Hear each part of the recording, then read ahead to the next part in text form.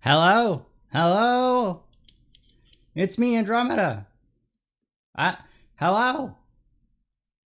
Hello? Hi. Hello. I'm Andromeda, your local space boy. That's not a boy. Uh, I that I just really want to continue. So let's just hop right in, huh? I did also get before we actually start, I did get a new thing to hold my phone. So I'm hoping that it means better face tracking. Eh? Maybe? Who knows? We'll see.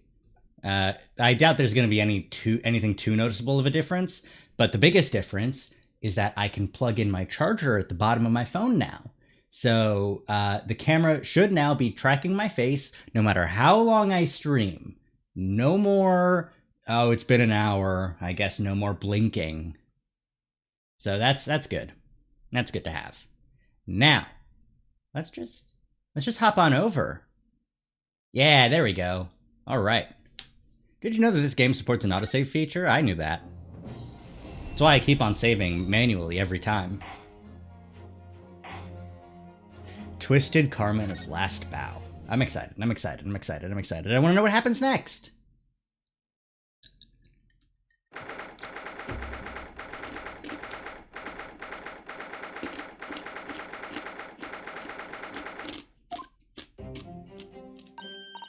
Oh, there you are, Odo.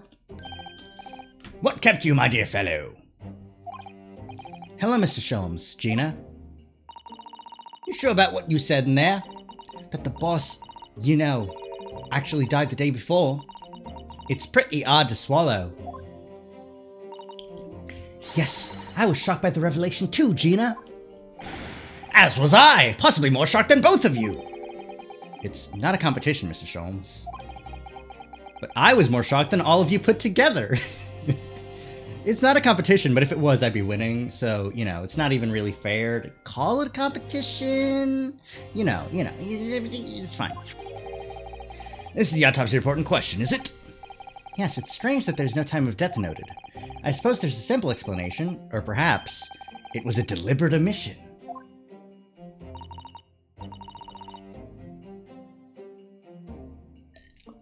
Oh dear, if it was deliberate, puts me in mind of the last case we worked on. And Dr. Scythe. I know. Anyway, it seems that on the day before Lord Venzies discovered his body, Inspector Gregson was investigating the Red-Headed League, so perhaps something happened with them. Come to think of it, you had trouble with those League men too, didn't you, Mr. Sholmes? You were taken in by their trick. No! Naturally, I wasn't taken in, as you put it. My sleuthhound interest was merely piqued slightly by the rare scent of a weekly £4 income. Mr. Sholmes, come on. We're all buddies here. You can admit that you got scammed because you wanted £4 a week. Could you imagine? God, $4 a week?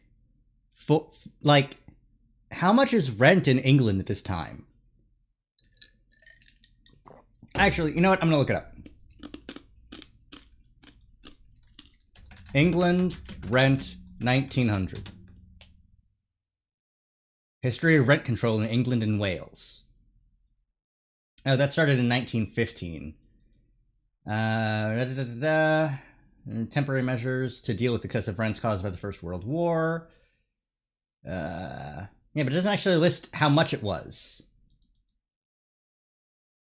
How much was rent in London in the late 19th century?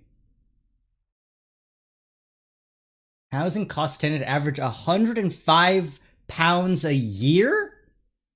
Or 30 pence a week?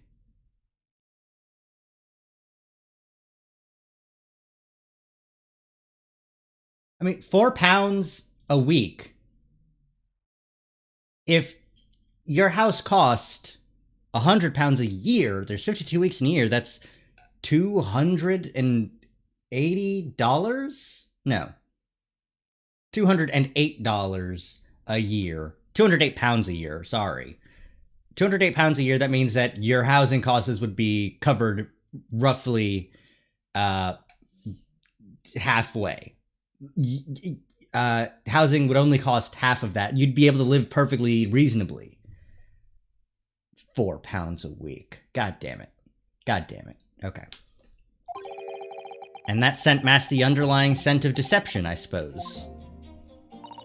The two criminals in question are the pair we saw being arrested yesterday, aren't they? In Mr. Cholmes' suite, I mean. That's right, Suze! And it was me what took them in! Thanks to a tip-off by a good law-minded citizen.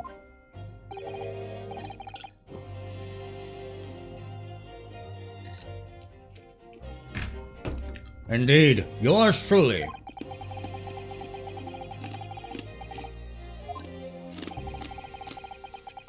I think it doesn't quite make sense to me, though.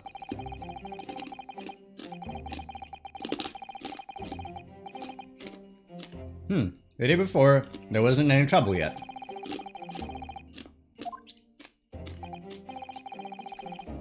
The likely explanation would be...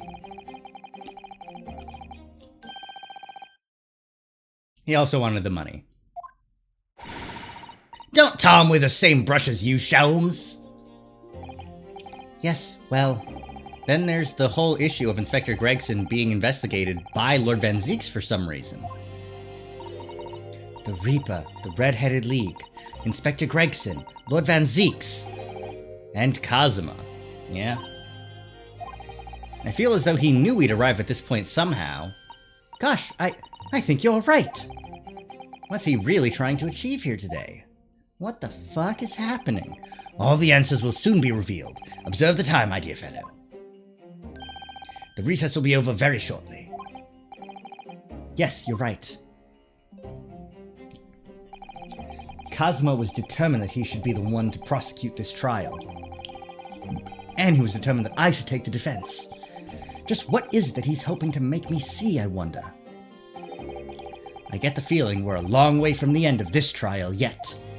Cool, I'm ready to stream for a long time. Are you ready then, Mrs. Sato? Yes! Alright, bailiffs, you don't need to yell at us, we're just hopping right back in. Hoo, hoo, hoo, hoo, hoo. Easy. 1 p.m., the Old Bailey. 3 hours before sunset. My god, I couldn't imagine living that high of a latitude. In the name of Her Majesty the Queen, I hereby declare this court to be in session again. We resume the closed court hearing of Barak Van Zieks, here present, who stands accused of murder. Now then, Prosecutor Asogi. My lord. Have you summoned the witnesses as requested? Yes, the 2 members of the Red-Headed League who planned and carried out the deception. They arrived not long ago from the local prison by police carriage. Very good. Bailiff, usher the 2 men into the courtroom.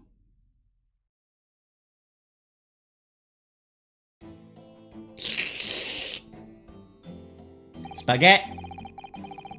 These 2 men are currently being held by the police on suspicion of attempted extortion. You may omit your occupations, but state your names now for the court. I am Fabien de Rousseau, a descendant of the great de Rousseau family from... You can't make me do this. I've never known how to pronounce this town in France, or this region in France. Nice? Nice? Nietzsche?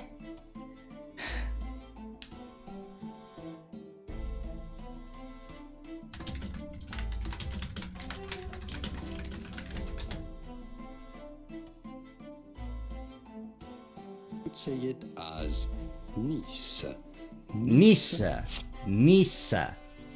Nice, France. A descendant of the great Rousseau family from Nice, in France. And my name is Peppino de Rossi. I am the third son of the great Familia de Rossi, the landowners from Napoli. Napoli? Napoli. The 2 men first became acquainted at boarding school for European nobility. Those who graduate from Temsik as future leaders of Europe. But, do you have any idea how boring it is to be born with noble blood? Hello! I make it my mission to get the better of the world by employing the little grey cells of my brain. That is all I am trying to do, huh? So, That's the only reason for this whole grand deception you've been carrying out. Oui, you could say that. Not bad, eh? He has the grand ideals, but the petty plans. This strange combination is of the charm of the hilarious brothers. Si, capo. Don't fucking talk to me. Listen to me, Peppino. I have two things to say to you. Eh? Che? Are you about to tell me one of your grandi anecdotes? Evviva! Firstly, I want you to stop calling me this capo. And secondly, we are not the hilarious brothers. This is serious business. Gemello! There it is! The capo's trumpa card! The furrowed brow! It is deep, huh, capo? The furrow and the meaning of your words. The court has been led to believe that under the banner of the Red-Headed League, you have conspired to swindle money from unsuspecting members of the public. Is this true? Oui, c'est ça. C'est cha? C'est... What exactly was the nature of this deception by which you planned to defraud? Alors, I will explain it. No, capo. Leave it to me. As you see, we both have the vivid red hair, no? At school, we were teased for this without pity. The capo here, he was many times behind the schoolhouse, crying like the Trevi fountain. Away! Those dogs, one day they will respect us redheads. Every night he would bury his head in his pillow and weep for the injustice. C'est bien, Peppino, enough, I will explain the rest. I am not mad about it. I may be molding, but it's fine. The first step was the newspaper advertisement. About 1 week before the plan was put into operation, we listed the same notice in every paper in London. Yes, we saw that notice. It was this one, I believe, entitled To the Red-Headed League. Oui, c'est ça. C'est ça, c'est...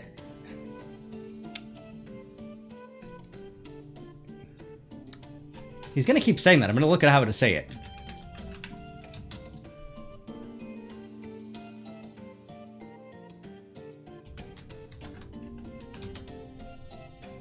C'est ça. C'est ça. Okay. C'est ça. Okay. C'est ça. I'm honored that you have seen it.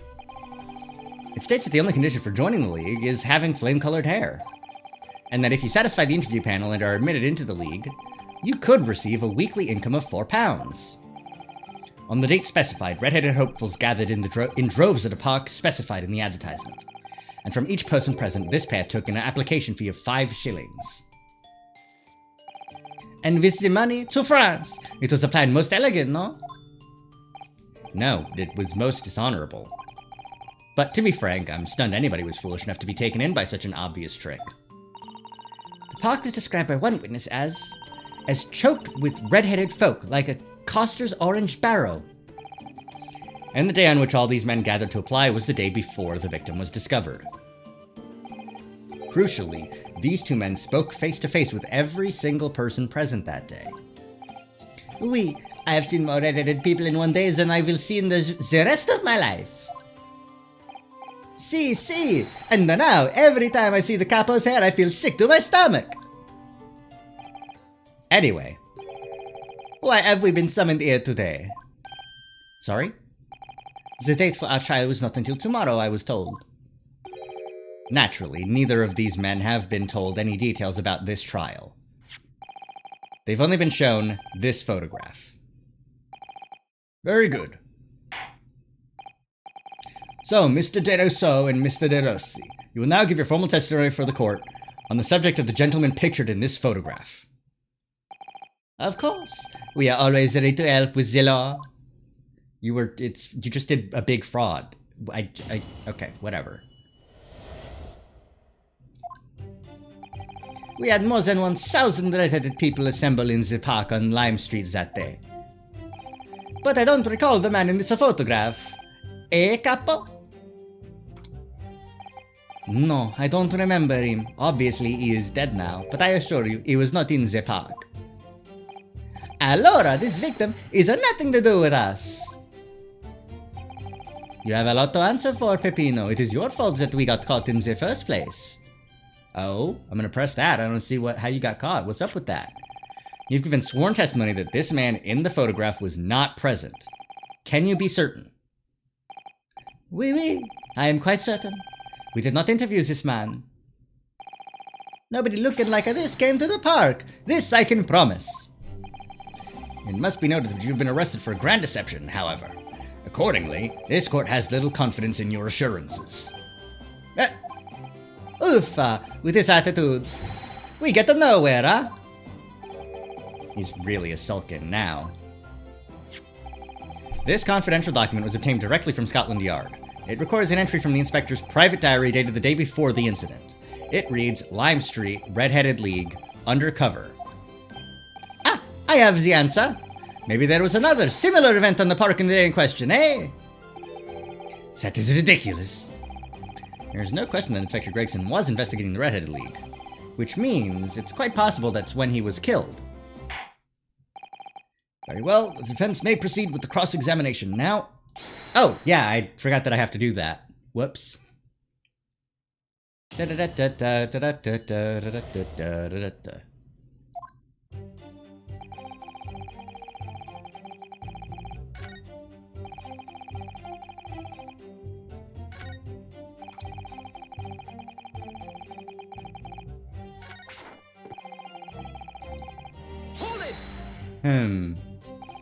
But we only have your word for that. See, but what else can we do, huh? Uffa, we're not having much fun these days. First we are arrested, then we are shown the horrible picture of a dead man. And now you question every single thing we say. We are the victims here. Eh, Capo?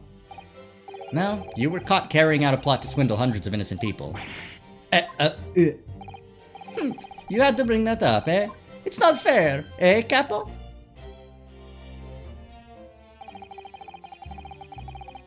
Oh yeah, tell us about how you got caught, huh? What do you mean by that? Cavolo, you promised not to say, eh, Capo? After we had taken all the money that day, we should have left the country. That was my plan.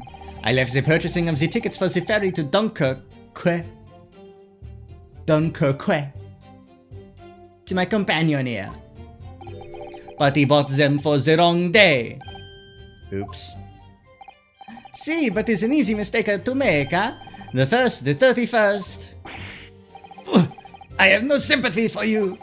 We are an all day late for the boat because of your stupidity. And it's only because of this that the so-called great red-headed detectives caught us. Capo, you know what I think? This is the work of God. It's a holy punishment, eh? Peppino, for the last time. This is not holy punishment. This is only your fault. Ah. Don't blame God for your unholy mistakes. You're making me sick with anger. Maybe I make a mistake, but when it's time to eat the pasta, no one is a faster. And I've seen the evidence.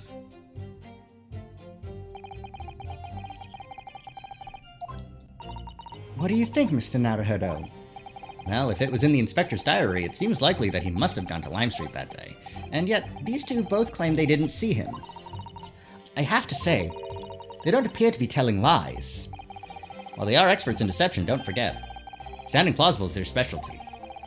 They may be lying simply to avoid being implicated in this case as well. Surely if they were truly experts in deception, they wouldn't have been caught. Well, yes, you do have a point there. It seems to me like we need more information. It's almost like we should press every statement. Hold it! You have more than 1,000 redheads? 1,000 people? That's a very big crowd. It was quite a spectacle. Redheads had come from all over the capital. See, the capo here, he has the magnetismo animale, eh? Nobody else could attract so many people. If I could be born again, I'd be the capo. All those people wanted was the money, Peppino. The £4 per week. Are you suggesting that you spoke personally with all 1,000 applicants? Oui, that we did, because every one of them paid us 5 shillings. We take their names and we take their money, and we take their addresses as well. Then I tell them we take some days to let them know by a post. E finito. Maybe 2 minuti a person?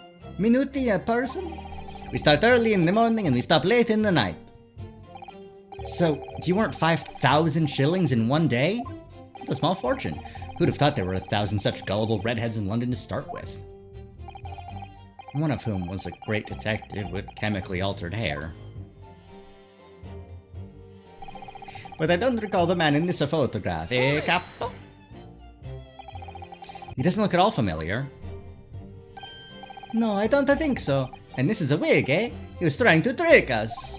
I do not like the people who are trying to trick the other people, says the con artist.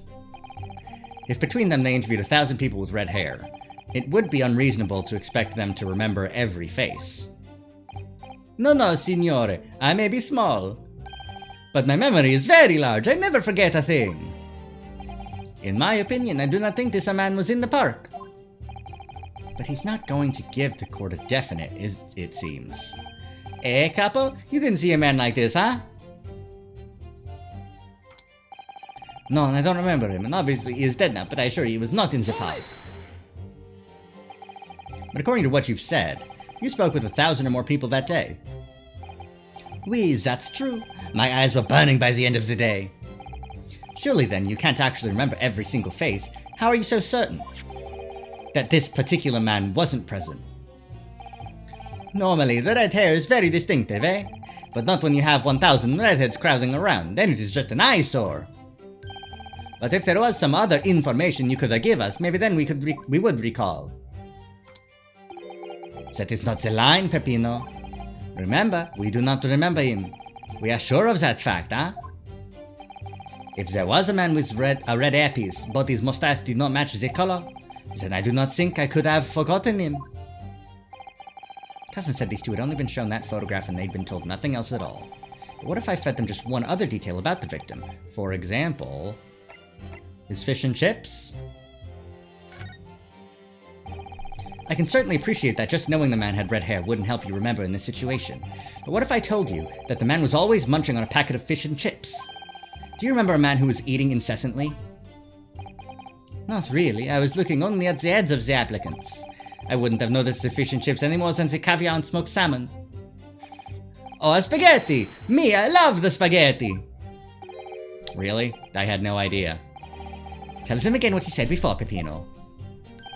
Si, Capo, si! I say it again and again!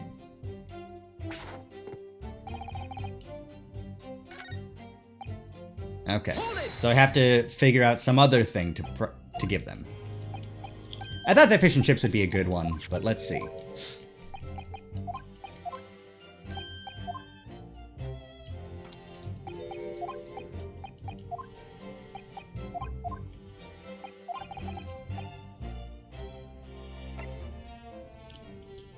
Ooh, what about the other name?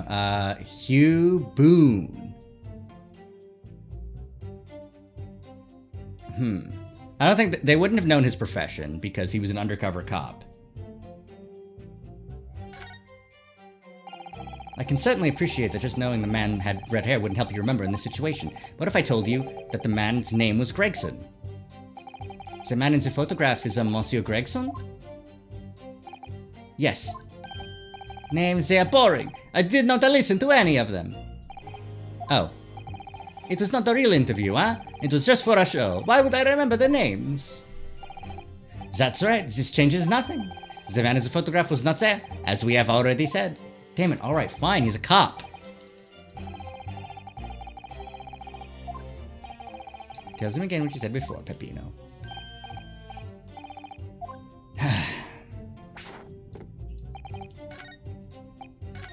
Nope, go back. Press. There we go. Did you know he was a cop? Did you know he was a cop? He was a copper.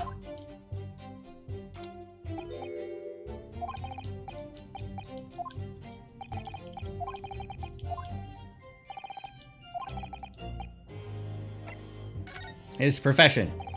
I can certainly appreciate that just knowing the man had red hair wouldn't help you remember in this situation. But what if I told you that the man in the red hairpiece was actually a detective? The man in the photograph? A detective? Yes. It would appear he found your notice in the paper suspicious and decided to investigate incognito. Sorry, but this changes nothing. Ah? There we go. Something to add, Mr. De Rossi? Che? Si. I'm always adding something. Parmesan, olive oil, pepper. What I mean is, did you not agree with your friend's last remark by any chance? Eh? What did he just say about his detective? Yes, that. Keep your mouth shut, Peppino. You have said enough already. But why, Capo? What is the problem? There was a man who said that I am an inspector from Scotland Yard. What? Huh? Good Lord. Order, order, order! Explain this volte-face in your testimony, witness. It's simple. A man who was at the park said to us that he was an inspector. There was no such man. Madai, what are you saying, Capo? Have you forgotten, eh? I have forgotten nothing. Nobody like this came to the park. Basta, Capo, basta. You beat me at many things, but not two. The memory and the meals. Like I said, when is it time to eat the pasta, no one is a faster. But you are inferior to me in every other way, so shut up! Objection!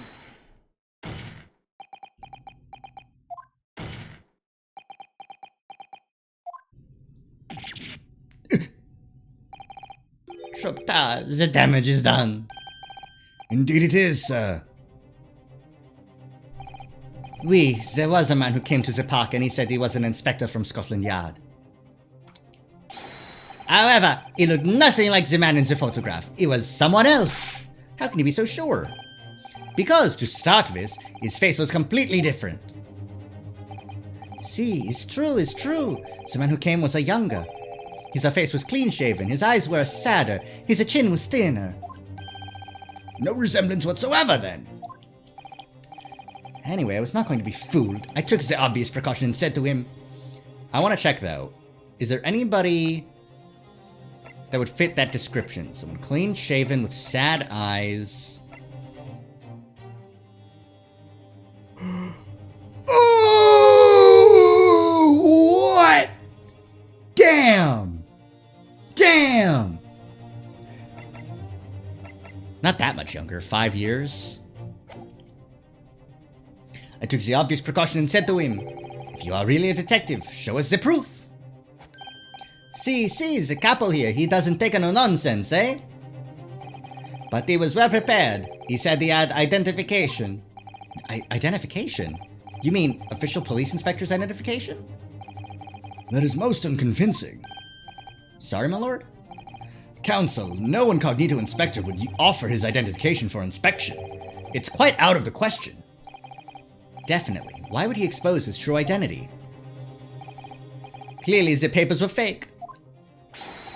Certo, capo, you are a genius. As we say in Italia, it takes a thief to recognize another, eh? And what happened after he announced that he was a detective? He became very annoying. He said, "You're under investigation." Nope. So I took his papers from him and chased him out of the park. It was fantastico! And look, here is the identification. So you stole it from the man. He had it coming. He made us very scared. But he was not who he said he was. Indeed, the person described does not appear to have behaved as a true inspector would. However, I believe it would be prudent for these identification papers to be entered into evidence. But I like them. Wow, I wonder if I hit the court record button and I inspect them, if it'll just say Gregson on the inside fucking cover. Well, I suppose we should see what this inspector's identification looks like inside.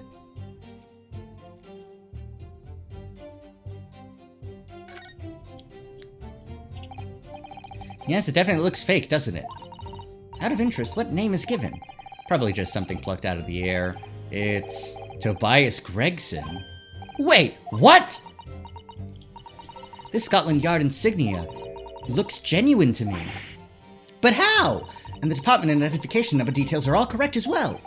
Since when have you known those? Do you mean to say... I know it seems incredible, but yes, I think this is a genuine identification book issued by Scotland Yard. But that's unbelievable! This is the real thing after all?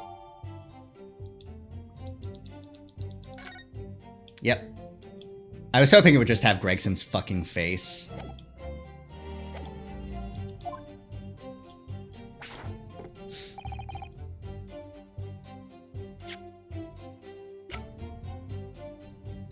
Well, where do I present it, though? You know?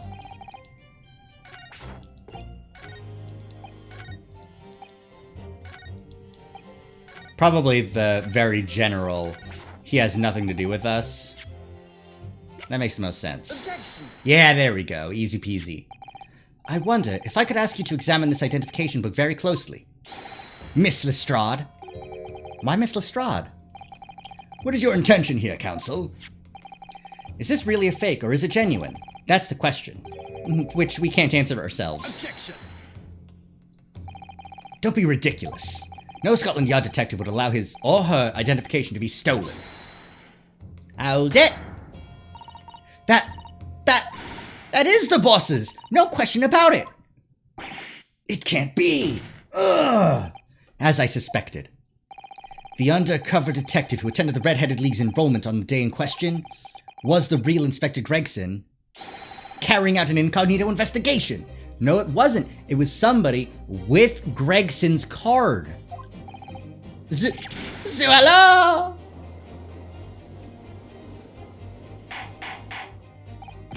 Order! But if the boss had his identification stolen, he would have reported it straight away. I mean, he was always on at me about it. If you lose something, report it once, he'd say.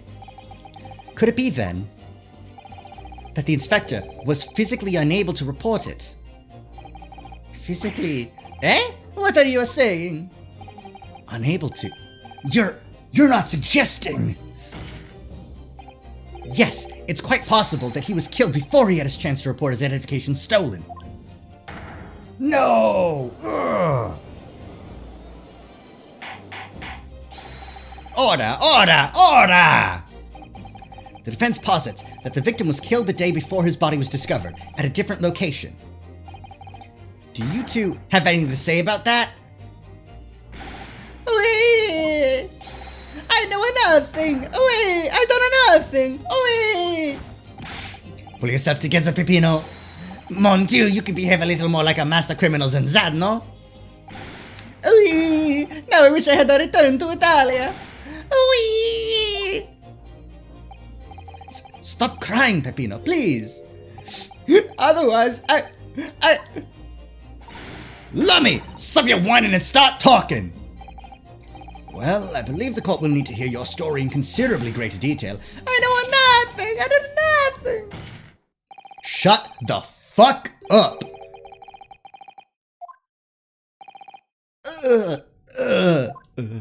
I guess we'll shut the fuck up now.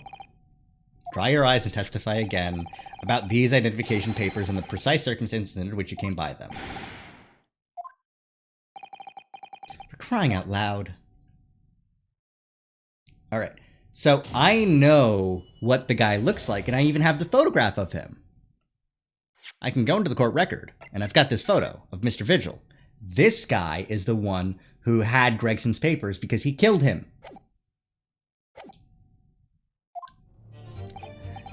The truth is, we took him prisoner and kept him for the night at our secret hideout.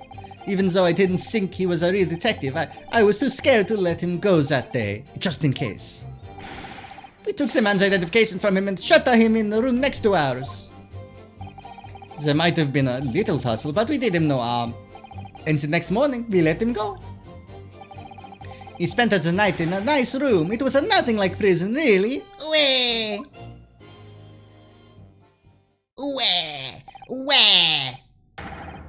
You imprisoned the man? But no, no. It was not like prison. He was very comfortable and calm and happy. Eh, Capo? It was never part of my plan. I swear it. Uffa. So you think it was my fault, eh? Just because I got the date of the ferry wrong. By one little a day. I do not think it was your fault, Peppino. I know it. No. Per favor, capo. It's not fair. You shall have plenty of time for squabbling back at the prison, gentlemen. Ugh. I don't believe this. How could he have been a real detective? Proceed with the cross-examination. No, he didn't. No, he didn't. It wasn't Gregson. That's a little bit frustrating. Because they said it didn't look like him. So it didn't look like him. They provided an actual description of what the guy actually looked like. Younger, clean-shaven, sadder eyes.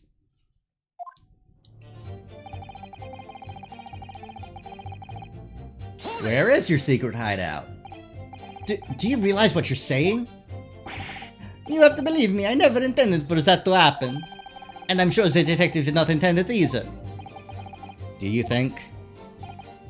But there was nothing else I could do. See, nothing else. This was the first crime for the capo. He was at the end of his wits. I have told you before, Peppino, that is not the way to describe a criminal mastermind. What about this hideout of yours? An old empty house behind the park on Lime Street.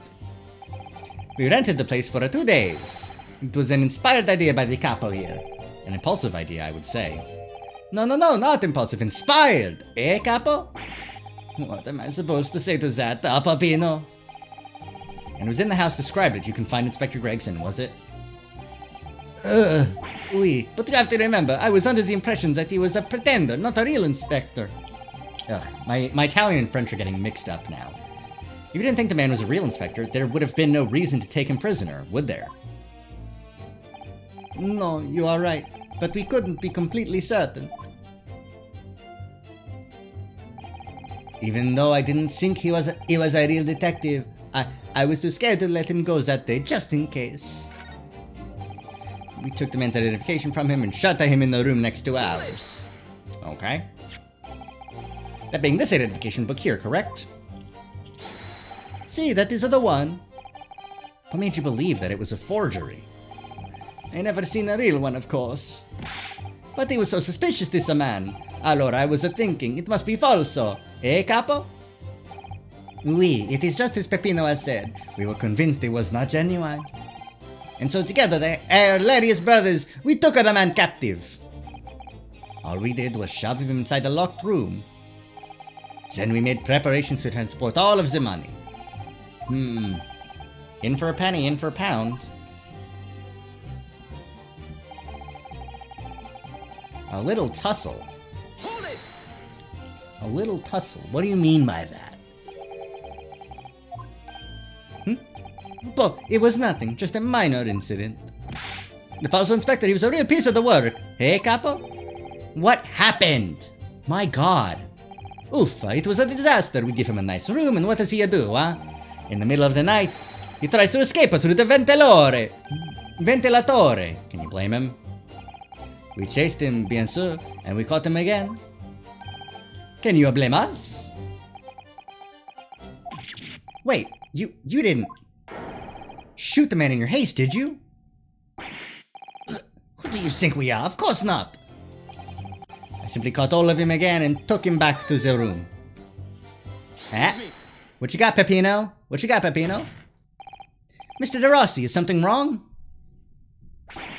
Eh? Me? Something Mr. Russo just said seemed to make you, well, it seemed to make you act even more strangely than usual. What was that all about? Cavolo, at times like that, you don't want to have the capo after you, believe me. And I speak from personal experience. Personal experience?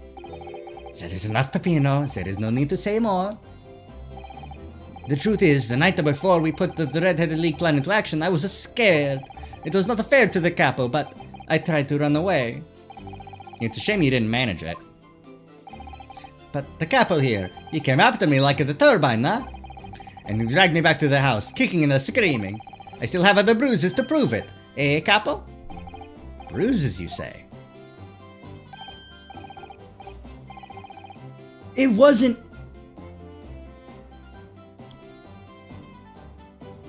It wasn't the other guy. It wasn't you. It was you. It was gossip.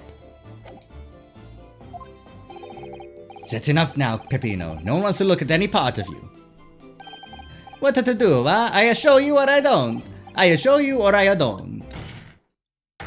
You do, now! Allora, if everybody wants to see, then I do it. Ecco, you see? It's still very visible, eh? That red ring around your neck. You got that when you were dragged back to the house? See, the capo, sometimes he is very rough. And I said that's enough! Peppino's neck is nothing to do with what we are talking about here. You have my word. Yes. What is your opinion, counsel? Yes, it's so important. Oh my god. I'm going to have to ask you to amend your testimony with details about that mark on your neck. Aye, capo. You see? Everyone is interested in what I say, huh? Ugh. God. You'll amend your testimony as requested. It's so funny that his guy's just like, yeah, my best friend, Peppino De Rossi, and he's just a shitty, bad-at-crime criminal.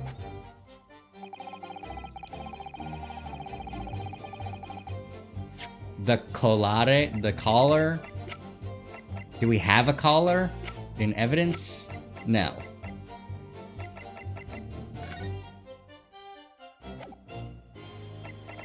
But we also see no collar on Gregson. So I'm going to say that we present the photo of Gregson to show that there's no red ring around his neck, so it was somebody else. Objection! Yeah, there we go. Easy. So the day before his body was discovered, Inspector Gregson was taken prisoner while working incognito. No, it was not like that. It was hardly a prison. It was an invitation to stay. It was only. However you describe it, there's one glaring inconsistency that remains. I would ask the court to look closely at this photograph of the victim, Inspector Gregson. You will see that there is no red ring visible around his neck. Eh? But that make no sense. It was me who took the collar off the man in the morning, and I saw the red bruises on his neck, just like I have. Given that the mark is still clearly visible on this witness's neck, we'd expect to see bruising on the victim who was put in the collar more recently than Mr. De Rossi. Indeed, that is most peculiar. But what do we tell you, huh? Huh? We say this from the beginning. Many times, oui. Oui, Peppino is right. The man in the photograph. He is someone different to the man we held captive that night. And I know who it was. It would appear then that on the day before the incident, the man who visited the park on Lime Street posing as an incognito inspector was not Inspector Gregson at all. Objection! No, that's true. Don't object to that. If that's true, however, how do you explain the inspector's identification? It was stolen. This is a genuine identification book issued by Scotland Yard. It's inconceivable that someone could have stolen such an important item from the inspector. The prosecution made that assertion itself.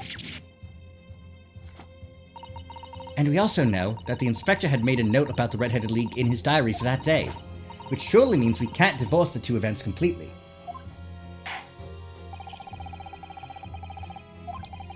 If it were the real Inspector Gregson whom these two red-headed gentlemen encountered, the fact that no bruising can be seen around his neck defies explanation.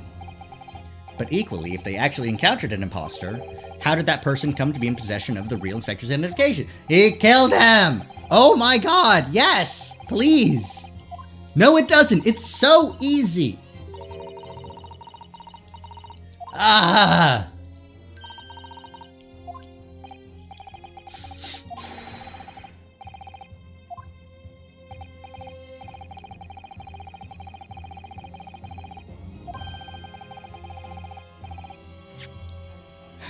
Is it...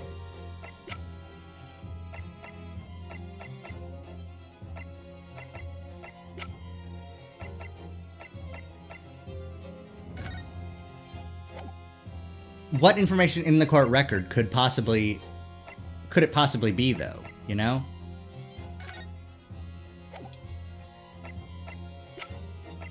Like, I know in the people I could present it.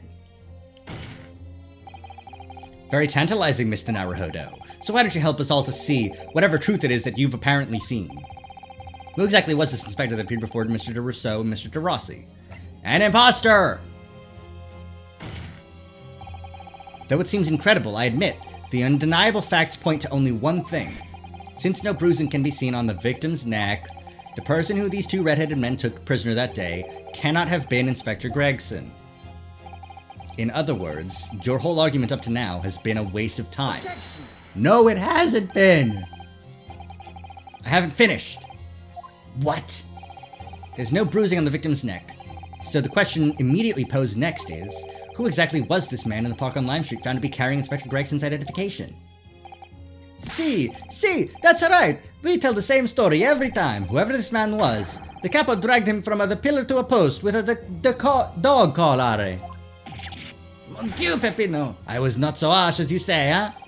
So who was that falso inspector, eh? Who was he? Clearly the defense has an idea about that. About the true identity of the man these two imprisoned that night. I must ask the counsel for the defense to elaborate post-haste. Who did the witnesses encounter in the park, posing as Inspector Gregson? Gossip! Get your ass back here! Goodness me, isn't that... One of the witnesses who was in the stand this very courtroom earlier today. A nameless man whose only occupation appears to be peddling hearsay to passers-by. Objection! What on earth would a street seller be doing with the police inspector's identification papers? Witnesses, is this the man or not? What has happened to his lip? Huh? See, this man is not for the Redhead League, eh? He's looking for the Twisted Lip League, no? Perhaps rather than making such a rash claim next time, you should bite your lip instead. It seems improbable, yes, but one undeniable fact remains. During his testimony earlier, I noted something around the man's neck. A red ring of bruising. Eh? What? The defense demands that Mr. Gossip be brought back to the stand. Order! Order! Bailiff? Do it. Immediately! Hey, you know? Yep, there he is. Samesies. Well, I never. An undeniable ring of bruising indeed. And identical to that of the witness beside him. Now what's going on here, eh? I've always had this, mate. It's a birthmark, isn't it? A birthmark, you say? I assume the reason you've been recalled to the stand has been explained to you. Aye, something about an inspector again. But I'm telling you, you've got it all wrong as usual. You're denying all knowledge of it. Well, of course I am. What, you trying to kill me with all this nonsense, eh? Well, at least you'll have more stories to peddle back on Fresno Street, won't you? Now, we're going to need you to testify again. And you, Mr. De Rousseau and Mr. De Rossi, I'm sure you'll cooperate, won't you? Do we have any choice? We are in big trouble, eh, Capo? It's quite enough dilatory chatter. Proceed with the fucking testimony. Oh my god. So what happened? The inspector and the identification were visited. The man who claimed to be an inspector that day was definitely not this man. Is right, see, you think we would forget these grand lips, huh? Boing. I never leave Fresno Street, alright? I've no interest in any red-headed league. I'm all alone in the world, me. I've no kinfolk or nothing. Why would I be involved in something like that?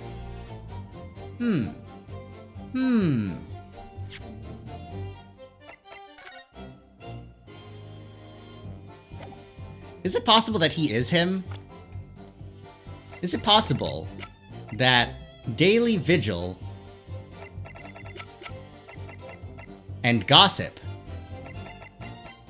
are one and the same? Or maybe siblings?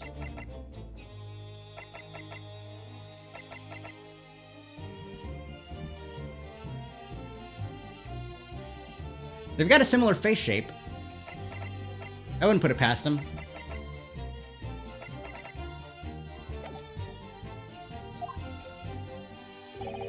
Just look at me, eh? Doesn't look like I could carry off a disguise with a face like this. Well, that's true, but it certainly appears that we have the wrong man. What have I been telling you, huh? There was no need for this pointless testimony. Ugh. That's right, I'm just a simple peddler, remember? Fresno Street's all I know. How would I have come by a police inspector's identification book, eh? Well, yes, that's hard to explain, but... A brief cross-examination, I think, counsel. Very brief. Isn't there anyone in this courtroom who thinks I might be onto something? I stand steadfastly at your side as always, Mr. Naruhodo. I believe you too, buddy, but I can't say anything because I'm a prosecutor. Good luck, buddy.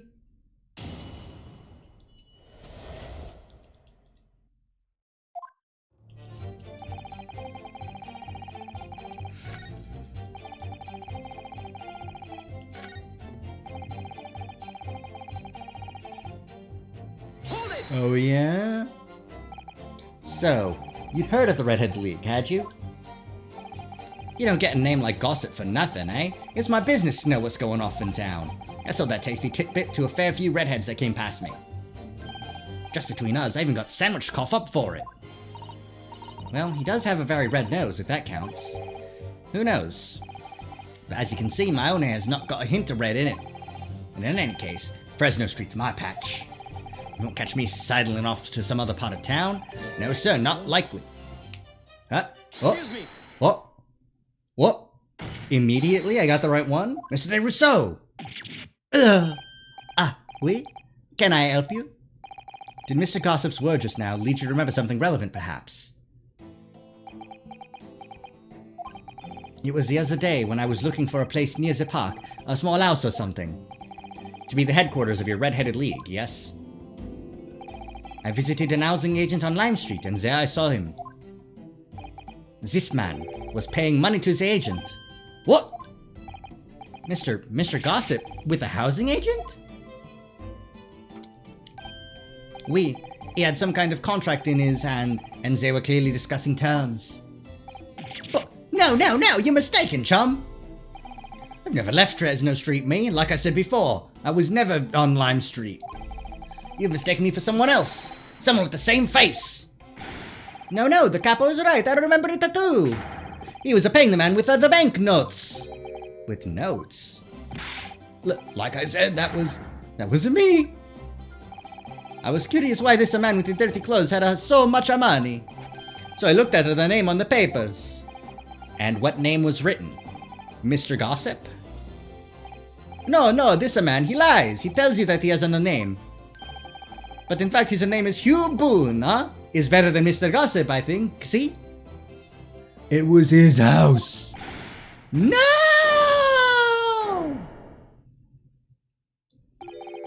I'm a peddler of tidbits of information, like I said, on Fresno Street. And that's that. I don't much like folk talking about my personal life. Indeed. And it is not the intention of the court to invade the privacy of witnesses. Very well, I shall respect your wishes, sir. The aforementioned name shall be redacted from all court records of this trial, assuming no objections. I object! Oh my god, I object! I'm sorry, my lord, but the defense does object. Because the name just mentioned has a very deep significance to this case. Good gracious! Do you similarly object, Prosecutor Asogi? As it happens, my lord, that particular name has already been mentioned during today's proceedings. Well, I never! In what capacity? I don't remember. I'm dumb. Hugh Boone, the name of the leaseholder of the room. Let me put it this very simply. The victim's body was discovered in your rented room. I suggest, sir, that you start talking. Well, alright. I suppose that might be the case, eh?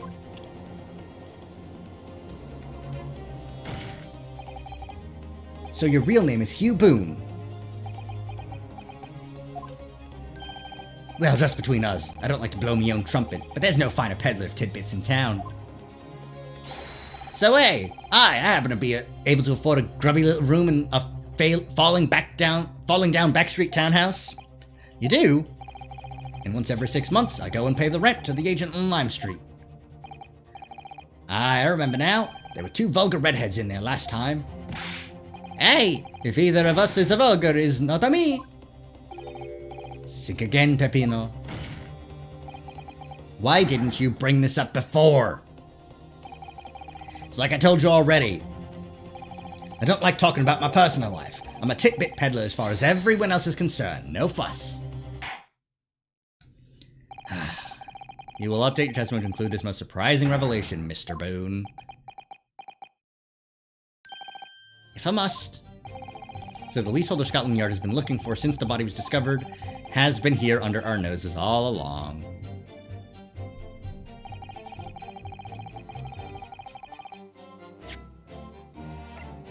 For what difference it makes. What about all of the bullshit?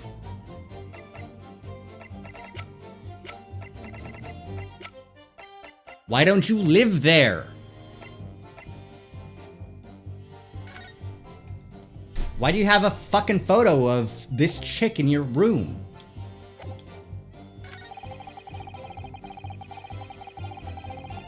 Alright, do you have no kinfolk or nothing? You mean you have no family? No, none at all. So I spend my days on Fresno Street peddling tidbits to passers-by. Hoping, just between us this is, that eventually someone else with lips like mine will come along. I don't think so. You may be right. Anyway, that mark on your neck is just too much of a coincidence for us to ignore. Well, what's a fella to do then, eh? If you don't believe me, we're at an impasse. And there's nothing I can do but flick me lip. It looks like I'm not going to get anywhere here, unless I can produce some proof. You're basically saying I got dressed up and posed as some fancy inspector, aren't you? Well, it's beyond me how you think I could do that.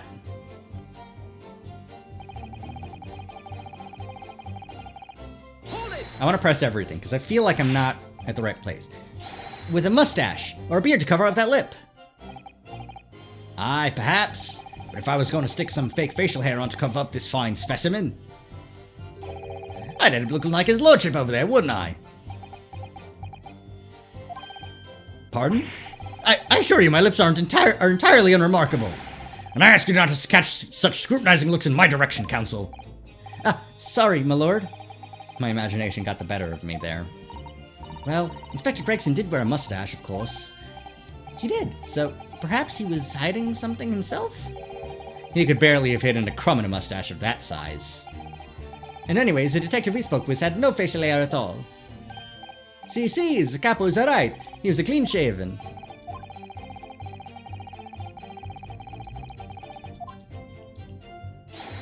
Aye, it does and it is. That's the extent of their testimony, is it? What's your feeling, Mr. Naruhodo? Well, what Mr. Boone says is undeniable. It would be all but impossible to hide those lips with any form of disguise. Perhaps yes, but nevertheless, the mark around his neck is equally undeniable. And it's identical to the one that Mr. De Rossi suffered. Yes, that's true. But why does this whole disguise idea just keep playing on my mind?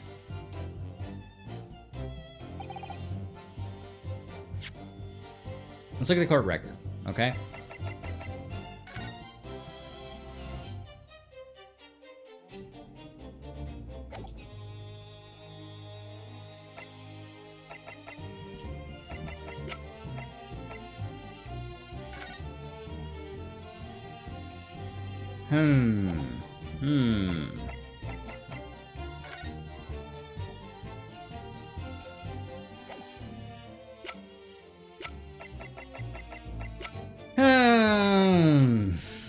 I mean, we'll just keep on pressing, and then I'll try and present something that has to do with Mr. Boone.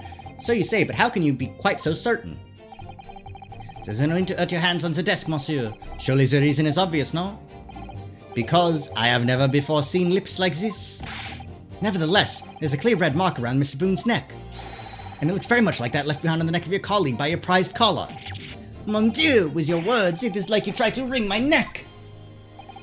It does look very much like my neck, though, eh? No, this is a birthmark, lad. Biggest lips in London and a neck to die for. Aye, they broke the mold when they made me. For the first time in my life, I feel lucky to have been born with red hair. And I thought being Japanese made you stand out in London. So you maintain that you've never seen this man before? Oui, c'est ça. I swear to it by the flames of my hair. So fierce pride has outgrown the frustration with your hair now, has it? He's right, see, you think we would forget these grand lips, huh? What if he didn't have the lips at the time? Well, yes, I don't imagine I'll forget those lips in a hurry either. That is what I am saying. For some reason, it makes me want to eat, how did Fabian call it? An eclair. You know, I've never seen the hair as black as yours before either. Ugh. Likewise, I never seen hair as red as like yours until I came to Britain. See, maybe it's a nationality trait, huh? Maybe all the people from this man's country have the grand lips. No, lad, I was born right here in Fresno Street, and I've never left. Oofa, that is the problem, see? So you definitely didn't go to the park on Lime Street that day, Mr. Boone. Now how many times do you want me to say it, eh? I rent the room where that fellow was found is true for what difference it makes. Give us the difference. So, you live in that room presumably, do you? No, I don't live there. What do you think? There's no bed, is there? Just a desk. Then, why would you want to rent it? Well, I don't think I should have to say, really. Then how about the notice board in there? Which was covered from top to bottom in confidential documents only the police should have had access to. No, that board's not mine. The inspector must have brought it along. It's only the other bits and bobs that belong to me. The desk and the chair and that. Oh. The real question is, why was Inspector Gregson killed there in your room? Well, obviously, I've not the faintest idea. I mean, it's causing me no end of bother, to be honest. It seems to me that Mr. Boone, would rather as little is known about his room as possible for some reason. Yes, it does come across that way, and more importantly, knowing that the scene of the crime is actually his room completely changes things.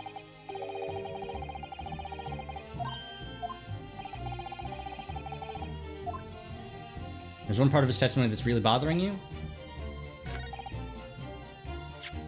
Is it the picture of the lady? Objection! It isn't the picture of the lady. The witness's last statement is clearly contradictory when you consider this piece of evidence here. Undeniably. You say it's undeniable, counsel, but I fail to see any contradiction here at all. Fuck!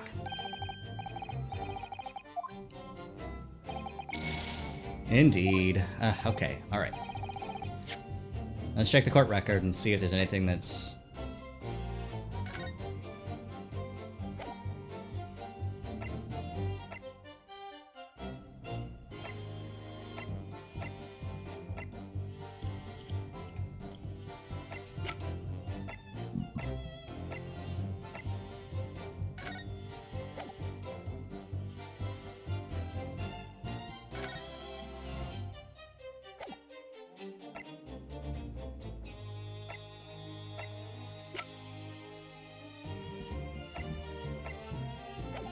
I don't know.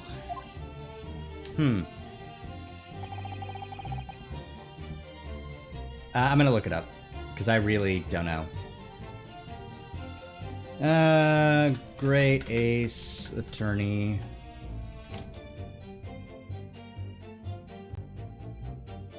No.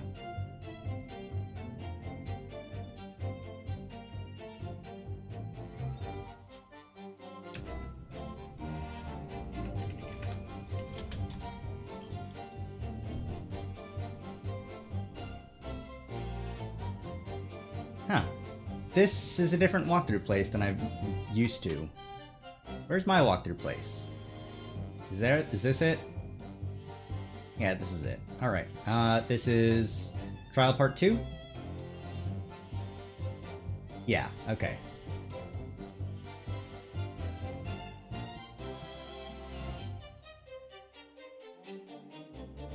Okay, alright. So it is the photograph. I was just in the wrong statement. Objection! Okay, alright. If you have no kinfolk, as you put it, then explain why it is that among the sparse furnishings, we found this photograph in the room. Ah! I presume, as you've been renting the room, that this photograph belongs to you, does it not? Oh, well... Mr. Boone, drop the pretense, and tell the court exactly who you really are! I don't know what you mean. I'm a peddler. I keep telling you so. You really don't need to bother with me. Please, just leave it alone! As the man says, leave it alone. Whatever the truth is about this man's life, it has no bearing on this case. Because it's simply not possible that he impersonated Inspector Gregson. Objection! How can you be so sure? Because of his big-ass fucking lips, dude! Objection! Objection. But what if we were to look at it the other way around? What if we turned about our thinking, Kazuma? What do you mean? Well, there's no denying that Mr. Boone's lip is very prominent indeed. But consider the possibility that his prominent lip is itself part of an elaborate disguise. Then hiding that prominent feature, in other words, revealing his true face, would make an utterly impenetrable disguise. Wouldn't you agree, Mr. Hugh Boone?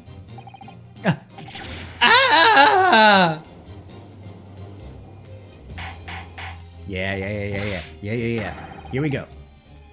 Good witness, are you still hiding the truth from this court? If that's a disguise, then underneath it, his true identity must be... Yes, that's right. There's really only one person he could really be. My lord, the defense believes it can reveal Mr. Boone's true identity to the court. No! Please, no! Very well then, counsel. What is the true identity of this peddler who goes simply by the name of Gossip on the street? One Mr. Daily Vigil. Take that! Your real name is actually Mr. Vigil, isn't it? Mr. Daily Vigil? Yeah! I don't recall that name, counsel. Who is this Mr. Vigil? It's a name I encountered yesterday, my lord. It has to do with a certain client of Mr. Herlock Sholmes. A young gentlewoman came to the detective, asking him to locate her missing husband. The woman in this photograph, in fact. This is Mrs. Vigil. What? From what I understand, you haven't returned home since the night before the inspector was found dead. But of course, on that night, you were being held captive by the two red-headed League men. And last night, you were put up by the prosecution service in preparation for testifying in this trial, because we'd been led to believe that you, Miss Venus, and Mr. Sandwich were all homeless. Being important witnesses in this case, we needed to know where we could find you, of course. And that explains why you've not only been unable to return home, but also unable to contact your wife, who's been beside herself with worry, waiting for you at the Vigil residence. Now, just you hold on a minute. I don't have the first idea what I'm talking about, really. It's a simple enough matter to confirm my suspicions. All we have to do is pull off that disguise. No, please. Bailiff, assault this man! Mr. de Rousseau and Mr. de Rossi, you will restrain the witness. Oh, all right. Oui, my lord. Si, my lord. No, stop. Get off. Don't! All right. Yeah! Yeah, eat shit.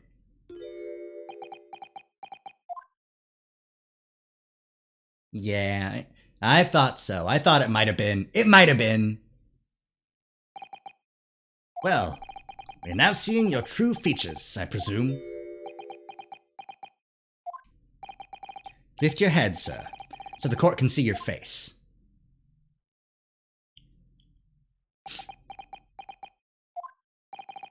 It would appear that the defense counsel's assertion was entirely correct. This has all been a very elaborate deception. So, witnesses, tell the court, have you seen this man before? I don't believe it, but... See, There's no question. Here's the inspector we saw in the park. Extraordinary! On the day of the Redhead League enrollment, the man claiming to be Inspector Gregson who appeared before Mr. de Rousseau and Mr. de Rossi in the park was you disguised as the inspector, or rather, was you posing as the inspector in no disguise at all. Mr. Vigil was formerly employed as the chief warder at Barclay Prison. The chief warder? Then your career had promise. Why, you had quite possibly become the future governor of the prison. What on earth have you been doing peddling tittle-tattle on Fresno Street? Well, it's been 10 years since Mr. Vigil worked at the prison. 10 years? I'm really dreadfully sorry about all of this. Yes, it's true. I am Daily Vigil. And you were the chief warder at Barclay Prison 10 years ago. So, where did Mr. Hugh Boone come from? Boone is the other me. It's a name I invented. Well, evidently there is a great deal under the surface here. I'll explain everything. I'll tell you just how wretched my life has become.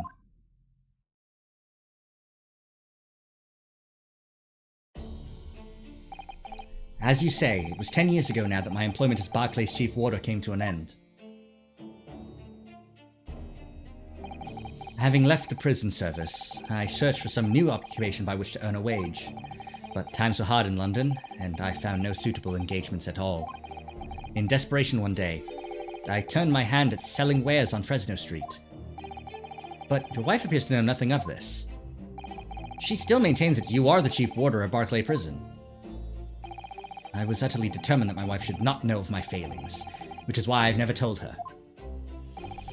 I opened an account at the bank under the name of Hugh Boone, and I rented the cheapest room I could find on Fresno Street, the scene of the very crime we're investigating. Yes, that's right. A place from which I could emerge every morning at 8 as a squalid peddler, and transform myself back every evening at 5 into a well-dressed man about town before returning home. That quickly became my daily routine. I was puzzled by the lack of furniture in the room, but that explains it. But why on earth didn't you just tell us this in the first place? I have a wife, sir, and 2 sons, and without wishing to sound self-conceited, they regard me with some pride. I couldn't bring myself to disappoint them. So instead, you decided to conceal your occupation from them? Yes. I've made such a terrible mess of everything. Still, one thing doesn't add up. No matter how many tidbits of information you could sell to passing gentlemen, even at 6 pence apiece, you couldn't hope to match the salary you must have commanded as chief warder at the prison. Very true. To have kept your family in comfort despite 10 years of somewhat misbegotten employment.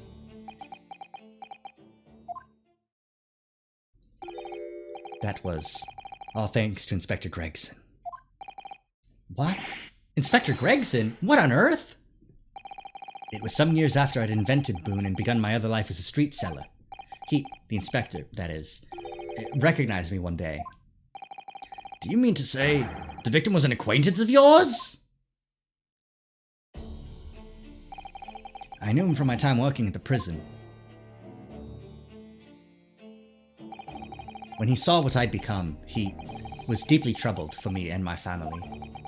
And from that day forward, he visited me on Fresno Street with increasing regularity. Then, one day,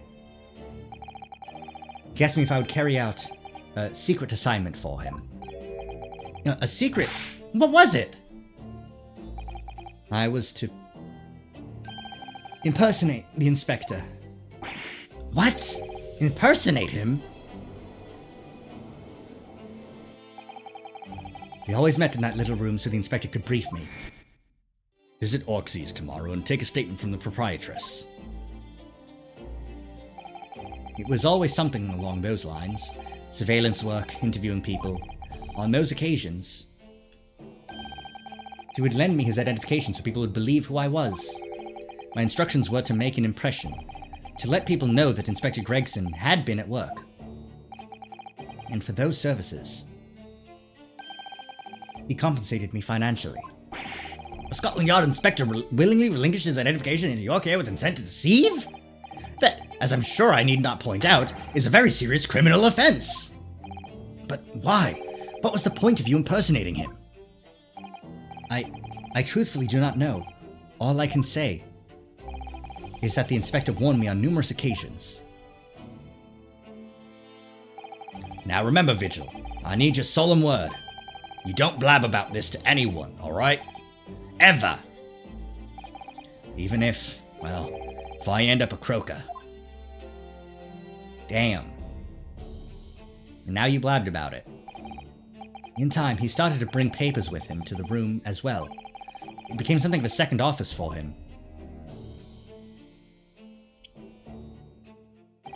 So, in fact, the person who declared himself to be Inspector Gregson at the park on Lime Street was really...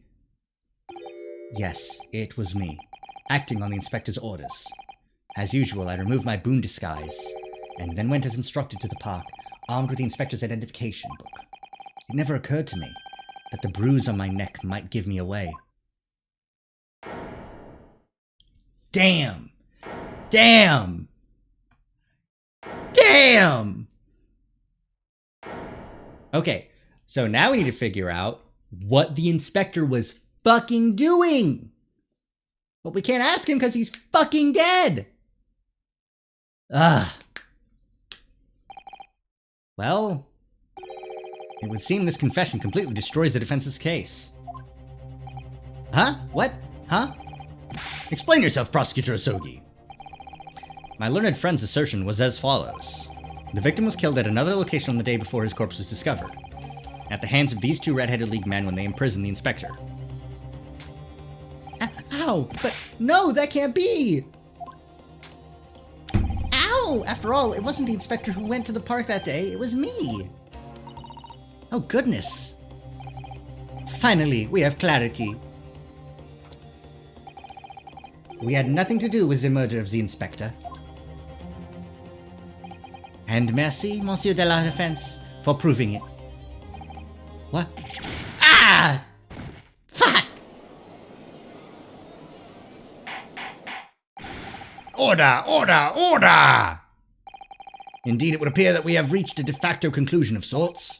These witnesses had no involvement in the murder of the victim, as proven somewhat ironically by the defense. I hereby call an end to the cross-examination. Objection? Hold it! Who's holding it? Is it Kazuma? It's Kazuma! Pardon me, my lord, but with your permission, I would like to pose one further question to the witness. Kazuma? What question, counsel? It concerns the events of 10 years ago. I believe you would have been present at a very significant execution that was carried out at the time. 10 years ago? The execution of the professor, Genshin Asogi. I want to know exactly what your involvement was. Oh! Answer me, man! One moment, counsel. Is this related to the current case? Naturally. It is the prosecution's belief that this case and the events of 10 years ago are inextricably linked. Does the defense concur, counsel? Sure, whatever. Alright.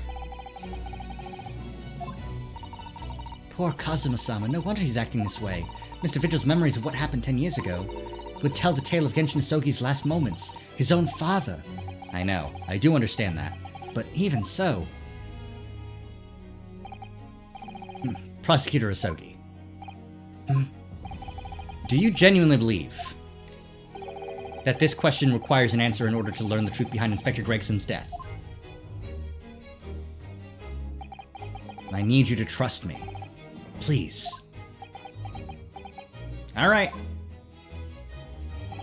Very well. Then the defense has no objection. I see. In that case, you will answer the question, witness. The truth is, I remember very little of that time. You've forgotten? I'm sorry to say, yes. As I said, I resigned from my role at the prison 10 years ago. But for some peculiar reason, my memory of the events leading up to that moment is extremely hazy. I'll kill you! Does that not strike you as strange, Mr. Naruhodo? Sorry? Well, 10 years is a long time, but to have forgotten the reason why he left such an important job. Yes, you're right. Maybe I should fucking remind him! Mr. Vigil's claim contradicts what we already know. He didn't resign, he was fired! The human spirit is a fragile thing, it's broken all too easily, which is why we have a tendency to wrap it up for protection. Sorry? The human spirit? I'm afraid I don't understand what you mean. When we experience pain and suffering that we feel unable to bear, we block it out, obliterate it from our memories, seal it away, but it never truly leaves us. If the seal is broken, the memories resurface, and when they do, that fragile spirit may finally be crushed. But I really don't... Kazuma-sama, you're being ruthless. But if it must be crushed, then so be it! Because the truth will not stay buried! It's coming out one way or the other, just like me! I mean, what? Nothing? Right, now I understand. It's clear what his intentions are. He means to expose the truth, at any cost. Perhaps if I pointed out the contradiction in what Mr. Vigil claimed earlier, it might cause some crucial memories to return to him. But should I? Should I present the evidence or not? Do it! Crush this man! I have no idea how it's going to go, but this is a court of law, and I have a duty to pursue the truth. Mr. Vigil, I'd like you to look at this. Evidence that clearly contradicts your version of events. You got fired, ha ha ha ha. You made the following statement. I resigned from my role at the prison 10 years ago. Ah, well, yes. In other words, you claim to have left the post of Chief Warder of your own volition. Well, yes, of course. Why? Tell me. Do you remember seeing this document before? No, I don't. This is a dismissal notice ordering the immediate termination of a prison staff member's employment. A dismissal notice? And the name on the notice is yours, Mr. Vigil. What? What? It's mine? So you didn't resign from the prison service at all? For some reason, you were dismissed as Chief Warder from Barclay. No, there's been some mistake. I'm sure. I'm sure I tendered my resignation. This dismissal notice is nonsense. Isn't it? If you were forcibly dismissed, there must have been good reason. Clearly, you did something. Mr. Vigil, it's time to break the seal and have you remember.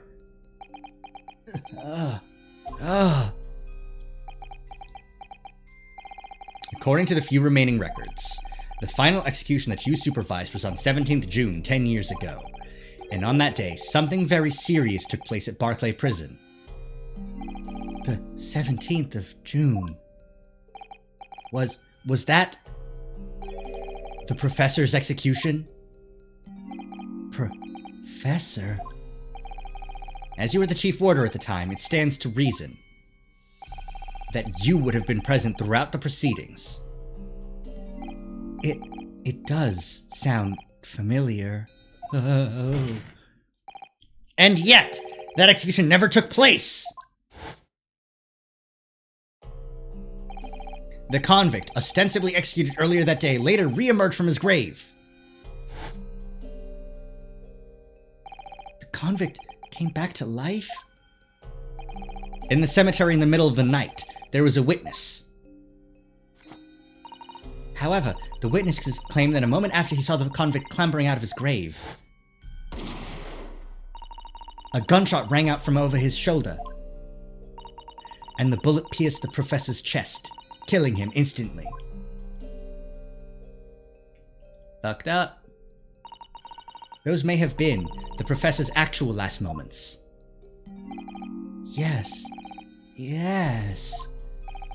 Seeing as you were in charge of overseeing executions at the time, you must know the truth about what really happened. It's in your head somewhere deep down. Well, Chief Warder Daily Vigil, I know there are memories in your head that can explain what happened on 17th June 10 years ago. And now it's time for you to drag them up.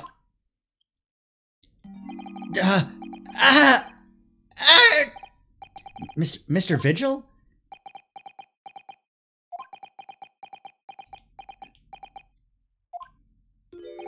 Yes, the whole prison. It was complete chaos. The prisoner escaped. He was killed in the cemetery. The shocking news ripped through Barclay like a hurricane. What? What? Order! Do you mean to say, Mr. Vigil, that your memories of the time have returned? My head, it's like some floodgates have been opened. The images, the screams. Oh, my goodness. The papers. There were reports, articles about a man who'd seen a ghost. Yes, Enoch Drebber. But surely those reports were exaggerated. There were traces at the scene. Traces of what? In Lowgate Cemetery, at plot number 139, blood. Lots of blood. That's where the man was buried, of course. Obviously, something terrible had happened there. The depths of conspiracy and depravity from which this tale is emerging are quite staggering. I've reviewed the police records from that time extensively. A thorough investigation was conducted by Scotland Yard to ascertain how the convict managed to escape in the first place. And the conclusion reached by the investigating team was that a member of the prison staff must have been involved. Are you suggesting that a prison warder abetted the man's bid for freedom? Yes, and I was suspected of doing it, of using that mass murderer's execution as a way to help him escape. You did what? I remember now. The horror of it all is coming back to me.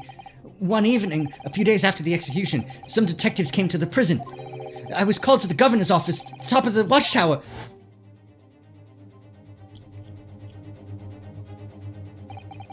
I'm sorry, Daly. This is serious business, but I cannot help you now. As Chief Warder, you were responsible for overseeing the execution of 4, eh? Well, seems the fellows of Scotland Yard want to have a few wee words with you about it. You'd better pack your things, laddie. You're to attend in person. As soon as he told me that, my mind just went completely blank.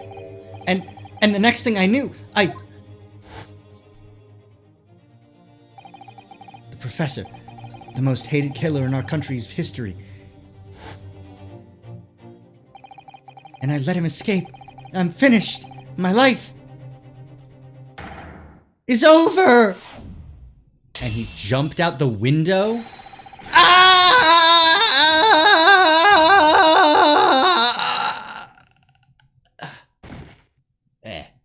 Bleh. Order! Bailiff, fetch a doctor at once! Oh my god. Court is adjourned for today with immediate effect. Damn. So, with Mr. Vigil's collapse, proceedings came to an abrupt end for the day. Yeah, I bet they would. Once again overshadowed by the legacy of that notorious killer, appearing like a cursed ghost ship on a foggy ocean. Lord Van Zeeks, Mr. Vigil, Kazuma, and Gregson. All of them bound by invisible chains anchored to the same wreckage in the murky depths of the past. But the miraculous light that had been trying to cut through the gloom and shine on those tragic events, was playing on the edges of the truth at last. Dun dun dun dun dun dun dun. All right, so we're most of the way there. You gotta. But he says he was accused of doing it. He doesn't say he did it. Okay, I think that's a good BRB point. I'm gonna go get some water. Let's put on some music and switch over to the BRB screen. Oh, wrong one. There we go. Actually, let's get rid of this too.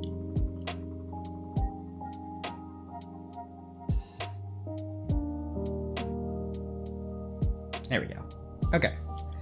Be back. I'm gonna get some water and some snacks.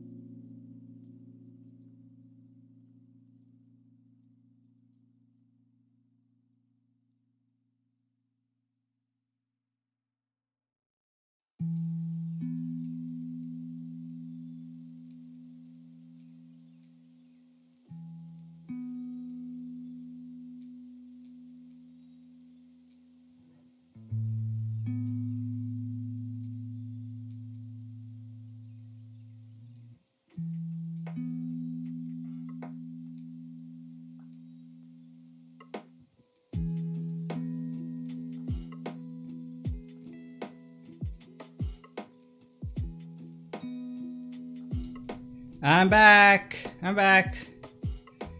Am I good? Okay, yeah, I'm pretty good. All right, making sure. So that's crazy, huh? He jumped out a window? It's crazy. Oh, right, music. Turn that off. Ugh.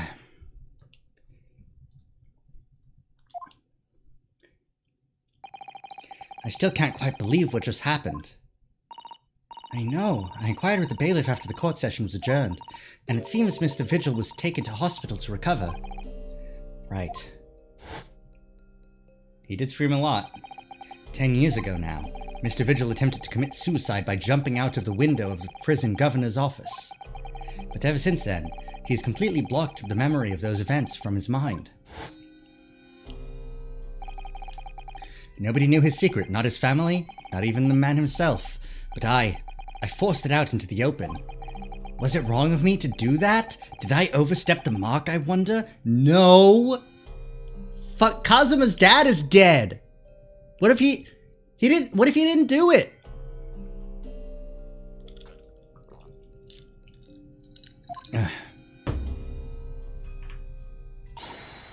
Runo! Oh, Iris. You were miles away. Anyway, I've brewed a fresh pot of soothing tea for you. Oh, thank you. You and Susie have had an exhausting day so far, haven't you? Oh. Thank you, Iris. How thoughtful of you. Do you happen to know where Mr. Sholmes is? When we came out of the courtroom back into the defendant's antechamber, he disappeared. Oh, no, I don't know. I also got a tea. I got some water, I got tea, and I got a banana. And I ate the banana.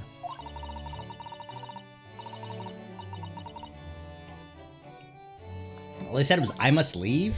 Damn. I wonder if he's pursuing the mystery of Inspector Gregson's death. I don't think so. Well, you know what Hurley's always saying, don't you? There are mysteries in this world that should perhaps never be solved. For the construction of a solution comes only at the expense of the destruction of something else.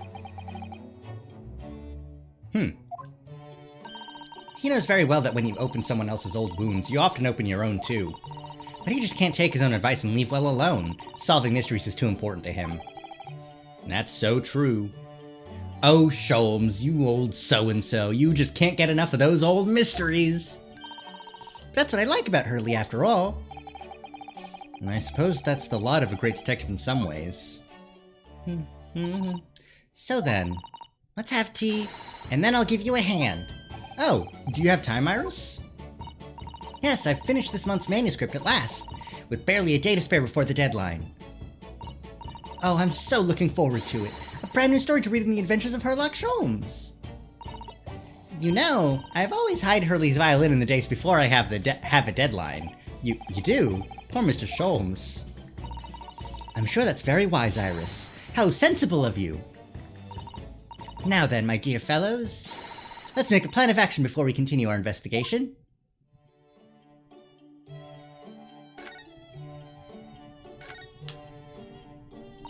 So, how did it go in court this morning?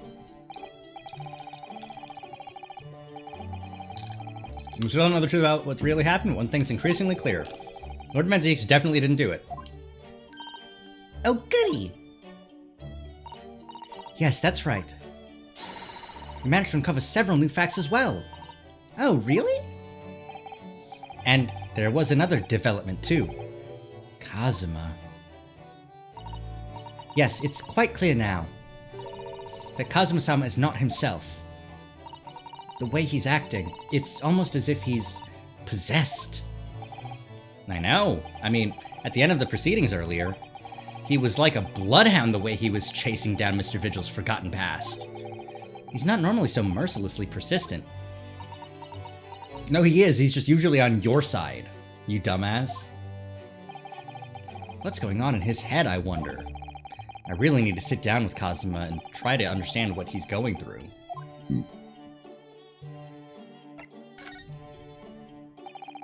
If Gregson was really murdered the day before his body was discovered, then Lord Van Zieks has to be innocent, you see. What? The day before? Well, that should be easy enough to work out. Just by examining the corpse, surely. Yes, you would expect so, but curiously, no time of death was included in the autopsy report. That is curious. There are still unanswered questions about Lord Van Zieks, though, aren't there? Do you mean... I mean, what was he doing there on Fresno Street that day in the first place? Well, according to the man's testimony, he said he was investigating Inspector Gregson, didn't he? And it turns out that little room was actually the inspector's secret office. Ooh, that sounds like it has all the makings of a wonderfully devilish plot. But then, why was that notice board in there covered in all those particular papers? Papers about cases with a link to the Reaper. And I'm starting to get a bad feeling about all this.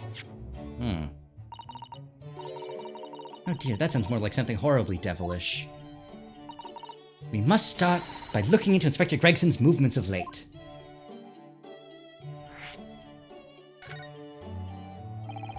I never imagined I might have to be investigating an inspector's movements. Well, according to the entry in his diary, he was carrying out an incognito investigation with the Red-Headed League the day before his death. Oh, you mean he was doing the same as Hurley? Well, Mr. Sholmes was trying to apply, whereas the inspector was supposed to be investigating. And I do wish it had been the other way around. Anyway, as it turns out, the inspector who went to investigate the Red-Headed League that day wasn't actually Gregson at all. It was Mr. Vigil, in possession of Gregson's identification. You know what that sounds like to me? Establishing an alibi. Oh my! Yes, you're absolutely right, Iris. But why would Gregson need an alibi? It would appear that the inspector had something to do that he wished to keep secret. I don't believe it. I always thought he was just a harmless lover of fish and chips. But perhaps they were seasoned with something a little more potent than salt and vinegar. What, like drugs? You're trying to move away from food analogies? Well, anyways, Lord Van Zieks felt the need to investigate Gregson. Yes, I agree. We must try to find out what he knows. And how's Daily Vigil doing? Vigil, you say? Isn't that the name of the lady who came to visit Hurley yesterday? That's right. To ask Mr. Sholmes if he would help her to find her missing husband. Only Mr. Sholmes completely passed the buck to us. Actually, didn't you say that Mr. Vigil had been taken to hospital? Do you know which one? Ah, it's St. Sinner's. I'm starting to wonder if all the other hospitals in London have closed down. But that's amazing, Runo. You found the lady's husband already. Well, I suppose I have, by accident. And 10 years ago, while Mr. Vigil was the chief warder at the prison, he was responsible for overseeing the professor's incarceration. No! So when the convict escaped, he was held responsible and immediately dismissed. Sometimes I really don't want to grow up. There's more. For 10 years after that, while he was ostensibly working as a peddler, he also had another secret job. He was paid by Gregson to be a stand-in, to impersonate the inspector. To impersonate Gregsy? But why? I have absolutely no idea. Ginny was right. I'm starting to think all adults are up to no good now. Yeah. Including you, Runo. Damn, that's a piercing glare. I haven't paid anyone to impersonate me. That means he has ties to the professor and to Inspector Gregson, though. So I do think we ought to pay a visit to Mr. Vigil, don't you? Back to St. Sinner's, then.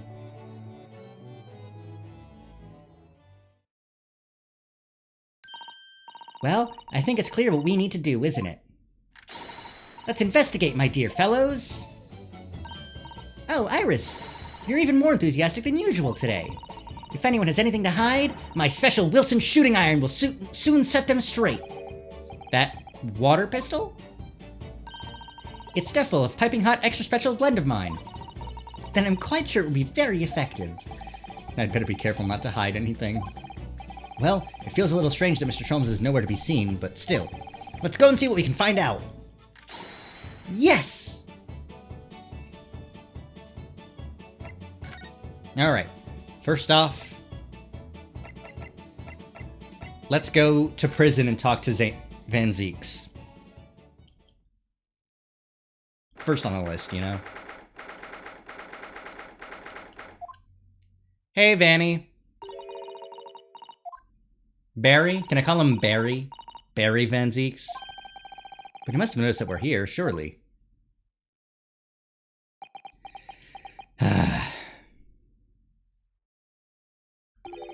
What do you Nipponese want?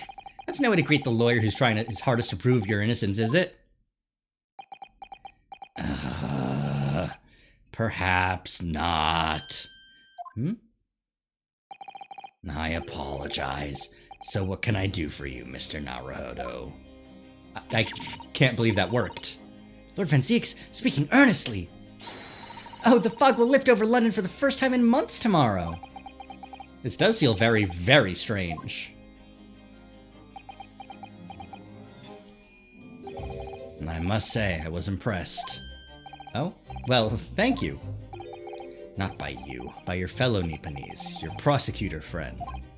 Oh, I see. Yeah. It's sardonic, don't you think? For a man such as me, so loathing of the Nipponese, to be entirely at the mercy of the two of you. And I suppose it's retribution for having played the part of the Reaper all these years. Played the part?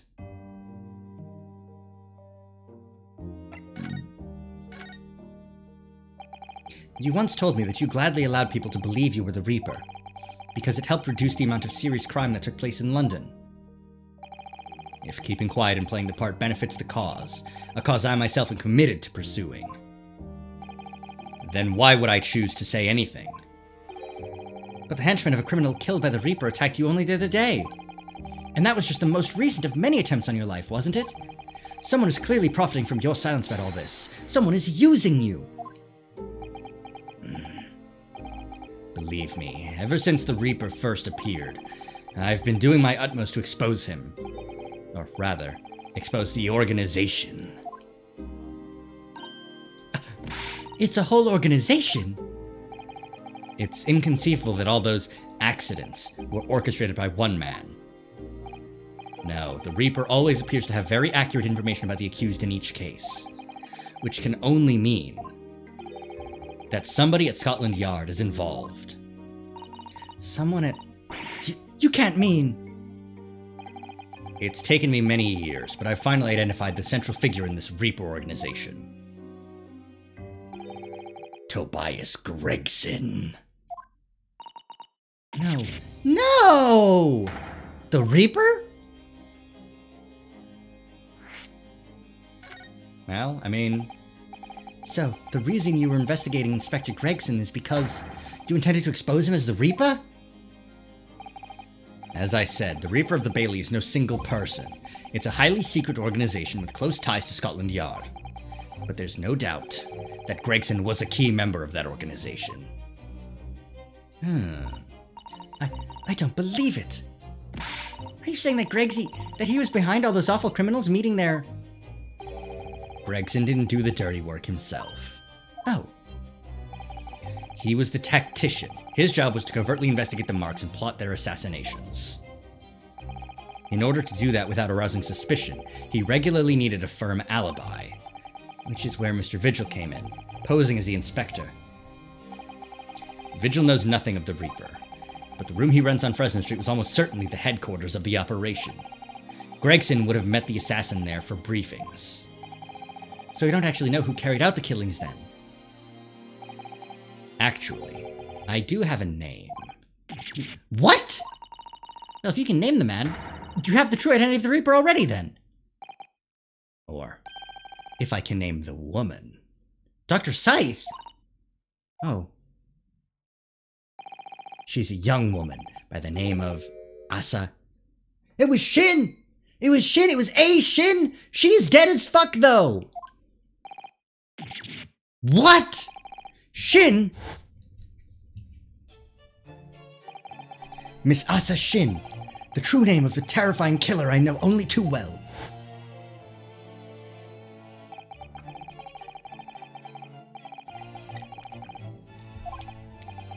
Just when it seemed that diplomatic protection would help her escape Japan and conviction, the mysterious woman was herself murdered. Hey, you know what? Thank you, Many Memo, for killing her.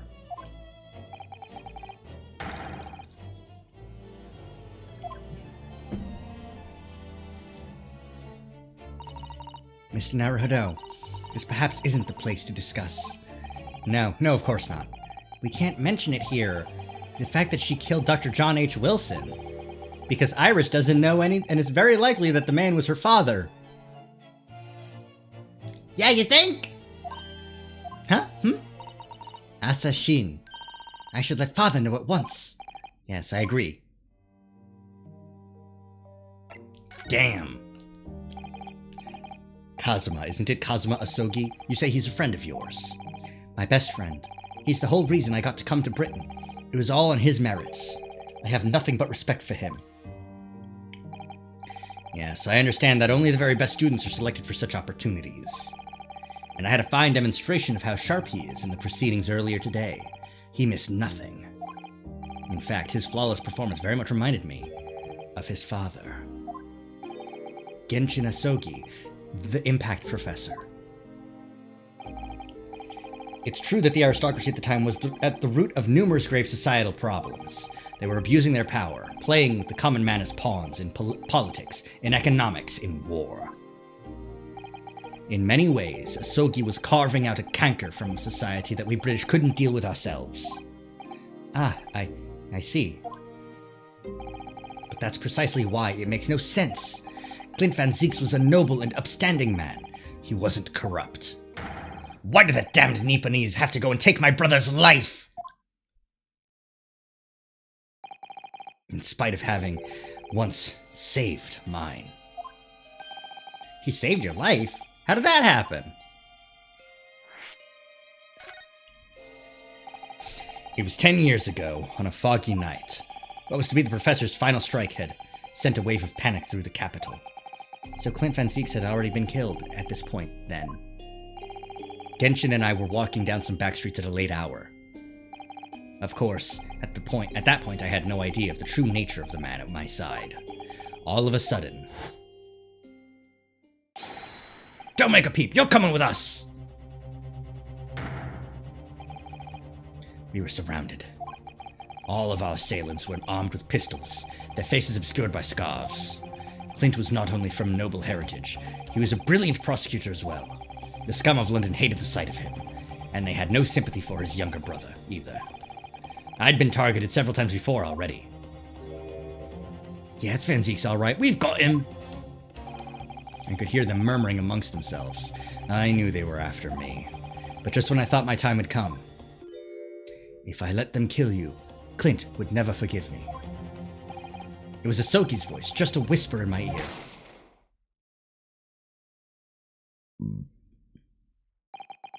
After that, I don't remember exactly what happened.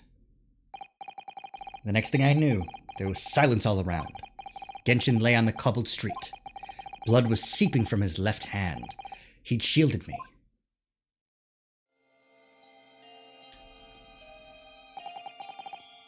Two days later, they arrested him. On suspicion of being London's most notorious mass murderer ever, the Professor. He didn't do it! How awful for you. All at once, I lost the brother I revered and the foreign friend I held in such high regard. I'm so sorry, Lord Van Zieks. He didn't fucking do it! That's the end of my miserable tale, and I never thought I'd recount it to anyone. Well, thank you for confiding in me. And me. And me. The Professor, the Reaper, and Inspector Gregson. I wonder just how intimately related they all are. I still can't quite believe that Gregson was essentially the Reaper, giving assassination orders to Giselle Brett, aka A. Shin. Mr. Naruhodo, let's go and inform my father. I'm sure our government will want to hear about this new information.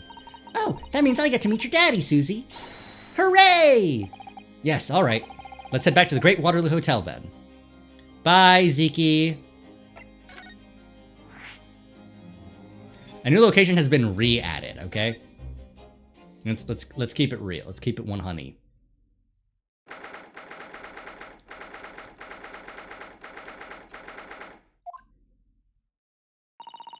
thought it yesterday, and I think it again today. This place is so princely.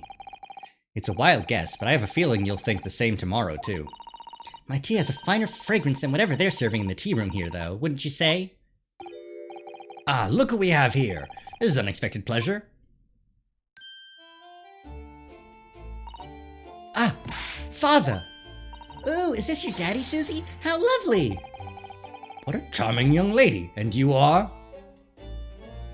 Hi, I'm Iris Wilson. Ah, really? So you're the author of The Adventures of Herlock Sholmes, are you? That's me, Iris Wilson, at your service, sir. Susie's been such a wonderful friend to me over the last year, you know? Well, Miss Wilson, I must say I read your work regularly and with much interest. Iris actually lives with Mr. Sholmes, you know, Father.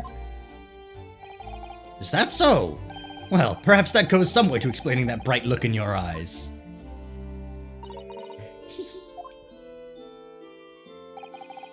You wouldn't be smiling so airily if you knew just how bright she is, believe me. Now then, young Naruhodo, it was a pleasure seeing you in action earlier. As an invitee of the symposium, I was allowed to observe from the gallery, after I twisted some arms. And I must say, it was a truly exemplary performance. Oh, well, thank you very much. Although I'm fairly sure you admitted by Kazuma on the end there. No, please don't misunderstand. It was you who impressed me. Really? You didn't miss a step against Asogi, and we all know how capable he is. Really, to have matured into such a fine defense lawyer in less than a year is quite extraordinary. It's very kind of you to say so, and really nice to hear. What I saw in court today confirmed what I had been hoping for. The favor I mentioned yesterday, Naruhodo, I trust you haven't forgotten. Oh, no, you did mention something, didn't you? But first, we have something to report, Father. Of course. Shall we take tea while we discuss matters further? I wonder where Judge Jigoku has got to.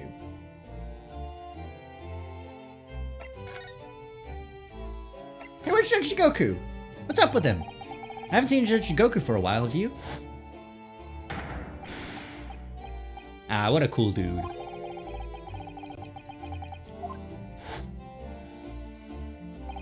No, now you mention it, I haven't seen him since this morning either. I suppose since the symposium's opening was postponed, he'll have gone to explore at the Great Exhibition. That reminds me of something you mentioned yesterday. About Judge Jigoku having once been in the dock himself. Ah, yes, it was all tied up with that accursed trial. The closed trial of Kazuma's father.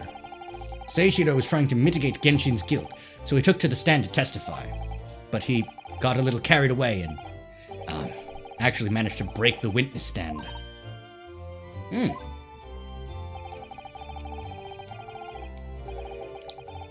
He also was a fucking asshole to the British Empire. Oh dear, although it's worryingly easy to imagine him doing that. Well, it was all alright in the end. He was acquitted and returned home to Japan together. Thank goodness. Ah yes, talking of Seishiro. I have a copy of the photograph we all took together here yesterday. Please.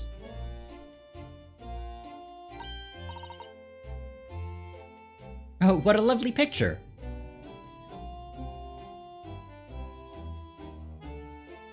I'm looking.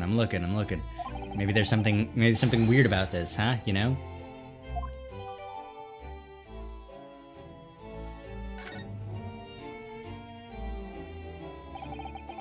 None of us had any idea what was coming when we took that, did we? No, that's so true. Yeah, why would we have this letter of introduction on the back of a ticket for the steamship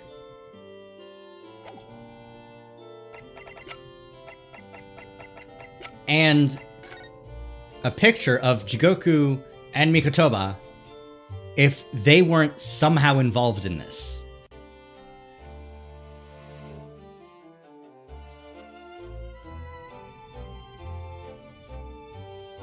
Maybe one of these pins, you know? I don't know.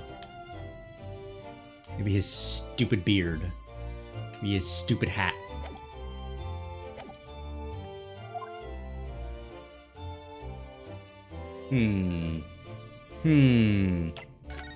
About the Reaper. Father, do you know about the so-called Reaper of the Bailey?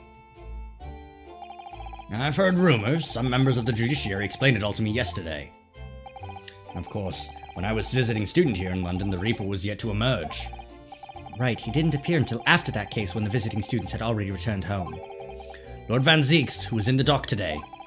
That was Barrack, the younger brother of Clint Van Zieks, I believe. That's right. And he's known throughout London as the Reaper, as you've heard. But the truth is, it wasn't him behind all those mysterious deaths. It was somebody else. I see. So what you're saying is, there's been a professional killer at work here? Exactly. Someone by the name of Asa Shin, in fact. I beg your pardon? Did you say Asa Shin? You mean that Giselle Brett woman who was responsible for killing my great friend? Oh no, a friend of yours was killed?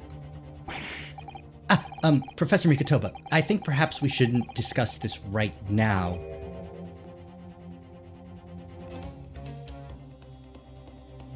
You know, in front of Iris Wilson. Maybe we shouldn't discuss it right now in front of Iris Wilson. Because the friend the professor is talking about is Dr. John H. Wilson. And that's not something we want Iris to find out about. Not like this, anyway. Okay. I've just remembered something. Biscuits! This hotel has the most delicious looking biscuits. That was rather out of the blue. She's doing this deliberately. I think I'll go and see if I can purchase some. I wonder, would you like to come too, Iris? Oh, yes! You just try to leave me behind.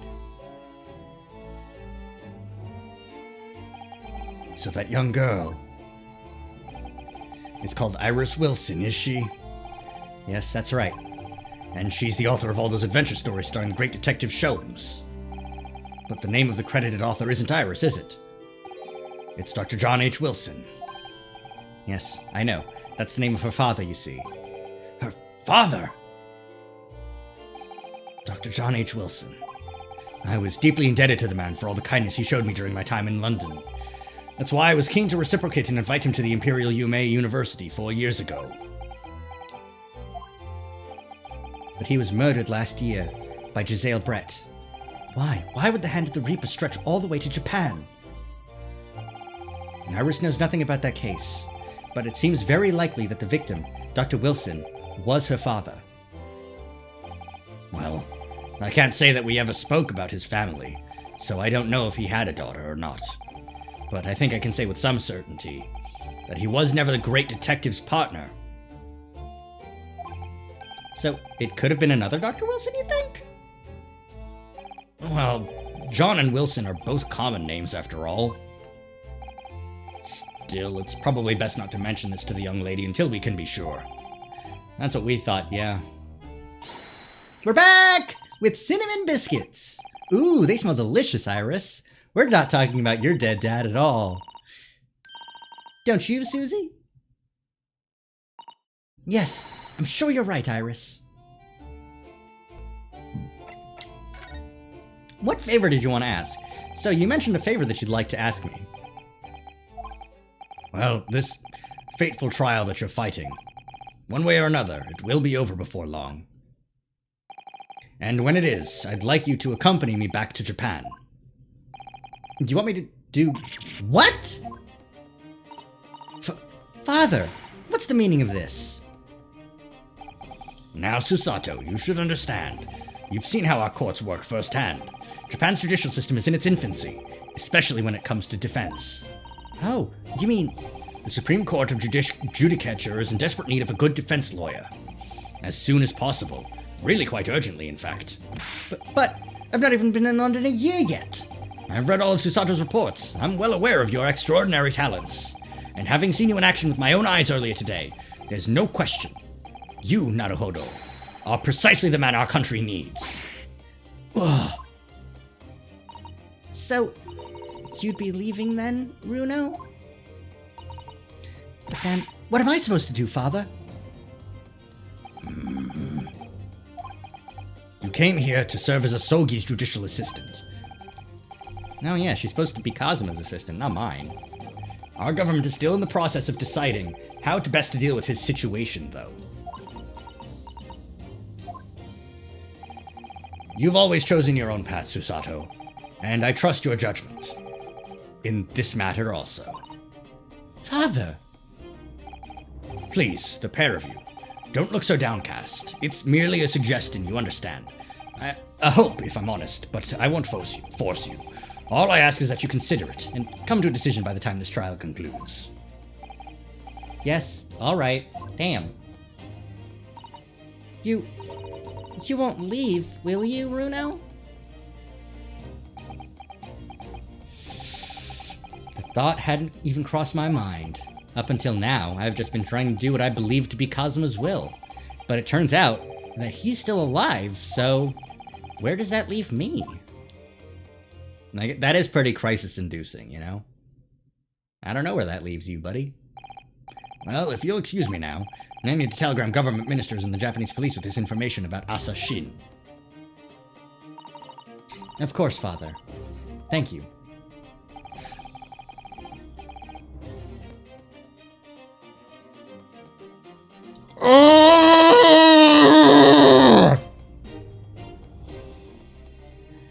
Asa Shin! Assassin! Ah! Fuck me! God!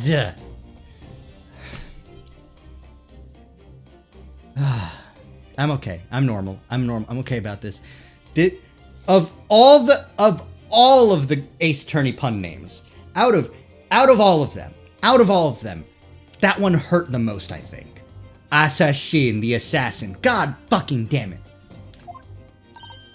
Oh, good, and please do come to Baker Street sometime, won't you? We'd love to entertain you. I would be delighted. The best of luck for tomorrow, Naruhodo. And give my suggestion your full consideration, won't you? Yes, I will. Going back home? Maybe. You know, Kazuma-sama has always meant a great deal to my father. I'm sure he'd love the chance to meet with him and talk to him about all of this. Yes, no doubt. Asa Shin. Of course, it's so obvious. How could I have neglected to consider the possibility before now? God, Jesus Christ, Mr. Sholmes. Hurley, where have you been? Why, I joined you all for tea, of course. What an extraordinary question. I didn't notice you at all. No matter. Anyway, to more pressing concerns. Mr. Naruhodo. Oh, yeah? I must dispatch a telegram to your country at once. It is a matter of much urgency. To Japan, you mean? Tell me, to whom can I entrust the task? Quickly now, who? Well, my father has just now left to send a telegram to the Imperial Police Bureau of Japan himself. I see.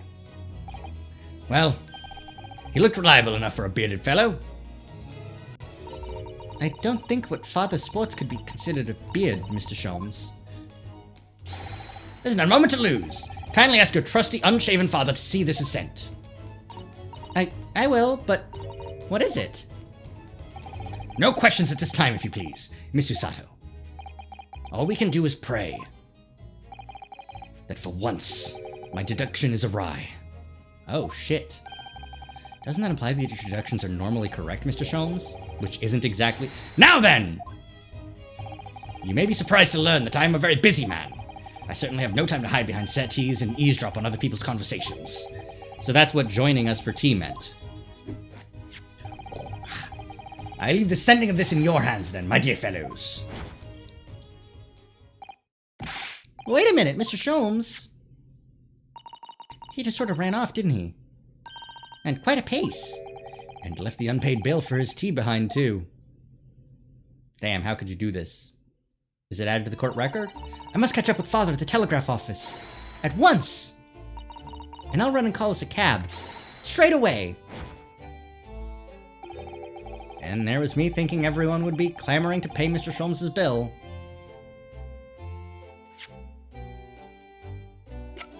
Nope, not added to the court record. Got it. Alright, well... let's go talk to Mr. Vigil. Alright, we've given you enough time to recover because we investigated everything else first. You good yet? This is the ward where Mr. Vigil was brought, apparently. To be frank, I'm a little worried about seeing him again. Hey, buddy! Ah, the lawyer. Hello again. Are you feeling better now, Mr. Vigil? Yes, thank you. Somewhat better. I'm so sorry to have caused you to... I mean, it was because of me. If I hadn't exposed your secret and forced you to remember things you'd obviously tried to forget. The prosecutor was here until a few moments ago, too. You just missed him. Oh! Kazuma beat us to it. He said much the same as you.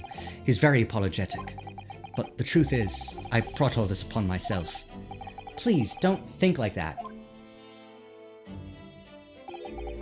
Keeping it from Evie, my wife, all these years, I've carried such a sense of guilt.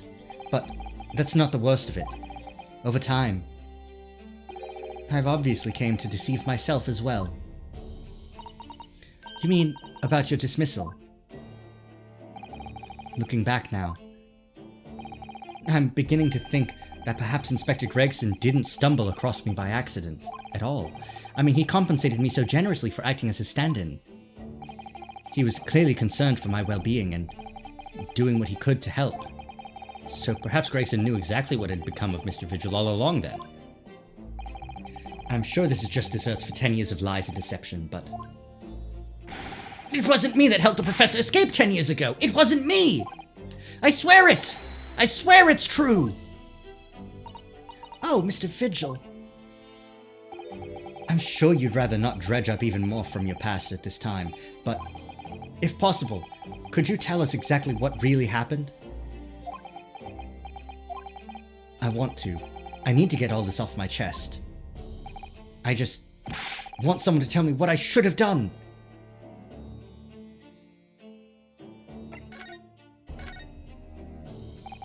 Inspector Gregson was obviously engaged in a special operation of some sort. He was investigating something that even Scotland Yard couldn't know about. Details of the Reaper's marks, yes. It was when he had to carry out those investigations that I would take his identification and impersonate him. He'd pretend to be the inspector and carry out investigations on his behalf? Oh no, never! A common street peddler couldn't possibly carry out a proper police investigation.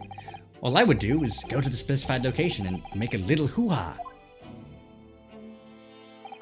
Just something to leave an impression, so everyone there would think a detective called Gregson was here. So, that's what you were doing on the day prior to the incident. Yes, he asked me to make an appearance at the park on Lime Street for the Red-Headed League event. So, as usual, I flashed the inspector's identification around and was very vocal about my presence.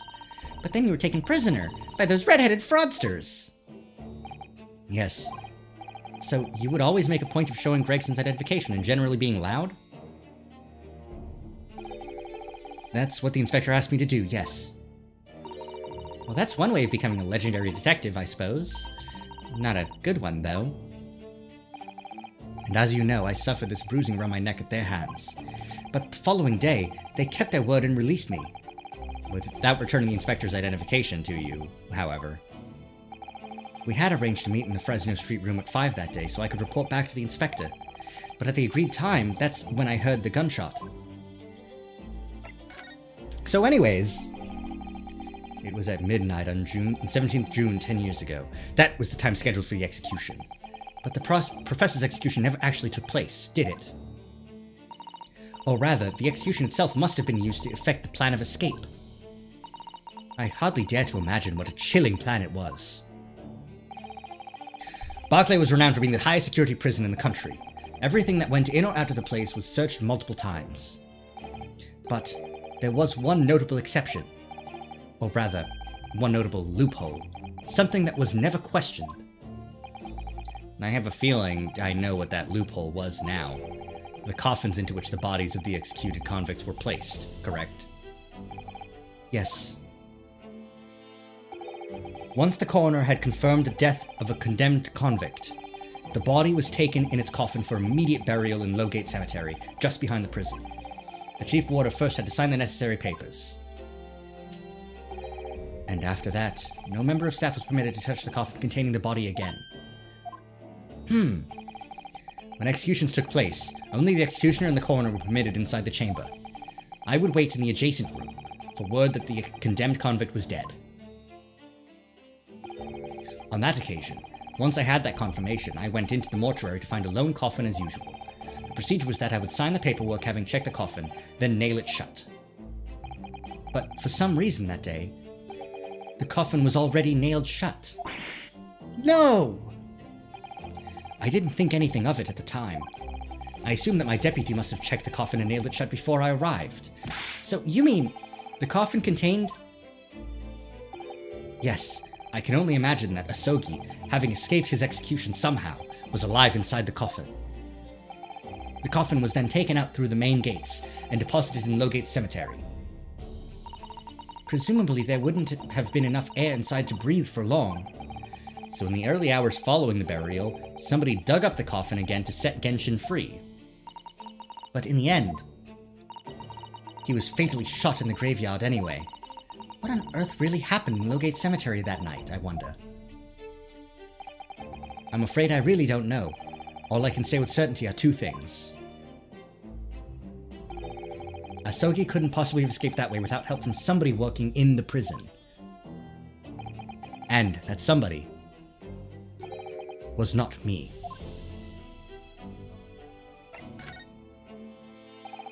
Obviously, you knew the man then. The professor, I mean. Genshin Asogi. I remember him well, in fact. Would you mind telling us what you know? Well, having been condemned to death as he was, any contact I had with the man was short, obviously. After that trial, which was carried out behind closed doors, attended only by elite members of the judiciary, they called for his execution to be carried out at the earliest possible opportunity. The outcome of the trial was set from the beginning, wasn't it?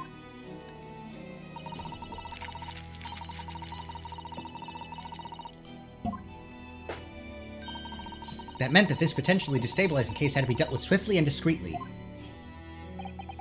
The man had less than a week in total. As I was the chief warder, I oversaw his short stay in the cells until his final hour. I remember being struck deeply by his noble character and incredible resilience. What do you mean exactly? He was a killer of many men, but he was always quiet and polite. He was a gentleman and a man of intellect. In fact, I couldn't bring myself to believe what he'd done, so I asked him one day, "Those 5 members of the aristocracy whose lives were taken, were you really responsible?" "I'm guilty of the unforgivable crime of ending another human's life, yes." He killed Clint. Clint was the professor. How about that?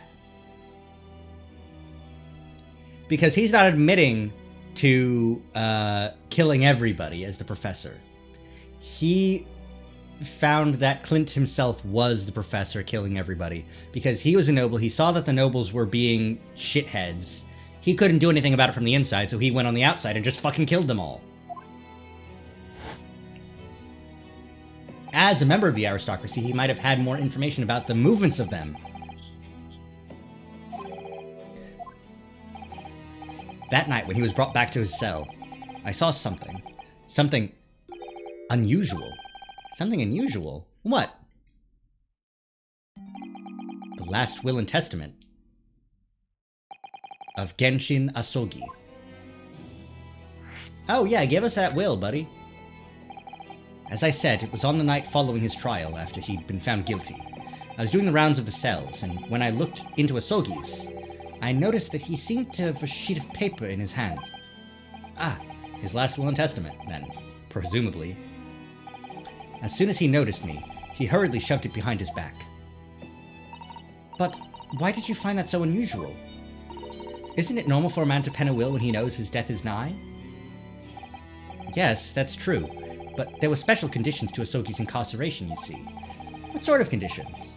Well, even though he was held in a cell designed for condemned inmates, he was allowed to keep his personal effects with him, with one exception.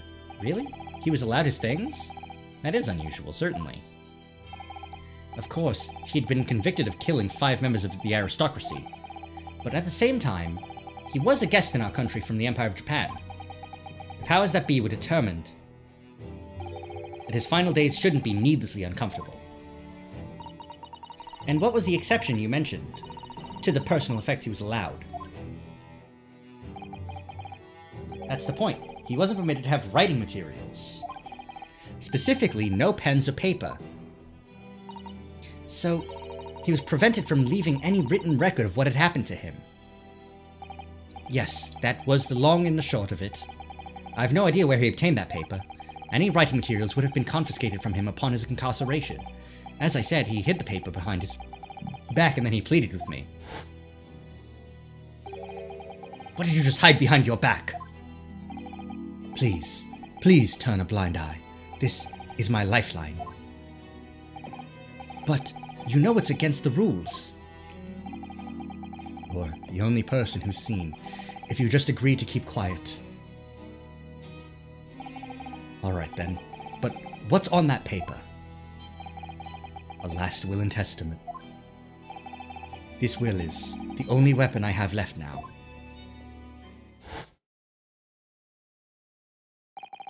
How can a will be a weapon? So I decided to pretend I'd seen nothing, and I let him keep his will. But then later, it just seemed to vanish without a trace. What? What do you mean it vanished? It would seem that isn't the end of the story of this mysterious will. Huh. I was the only person who saw Asogi's will, but somehow it disappeared. It was after Asogi's execution, which was actually an elaborate jailbreak. The warders gathered up Asogi's possessions that were in his cell. They were all to be sent back to his family home in Japan, you see. To poor Kazuma-sama. And you're saying that it wasn't anywhere to be found among his personal effects. The will, I mean. That's right, though I didn't search through them myself. But Governor Caden was livid. He was screaming, "It can't have disappeared completely!" That doesn't quite make sense, though, does it? In what way? Well, we'd understood that only Mr. Vigil was aware of the will's existence. In which case, how did the prison governor know to look for it? Oh yes, you're right! I really don't know how he knew.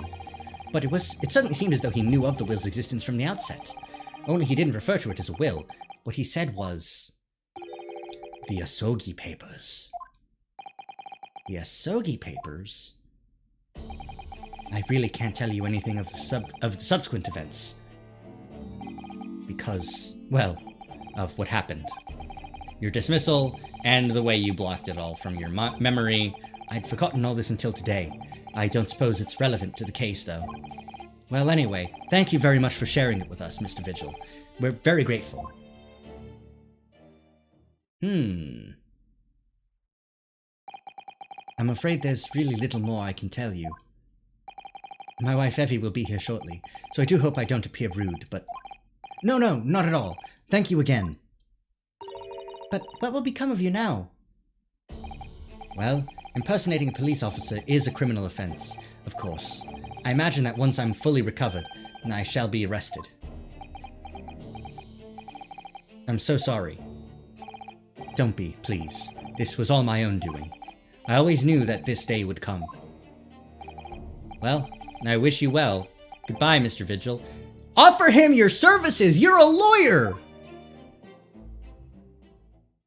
It sucks that you're a criminal. Ah!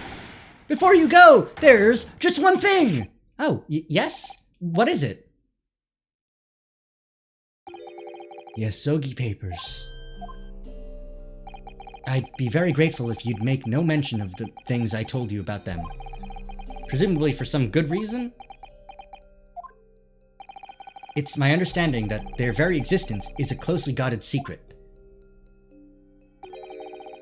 If it became known that I'd remembered, well, it could be rather troublesome, I think. I understand. Some sort of will that Genshin Asogi penned just before his death, which the man himself claimed was his last weapon. I wonder, perhaps it had something to do with his plan to escape. If there's anyone who might know more about a document that Kazuma's father left behind, it would be Mr. Vigil's governor. Oh, I thought it would be Kazuma. Bye, buddy. Have fun with your wife. Alright, time to blab about that secret immediately.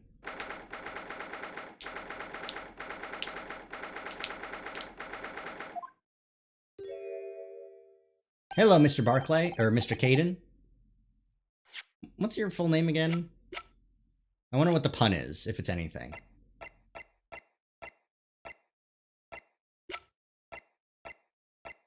Barry Caden. Barricaden. Got it. Okay, that one's easy.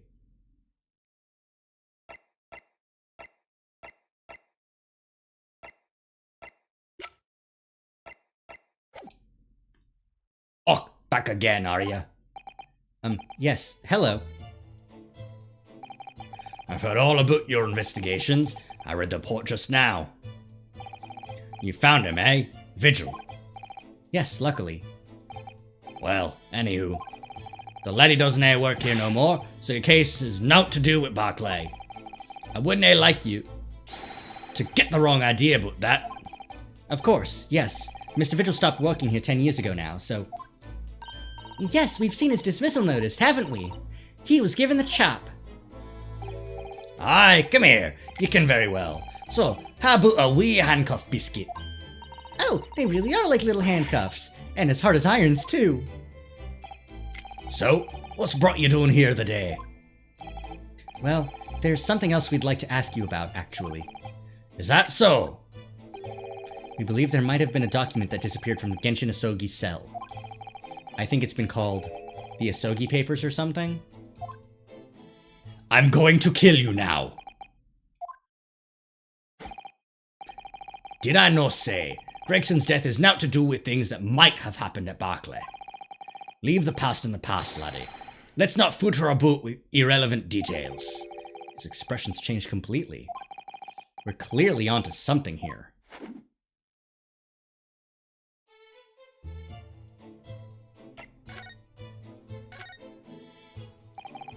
That murderer's botched execution and the whole miserable escape.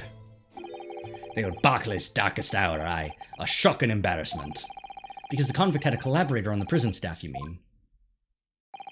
Aye, for shame.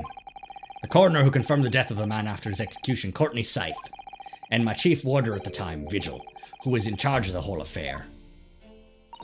But Mr. Vigil says he didn't know anything about it. The rascal wouldn't say otherwise, eh? More handcuffs? Oh, how could I say no? You can never have too much iron in your diet. When Mr. Vigil was handed his dismissal notice as a result of what had happened, he was so despairing he jumped out of your office window, didn't he? I didn't like to say it, but that's just Vigil trying to get out of it. Do you not think he wouldn't have jumped from the shock of his crimes being exposed, eh? I do. You wouldn't say otherwise, though, would you? Of course, I can't shun all responsibility myself. I shouldn't have let him deceive me. Actually, there's barely anybody that kens what went on at the time now. With Gregson having been murdered and Dr. Scythe forbidden from having any visitors. No visitors? Someone obviously doesn't want her giving anything away. Well, we're not going home empty-handed. And I wouldn't dream of sending you packing with naught, Kimmer. Here, take a handcuff or two. Oh, well, it would be rude to say no. Wouldn't want to become anemic. I suppose if there's anybody who might still ken about what happened back then, it'd be that lass from the forensic division, Maria Gori. Maria Gori? Aye, Syed's daughter. She didn't have no more, just the one. But the wee bairns followed in her mam's footsteps. You didn't ever want to see her without a scalpel in her hand. Ah!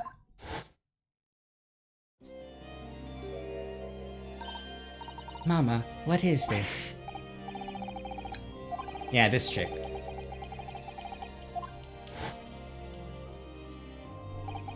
Dr. Syed's daughter, Maria Gori. We could do with talking to her. So, she's Dr. Syed's daughter, but her surname is Gori? Aye, there's some family history, I'm sure, but I didn't ken the ins and outs of it. She grew up watching her mum working with the bodies of folks who died in strange circumstances, and decided to do the same with her own life. I can't understand it myself. Perhaps she was driven by a deep respect for her mother. Perhaps. Anywho, she was in charge of Gregson's autopsy, I believe. Right, and the coroner responsible for this incomplete report. Someone told me once that the wee lassie always loved her mam's stories about cutting up bodies. There's even a rumour that she used to listen to the funeral march as a lullaby. Well, then perhaps her mother might have told her about the autopsy from the case 10 years ago. Aye, I'd say there's a fighting chance at least. After all, that was a life-changing case for all of us. We really need to speak to Miss Gori herself about this, I think. Well, thank you very much. I'm not happy about any part of this. It took years for Londoners to finally forget the whole professor business. Can you not give up on this, laddie? Stop asking pointless questions. I'm sorry. I don't like dredging up these painful memories for everyone. Can you not just stay away now? Leave me alone and dinna come back here, eh? Well, tell me about these Sogi papers first. How'd you come to ken about that, laddie? There's no many folk even here in the prison who've heard of those papers. Ah, well, I can't tell him Mr. Vigil told me. I'm afraid our sources must remain confidential, sir. We've been led to believe the papers are actually a last will and testament. Is that right? The professors, or rather, Genshin Asogi's.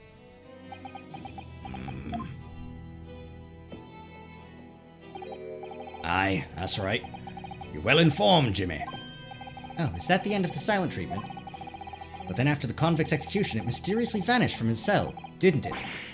Havers, no, you're off at half cock there. I think you didn't quite get your facts straight. It was there in the cell, exactly where it should have been. Oh, not what we heard elsewhere. Let me just have a wee hawk around here. I'm sure I can find it. Aye, here you are. See? The last will and testament of Genshin Asogi? Written with a calligraphy brush. Of course, I can't read a word of those Japanese squiggles, but I mind it says he leaves all his worldly possessions to his son back in his homeland. Yes, that's correct. That's the gist of it. So these are the Asogi papers. Aye, of course they are. Papers written by Asogi, nae doubt about it. There's no mystery here, laddie, that's your lot. After all the stramish of that Leicester of an execution, he sent the man's possessions back to his clan in Japan, and that was the end of it.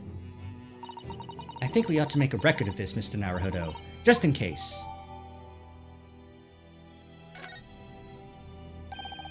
One thing before you go on your way, Mr. Naruhodo.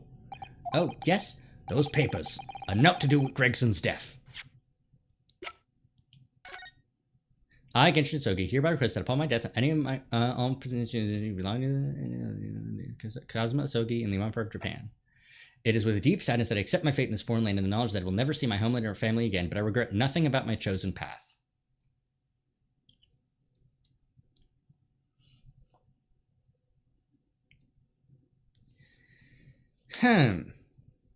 Okay, but if he accepted his role, if he accepted his fate, then why would he escape? Interesting. I think these are fake. I'd prefer it if you didn't make no mention of them outside this office, or rather, I would nae just prefer it. Consider it an order from the highest levels of our government. I understand. Bye! We're gonna go talk to Dr. Scythe now, I think. Oh, we're not?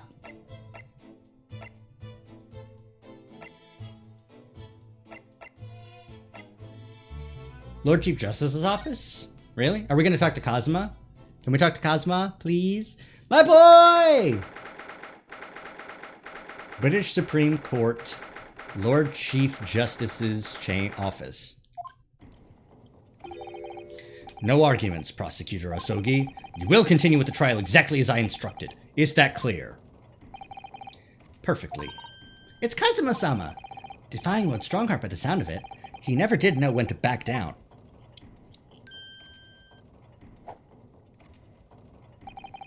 On your way now, Asogi. My lord.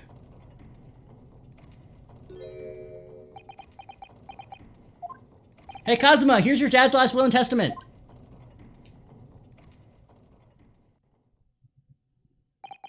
He left without saying a word. Yes? What are you doing here? Oh, I was just hoping to ask you a few questions, if you wouldn't mind. I wanted Van Zeek's trial concluded today. But Prosecutor Asogi's unwelcome inquiries are going to make it take longer than necessary. Unwelcome inquiries? As a result, I'm losing even more precious time. Currently 2 hours, 55 minutes, and 41 seconds. 42, 43, 44, 45... You must resolve everything before 3 hours have passed, Miss Naruhodo. In a miraculous not even 5 minutes? Anyway, I can't let the man's obvious bad mood put me off. I need information. What do we need information from you for? Hey, did you know the Reaper was an assassin? Does Prosecutor Asogi believe that Lord Van Zeeks is the Reaper? I wouldn't know. It was 10 years ago, in that fateful closed trial, that Lord Van Zeeks made a name for himself among the judiciary. But the next trial he fought, he lost. It meant the ringleader of a criminal organization was acquitted, thanks to all the jurors being under duress. But that's awful! The man's freedom was short-lived. He lasted just 3 days. Yes, let me see. He died in a rock slide at his place of work, I believe. Correct. That was the inauguration of the Reaper of the Bailey. And people believed Lord Van Zeeks was responsible? He was brought to trial himself, but it was shown to have been an accident. So he must have had a solid alibi then. Nevertheless, the mysterious deaths continued. In total, 16 persons perished in unusual circumstances, ostensibly at the hand of the Reaper. That's a long run of coincidences. Well, the Reaper's true identity may well be revealed by this trial. And the impact that revelation would have on the British public cannot be understated. Is that why it's a closed trial?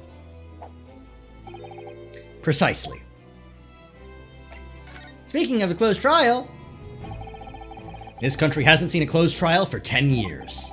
So the last one was the professors, the trial of Genshin Asogi. Correct. Actually, we heard that originally. You were going to prosecute that trial yourself, Lord Strongheart. Van Zeeks entreated me to relinquish the prosecution to him, that he might avenge his brother's death. And here we are, 10 years later. With the son of the man Van Zeeks had condemned now looking to avenge his father's death in the same way. They do say that what goes around comes around. But this is ridiculous! However, it would seem that the new young prosecutor is harboring some ulterior motive as well.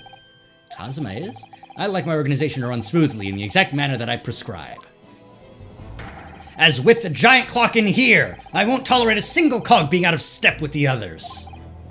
Ah, so that's what all these gears are about in here. If the young man refuses to mesh with the other parts of my great machine, I will be forced to take steps. What do you mean? I'll kill him myself. Not something with which you need to concern yourself. In any case, all your questions will be answered tomorrow. In court. Thanks, buddy.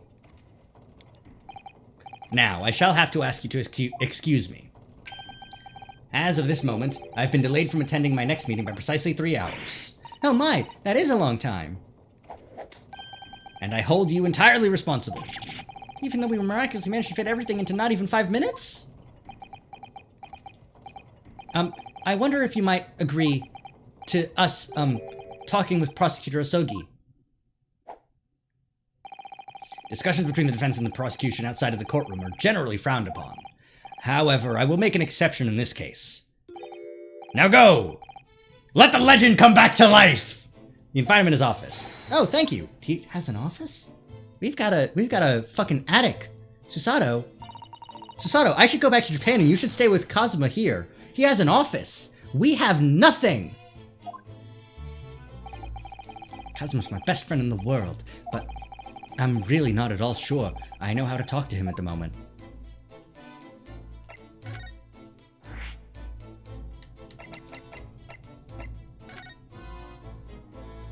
Oh, it's just Van Zeek's office?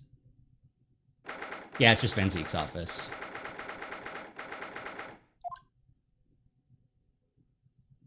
Oh, a little model. So this is the office of Prosecutor Osogi now, is it? Kazuma-sama is doing so well for himself. Even though he's always forced to kneel on the floor Japanese style in that dark corner. It's his habit to sit Seisa style whenever he's working. Kazuma.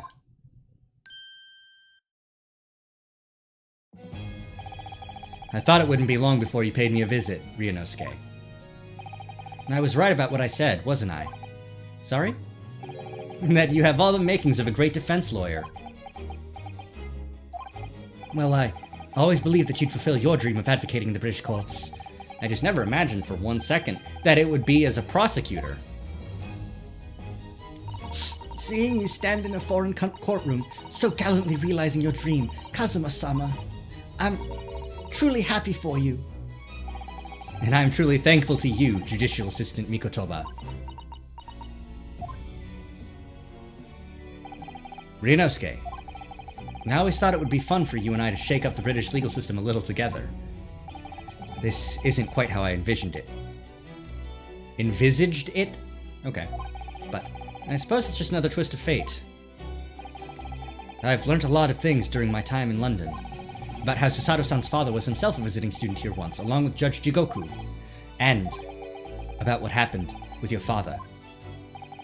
Then you'll have no difficulty understanding why I had no choice. Why I had to find a way to get to Britain as a visiting student myself. I want to hear it from you, Kazuma. As you wish, Ryunosuke Naruhodo.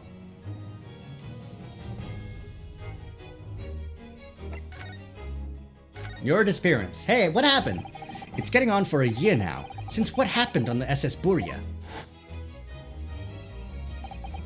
We were headed across the Indian Oceans from Japan to Great Britain, and Kazuma got murked, but he was fine. She knocked the fucking wind out of his headband, and now he's got a ascot.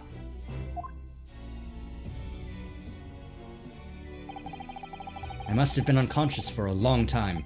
When I awoke, I was lying on a bed. It was a narrow little room. There was a posy of flowers by the pillow. It took me a little while to realize that I was in the cabin of a ship. I slipped out of the room and headed up onto the deck. Were you already suffering from amnesia at that point? Yes. I didn't know what had happened or where I was. There was just this voice in my head. You have something you have to do, something no one else can know about. Go to Great Britain. Your task awaits you there. It was a calling I couldn't ignore. It compelled me relentlessly. Out on deck, I saw that I was on a huge steamship and we were docked in a large port. It must have been Hong Kong. Yes, it must have been. presumably just before they were due to carry your body off the ship. I had no idea of the situation, but I did have the feeling that this was in some way my last chance. So I concealed myself among the disembarking passengers and went ashore. Then I disappeared into the crowded streets of that foreign port city so I could plan my onward journey to Great Britain. So what happened on your journey to Great Britain? Just under a year ago, with all my past memories lost to me, I was left behind in Hong Kong. Everything was foreign to me. The sights, the sounds, the smells, my head reeled. I was truly at a loss. I realize now that I'd escaped as a dead man, with nothing but the clothes on my back. No money, of course.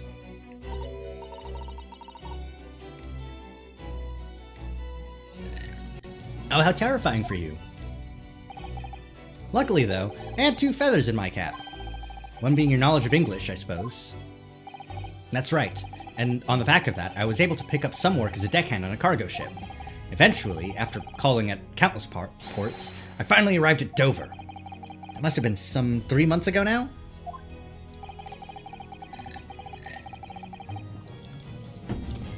Damn it, Cosmo, you're so cool!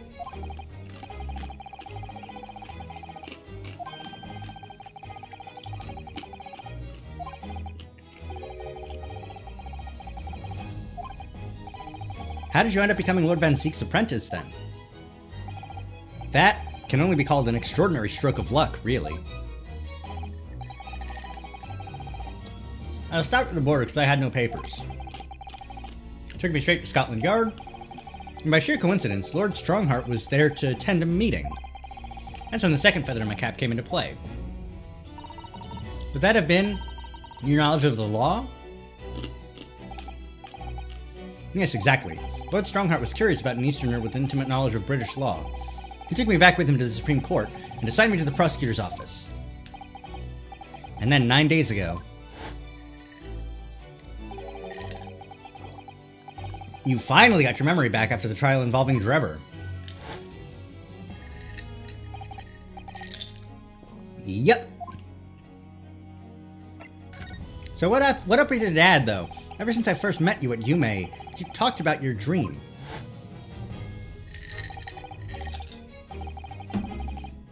I'll be chosen as a visiting student. I'll make my way to Great Britain someday.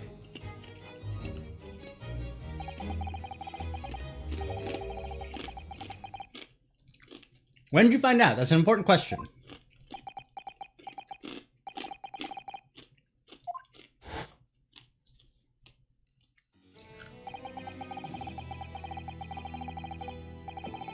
I was just a boy.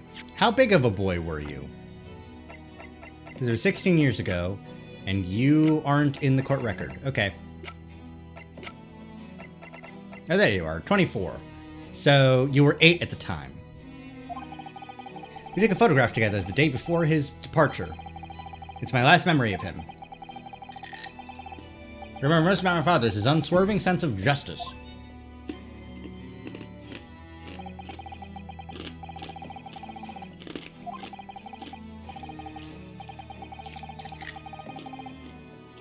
He died as fuck. It was Mikotoba, your father, Susato-san.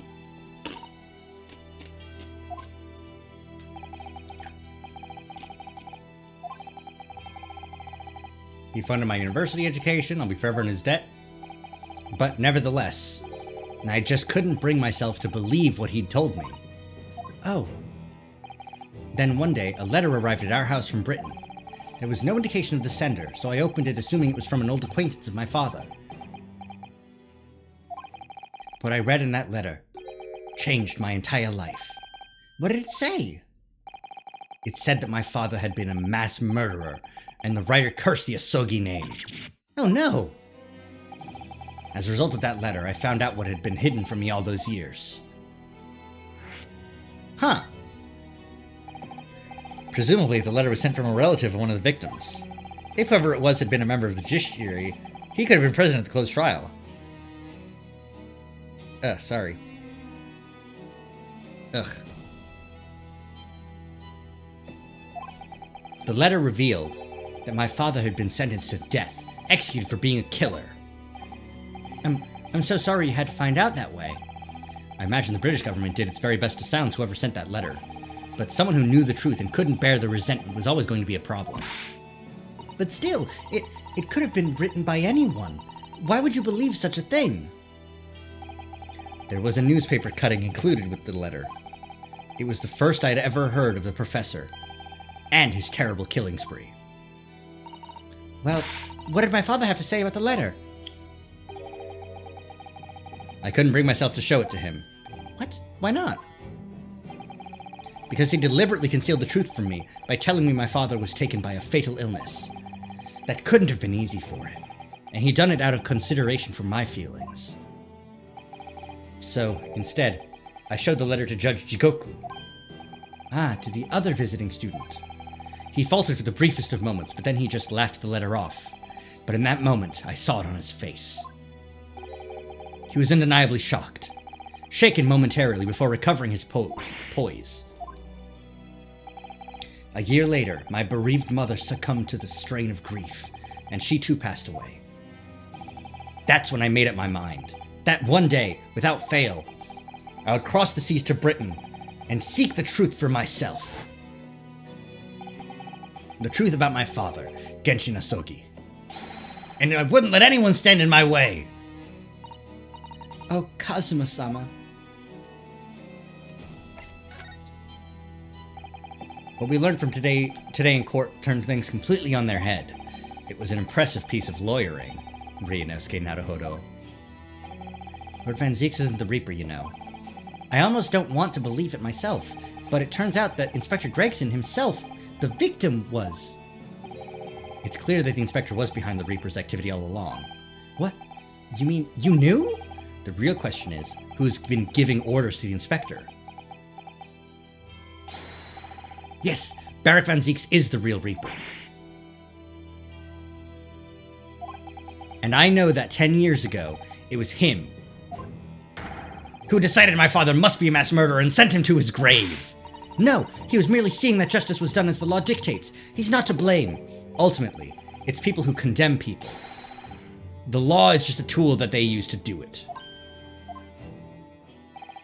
And when a man condemns another, he must take responsibility for his actions. Of course he must. But I know for certain that my father would never have taken another man's life. Kazuma. On the contrary, my father's life was taken by the Reaper.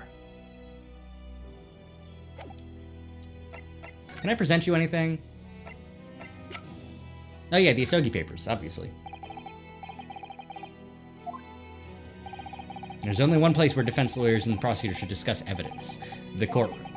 So it seems you're still confused by the situation. That's what I make of it. My friend's always gonna have the edge over me, isn't he? Well, I guess not. Later, Kazuma. Never mind. Oh yeah, no. Let's examine the diorama here. That's a big thing, huh? What the? It's a scale model of the crime scene. Oh yes, I realize that. Does the prosecution office make a model of the scene for every single case? Apparently so. Sometimes it helps to visualize things better and notice things you hadn't spotted before. Actually, the miniature notice board is my work. Be honest, you enjoyed making that.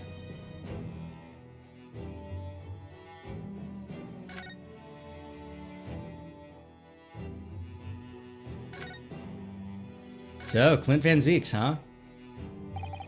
Do you know who the man in the portrait is? Why would I? What? But you're the Van Zieks' apprentice. Yes, apprentice, not friend. And during the time I was suffering from amnesia, I didn't even notice that picture. Oh, really? I mean, it's not the smallest picture. I wouldn't have the first idea what the man decorates his office with.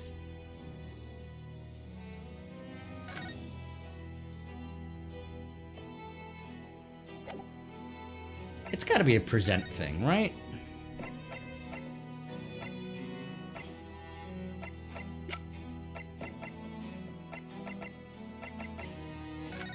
Anything about the report? This came up in the trial, didn't it? As something a little dubious, I mean. The fact that no time of death was recorded on Inspector Gregson's autopsy report. Yes, there were some unexpected turns in the courtroom earlier. The suggestion you came up with certainly took everyone by surprise. The idea that the victim died the previous day at some other location is quite something. Well, considering when the pocket watch had stopped, and the scorch marks on the candle, it's certainly a distinct possibility. The evidence in the scene both point to it. To be honest, it bothered me too, so I paid a visit to the autopsy room earlier. The coroner responsible wasn't there, but I got a name. It's Dr. Gori. You know, it also said it on the report. If it wouldn't trouble you, Kazuma-sama, we'd very much like to speak with the coroner too. Of course, the last thing I want is for anything to be brushed under the carpet. Scotland Yard's autopsy laboratory is behind Lowgate Cemetery. Lowgate Cemetery? By Barclay Prison, you mean? Ah, you know it, do you? The prison where my father was incarcerated, and robbed of his life. Kazuma-sama. Well, thank you. We'll pay a visit to the laboratory later today. Okay, whew, there we go. Ryunosuke, I want to thank you. What for? For this. You safeguarded the soul of the Asogi clan. Well, it is a famous sword that's been in your family for generations. My only slight regret is that I never got the chance to draw it before I returned it to you. Karuma is said to have been forged by a master swordsmith during the Sengoku Warring States period. I come from a long lineage of warriors, many of whom were expert swordsmen. Well then, you're a chip off the old block, I'd say. This blade, Karuma, is the symbol of the Asogi clan's honor and might. Apparently, one of my father's apprentices even took the blade's name for a surname. Really, Karuma... It does sound formidable, that's for sure.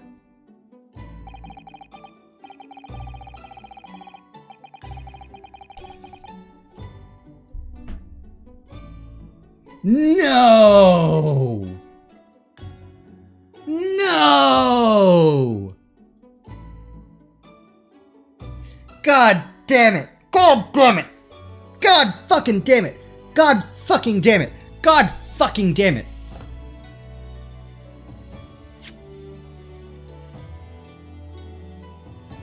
One of Genshin Asogi, who was a prosecutor, or a defense attorney? I forget actually now. He was a lawyer. He had an apprentice when he was in Britain, probably. And one of his apprentices took the blade's name, Karuma, as a surname. It's all connected! It's all connected! It's karma! It's Von Karma! He had the sword forever at his side, which is why it means so much to me that I have it by my side again now too. And that is all thanks to you. It was an honor. Alright, bye Kazuma!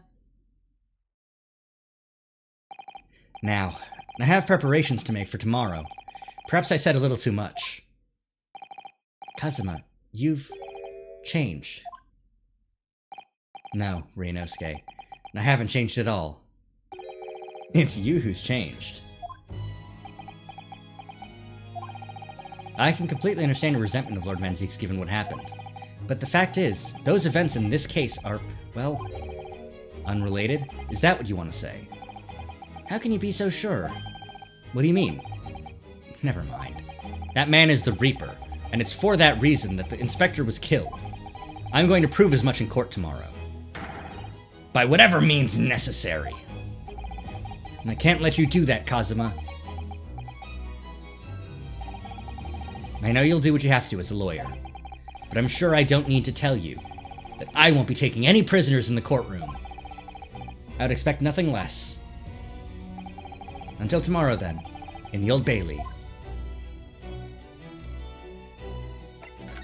Later, Kazuma. Alright, Miss Gori. What about the time of death? Aw, she added dolls! Oh, she's such a cutie. Aw. This place really is creepy, isn't it? Well, being a dead room, It's probably full of the spirits of the dissected. But actually, there's a rather pleasant scent of roses in the air. Well, being a dead room, the coroner probably needs a bold scent like that to mask the odor of death. Iris, do you think we could change the subject? Ooh. A chill ran down my spine for real. For real. Oh, I don't like that whatsoever.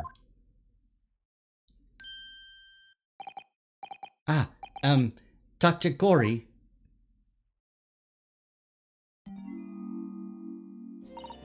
What? That noise before. I was sharpening my tools. I'd be dead meat if I didn't keep a perfectly keen edge on them. Right. When following the collagen fibers in the dermis, an expertly sharpened scalpel cuts like cheese. Would you like a demonstration? Oh, yes, please. I'd love to see.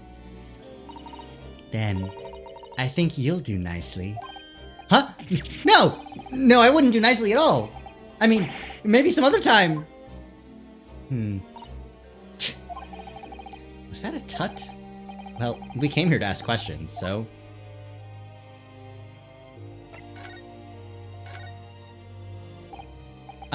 We have actually met before. I'm a lawyer, if you remember. You're not dead yet. What? So Mama said I wasn't to cut you open. She's so strict about things like that. Well, good. Dr. Scythe has some scruples, has some scruples at least. It's a scruple. Oh dear. It looks like she's not interested in talking to us, for the time being anyway. For the time being? You mean until we die? I hope that's a way off. I hope that's a way off. Sorry, but I wasn't planning on dying anytime soon. Surely there's some less drastic way of making her listen.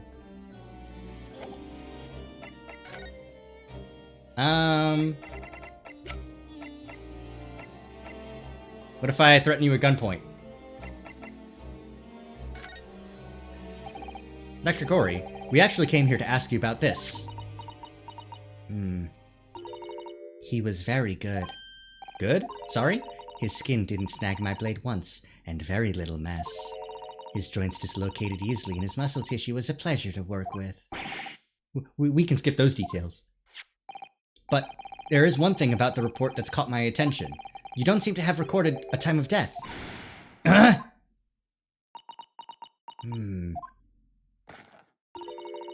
That's not my fault. Oh, that made me jump. Then please, tell us what happened.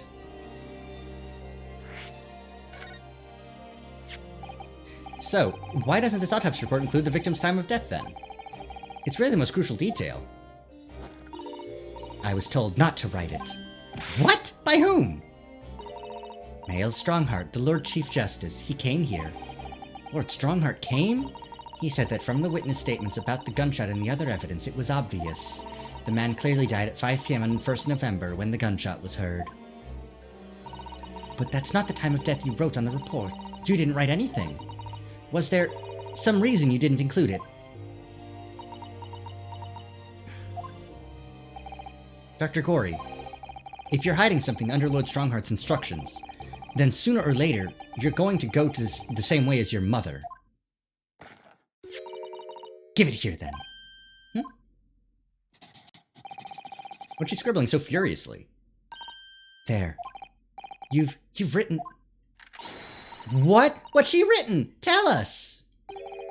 Indeterminate. But...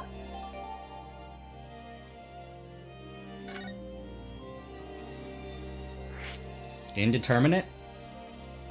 What do you mean by that? Why was the time of death indeterminate? When the specimen was brought in, it was still fresh, so the time of death could easily have coincided with when the gunshot was heard. But there was one small discrepancy. What discrepancy? There was some fried fish in the pocket of the specimen's overcoat. And that fish had started to rot. What? Its victim liked fried fish. He presumably liked to eat it before it went off. Well, yes. What are you really trying to say? It's possible that someone tried to manipulate the apparent time of death. Manipulate them? Is that even possible to do? Theoretically, if you were to chill the body in ice, you could delay the onset of putrefaction. And if the overcoat wasn't on the body at the time, then only the fish would have started to rot. With today's science, it's not yet possible to determine if the body was chilled or not. But today's science is advanced enough to let you freeze a corpse, it seems. But surely, to chill a corpse like that would require an enormous electrical refrigerator. And I don't imagine many households in London are equipped with such a device. No, definitely not. But maybe in a factory? Or some other special places. I don't recall seeing any factories or such like on Fresno Street, though. I wonder, if the inspector's body had been chilled somehow, what might the actual time of death have been? I couldn't say for sure. But at the most, it might have been a day earlier. No! In other words, it would corroborate your previous deduction, Mr. Naruhodo. That Inspector Gregson was killed the day before his body was discovered, at a different location. Did you inform Lord Strongheart of this possibility? He simply said that there were no electrical refrigerators of that size in the vicinity. Thanks, Mariah. Oh yes, one other thing. It's something the governor of Barclay Prison told us.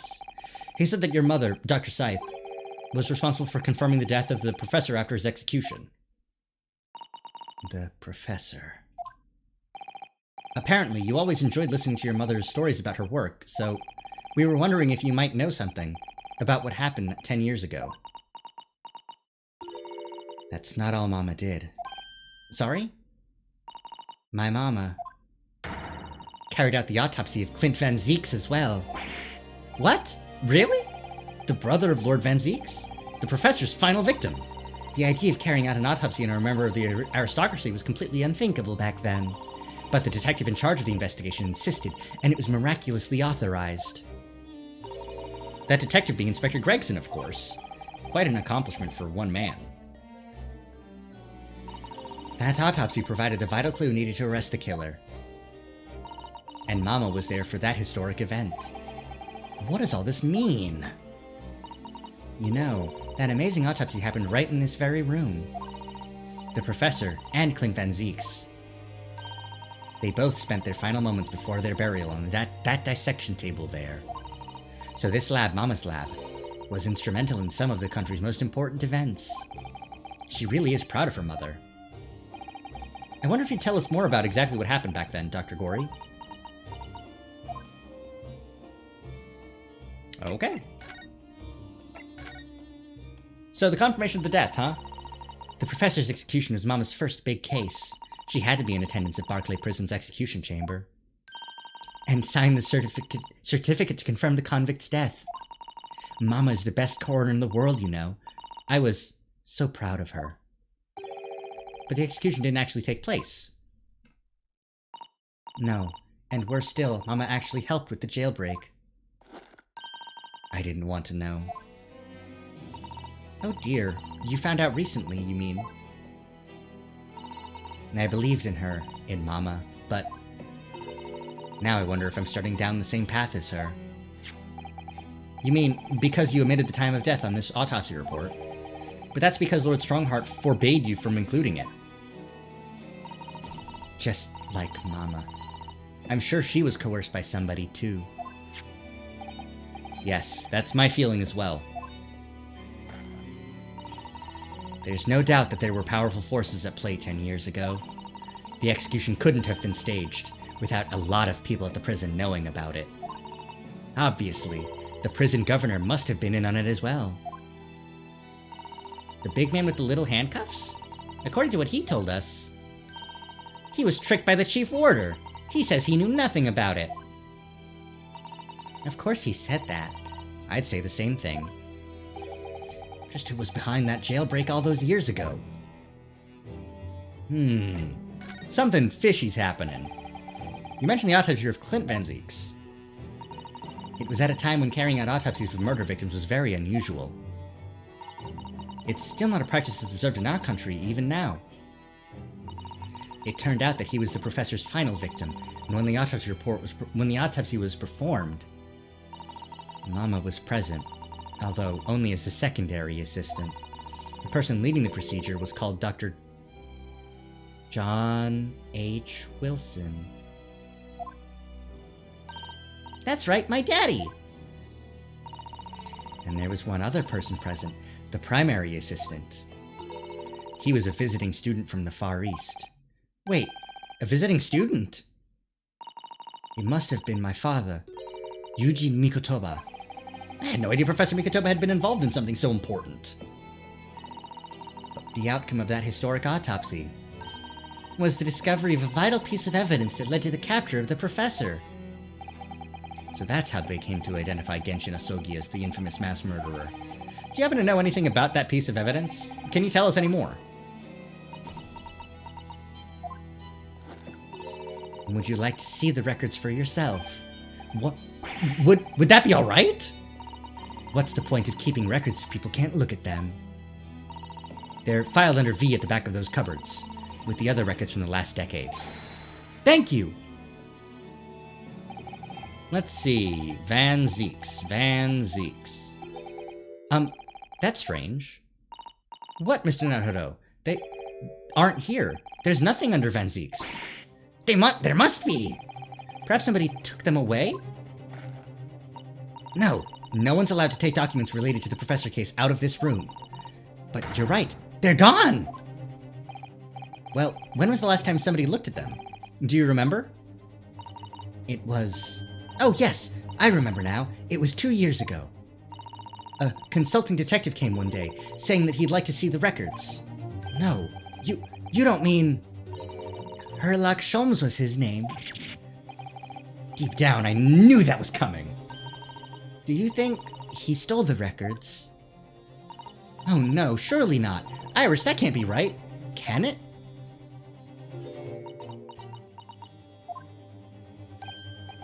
Iris? Iris? Bruno. I hope you don't mind, but... What is it, Iris? I've just remembered something very important I have to do. I'm going to have to leave you now. Oh, this is very sudden, Iris. Well, we'll come with you then. Oh, no, there's no need. You and Bruno can take the time here. Bye for now, then. Good luck. Oh, remember how she was like, I'm gonna use my gun? Wait a minute, little girl. Me? I remember now. You've been here before, haven't you? Have you, Iris?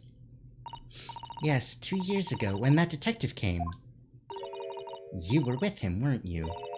You were a living specimen then, too. That's the way it usually works, yes. Was I? I really don't remember. Anyway, sorry, but I must dash. Wait, Iris! I'll brew up a pot for you when you get home. Iris, you motherfucker, did you steal him? What's the matter with her? She's behaving really strangely all of a sudden. Well, in that case, we won't keep you any longer either. It's been quite a while since I had any visitors. This was really fun. But next time you come, I'd prefer it if you were ready for dissection. I can't make any promises, sorry. It's a bit strange that the records of Clint Van Zeeks' autopsy have disappeared. But I think we've asked all we came to ask now. I want to look at the dolls, though. Look at all these funny little guys. Let's have a closer look at this. Never mind. And again, let's not. At least not while she's armed.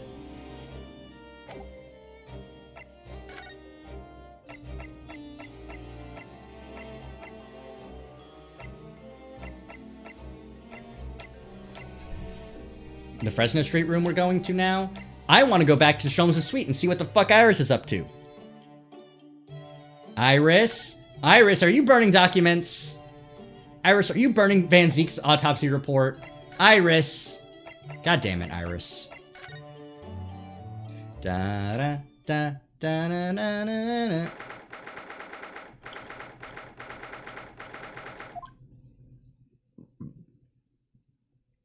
Yeah, everything's mostly the same except for that chest there. But Gina's nowhere to be seen. Where is she? Yes, it has been blissfully quiet, hasn't it? Perhaps she's out investigating on her own, and practicing what her boss taught her. Well, I expect she'll be back before too long. Shall we wait? Actually, there's something different about this room since the last time we were here, isn't there? We could always use the time to investigate more thoroughly. It's just this chest. This little trunk wasn't here before, was it? Oh, it appears to be made of metal. It must be very heavy. I wonder to whom it belongs.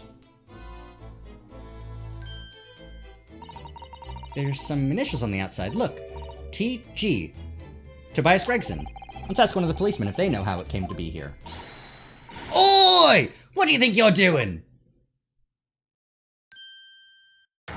That's my trunk, that is! Hands off!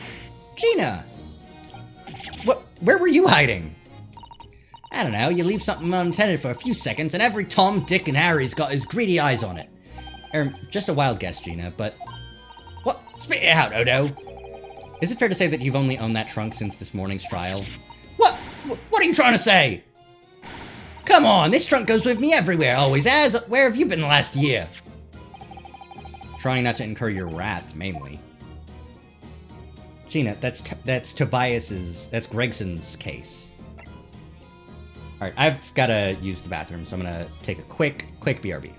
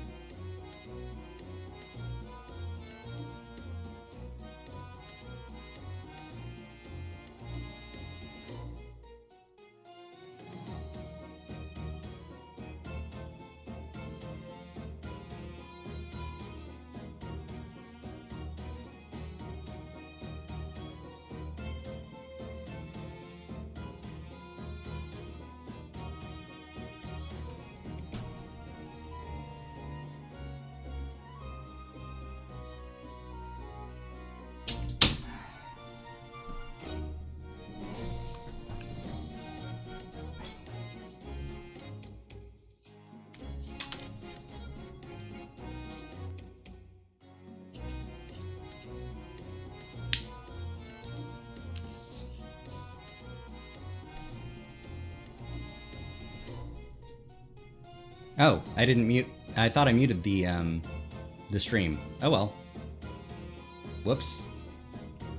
I guess I just missed the button to do that? Alright. Great work, Zach. Genius. Anyways, we're back. So, I think that this is probably gonna be the end. You should hear them talking at the yard now. They should be ashamed of themselves. They're saying that it was the boss who killed all them bludgers. Ah, you mean the whole Reaper thing. Yeah. Apparently, the boss was investigating stuff that no one else at the yard knew nothing about. Stuff to do with all them criminals what got off scot-free. Yes, the ones prosecuted by Lord Van Zeeks who used bribery and corruption to evade conviction. Well then, obviously, it was that bloomin' Reaper giving the orders, weren't it? But why would people be suspecting Inspector Gregson of being involved in the killings? There was a notebook hidden in his office. Oh no, this doesn't sound good. add details about all the crimes that have been pegged as the Reaper's work. What? No. Did you see it, Gina? Did you see that notebook? They wouldn't flamin' let me, 'cause I'm just an apprentice, apparently. But it was me who found it, and he was my boss. That's right. I was pretty miffed about it, so I sneaked a peek at what it said anyway. Oh, that's our Gina. Give us those deeds, girl. So, you managed to see what was written in Gregson's secret notebook anyway, did you? Way I see it, it's my right to read what he wrote. And what had he written, Gina? Dates, times, places, names, an whole long list of them. All details about the bludgeon's supposed to have been done in by the Reaper. But there could be an explanation for that. Perhaps it was a record of the inspector's investigations into the Reaper's activities. Exactly, that's what I said. That's the first thing you'd think, right? As it happens, it was full of names I recognized anyway. Well, the Reaper's targets were almost exclusively known leaders of London's criminal underworld. Well, yeah, but there was one name right at the end that was a bit odd. At the end of the list, you mean? I'm pretty sure the date against it was 31st October. Oh, the day before the inspector was found dead. So, what was the odd name? It weren't like a name I've ever seen before. It was something like, Nah, it's no good. Can't remember it. I don't think it was an English name put that way.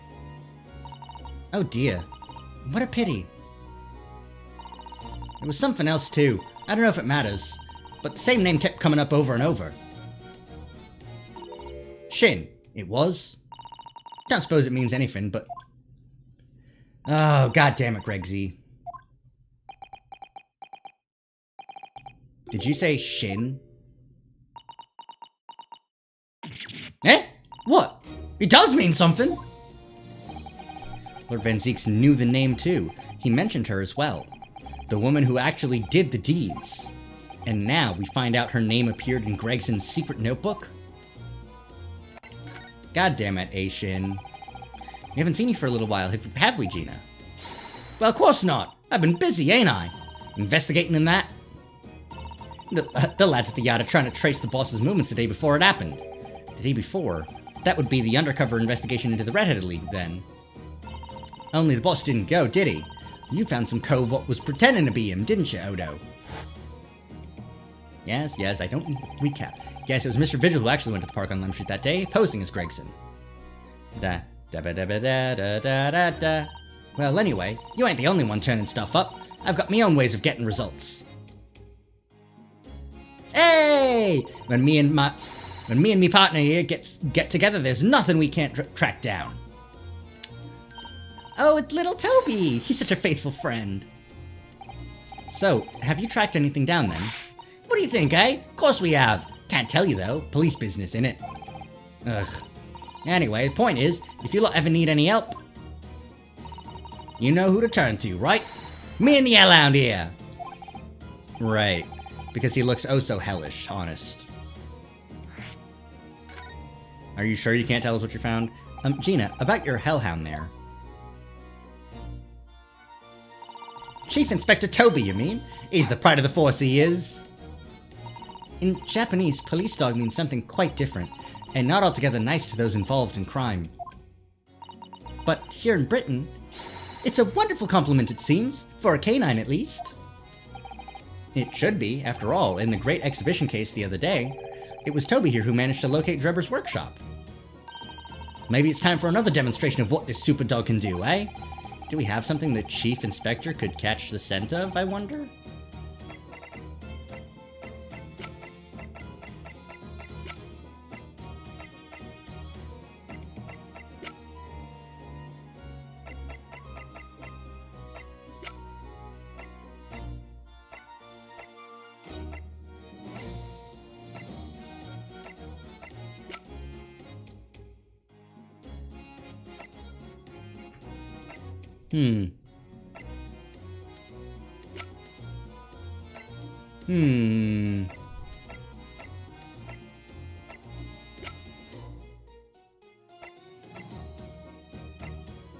The wig? I don't know. Take that! Well, Chief Inspector Toby, if you wouldn't mind having a sniff of this. Huh? Sniff, sniff, sniff, sniff, sniff. He might be a little too keen, don't you think? Wah! The Chief Inspector made short work of Gina there. Ah, look at what he's gone to. Oh my, that trunk clearly still has a very strong scent. Of Inspector Gregson. In other words, it must have belonged to him.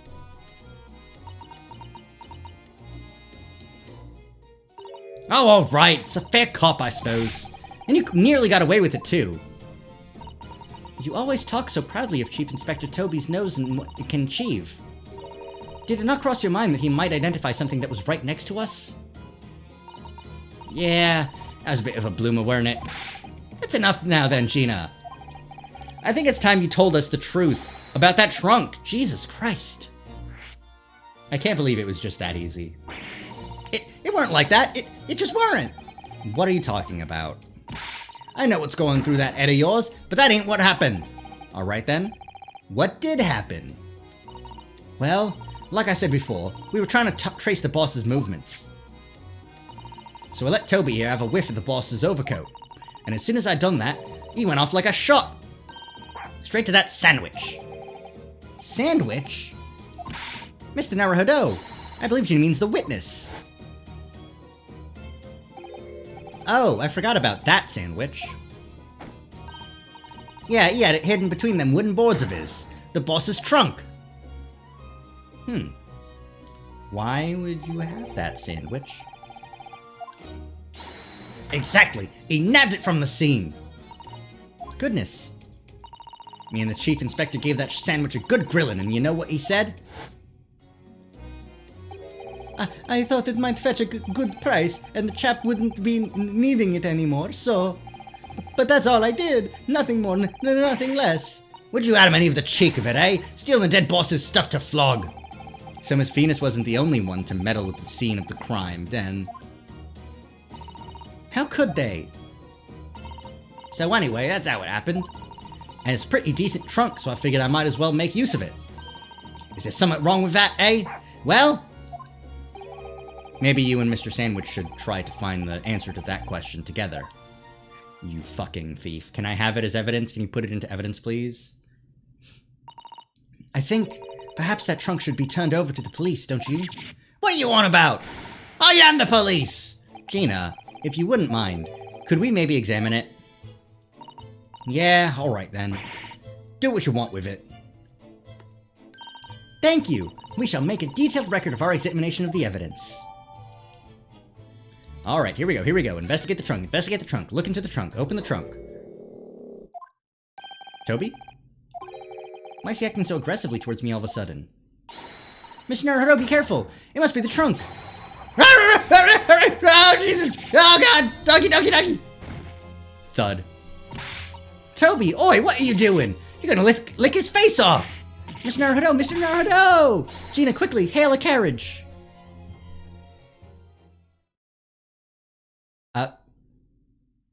If I wake up in St. Sinners, I'm gonna be so mad. What in the world?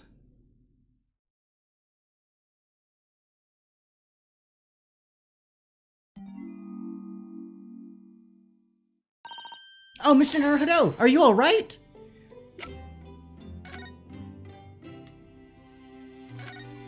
Shut up. Have you seen this huge gash across the side of the trunk here? It's gone right through the leather and into the metal behind. Gosh, for a metal chest like this to have been so badly damaged, whatever made the gash must have struck the side of the trunk with considerable force. I wonder how it happened.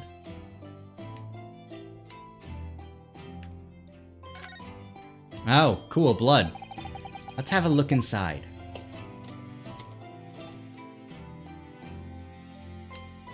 Firstly, blood.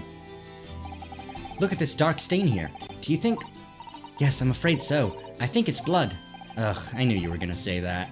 So that presumably means that this was present at the scene when Inspector Gregson was killed. It's the most logical conclusion, yes. To think Gina's been carrying this around with her. If you didn't know any better, I suppose it does look like a grease stain from all the fish and chips.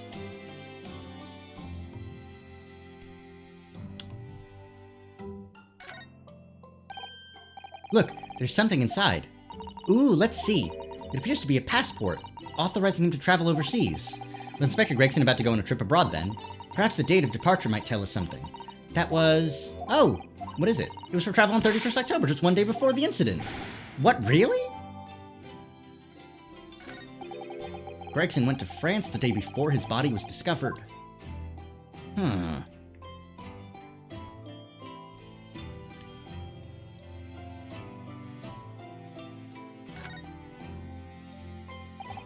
you see that? There's something stuck in the side of the trunk there. It's glinting. It's a sword. The tip of a sword got lodged in the metal. Looks like a fragment of metal of some sort, but it's wedged in so tightly I can't remove it. Well, don't cut yourself. You'd better leave it, I think.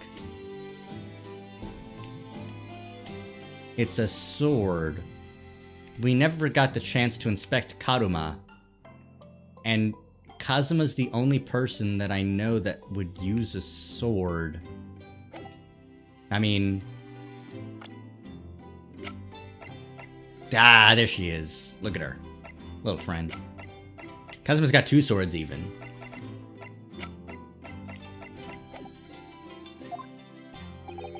Miss Susato. Ah, conscious again at last. A blessed relief, my dear fellow.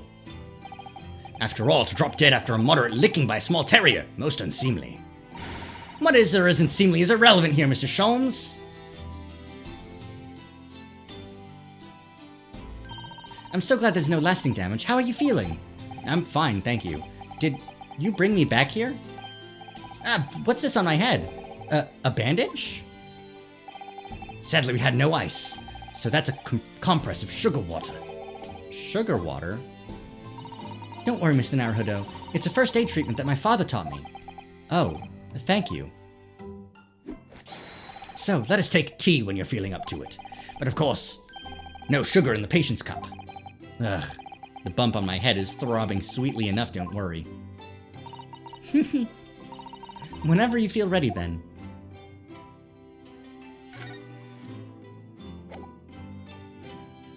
Alright, let's look at Sholmes. Thank you for your concern, Mr. Sholmes. My dear fellow, I think nothing of it. I must say I was quite startled when I heard that you'd been attacked by a dog. For a moment, I feared that infamous murderer of so many years had come back from the dead. You mean the professor? Fortunately, I see your prized throat is unscathed. That stiff turned-up collar of yours obviously afforded some welcome protection. Was I that close to death? All I really remember is the dog licking my face over and over and over again. Well, if you wish to avoid such troubles in future, a little mustard spread on the cheek should do the trick. I should think that it would balance the sweetness of your bandage rather splendidly.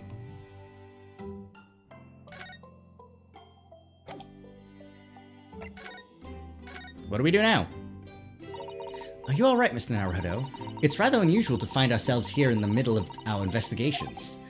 It's just occurred to me that I might have forgotten something when we left this morning. Please don't worry. As long as you continue to investigate thoroughly, you won't go far wrong. Oh, yes, of course. I must get back to work as soon as possible.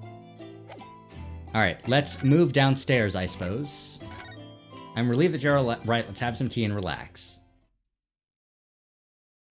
Hey, Iris. You have a pot of tea for us, right?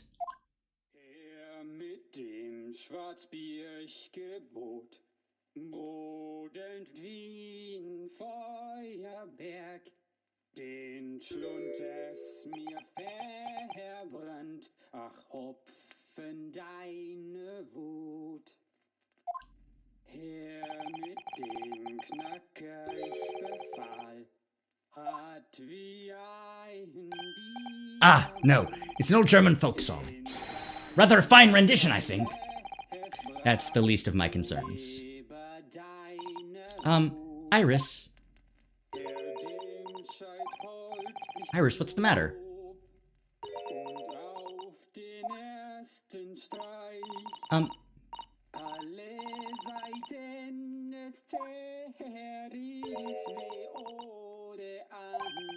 Iris?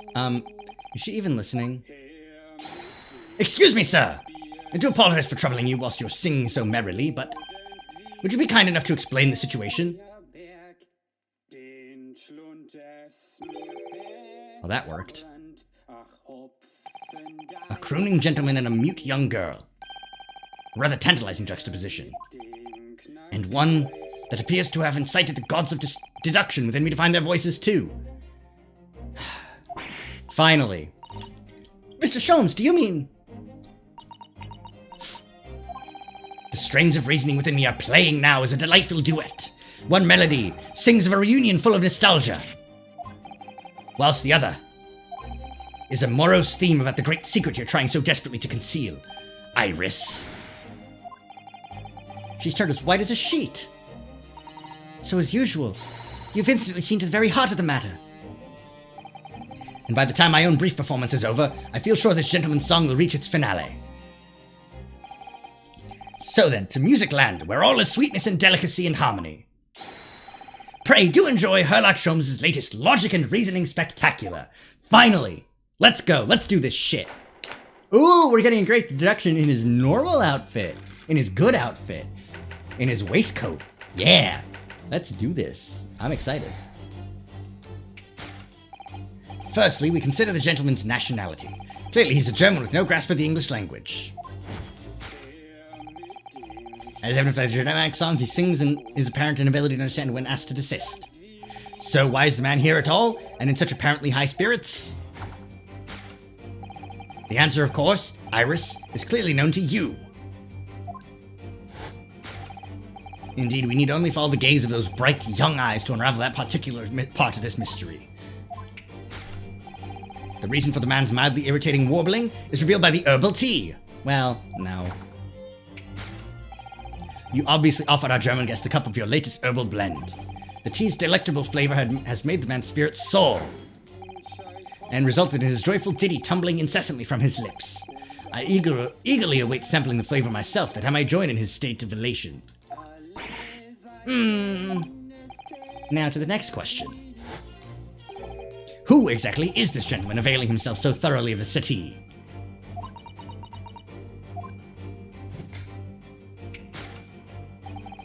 As it happens, a number of years ago now, a certain gentleman of German origin engaged my services in solving in a particularly delicate case. He required the retrieval of letters once sent to an acquaintance that might have proved problematic. In order to conceal his noble identity, he also arrived at my office in a mask. The gentleman's name was Wilhelm Gottschrick Sigismund von Ormstream. Are you fucking kidding me? Are you fucking kidding me? The little German boy? Are you kidding me? The King of Germany. If my memory serves, the mask worn by this gentleman is identical. Yes, there can be no question. That mask belongs to the King of Germany. Sholmes. It would appear that His Majesty remembers the fine service I afforded him, and has decided to show his face again, mask and all, in order to express his gratitude. A well-mannered monarch indeed! Wouldn't you agree, my dear fellow? Sholmes, you are so dumb. I love you so much. You're so stupid. Indeed, his son is currently in London as well, enjoying the wonders of the Great Exhibition. Yes, he is. I know that one. I know that part for sure. Nope. That is clearly... I don't know why Susato wasn't like, oh, Papa, as soon as she saw him. Which leaves us with one remaining imponderable. Yes, you, young Iris. But your apparently inexplicable silence is unable to hide the truth. Yes, the reason for your muteness is concealed inside that knapsack. A £5 note, I believe. I must say, as your compatriot, I'm deeply saddened. It would appear that you've allowed yourself to be bribed into silence by His Royal Highness, earning yourself some spending money in exchange for keeping quiet about the King's secret. And now the final piece of the puzzle. What is this secret you strive to hide with your silence, Iris? Ah, yes, we need only follow that brief, involuntary twitch of your eyes to find the answer. You were attempting to abscond with that coffee cup. My favorite coffee cup, in fact. Or should I say, the handle of my favorite coffee cup. It appears that His High-Spirited Highness broke it in the midst of his hijinks. Which leads us to the sad truth. My favorite coffee cup has been broken by the King of Germany, and Iris, you tried to conceal it from me. I shall have a bill sent via governmental channels to the German royal family for its replacement. Oh, Sholmes, you stupid, stupid man.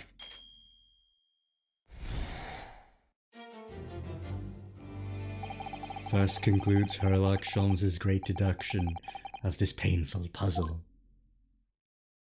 You're so stupid, I love you so much. Im Schwarzbiergebot. Feuerberg, den Schlund des With your silence as well, the fellow's jovial warbling rather rings in the ears, does it not? Ah. Mr. Sholmes, I must say something does rather trouble me. Pray, Miss Susato, do tell! His Royal Highness den Zahn doesn't appear to have moved a muscle since we arrived. Ah, and you haven't said a word either, Iris. If Mr. Sholmes has it all right, you might as well own up to it now.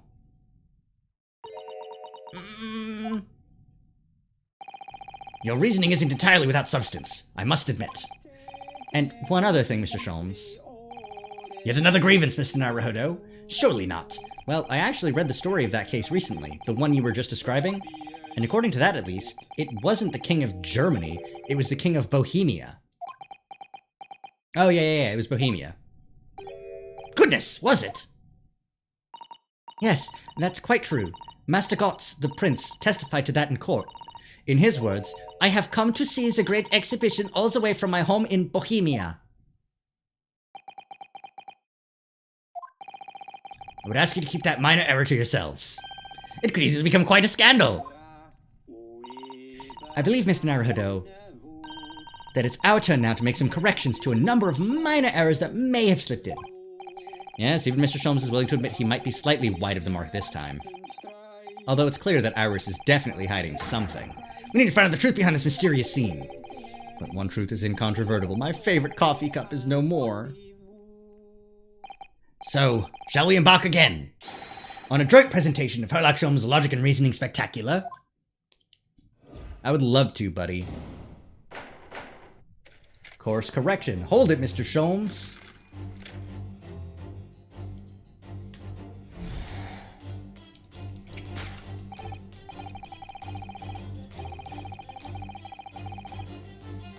Incorrect.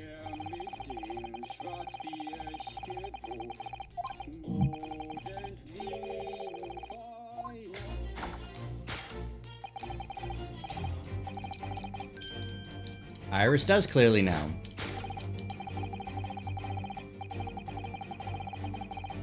Yep, and it's not the teacup. It's the record player. Because it's just a record. It's a record that's being played. Goodness, I should like to try some. And I'd like to hear your singing, but this man... Just how long does he intend to keep up with that tune, do you suppose? As I said, he's been stock still the entire time, and if you look closely, his lips aren't moving either. Ah! So I'm not sure what's actually responsible for the spirited singing, but I expect the answer lies at the end of Iris's gaze.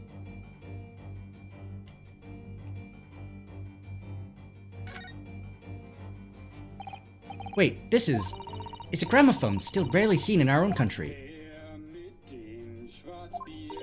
The sound certainly appears to be coming from the horn. A machine singing? That can't be right! Science and technology are changing the world rapidly, Mr. Naruhodo. What's right is changing too. It's too much for my brain! Take that!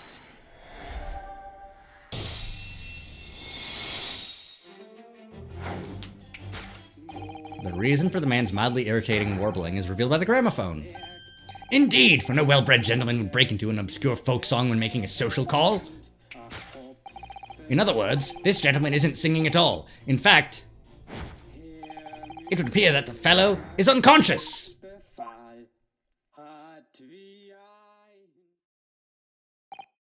Ah, the music seems to have stopped now. I ask you, Mr. Naruhodo. Yes? Why would I have purchased a recording of that gibberish? How should I know? Well, never mind. On with the deduction. Who exactly is this gentleman availing himself so thoroughly of the city?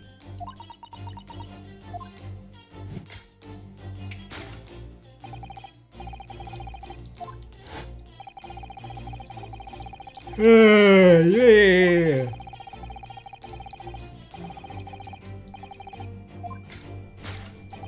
It's very funny that they're talking about the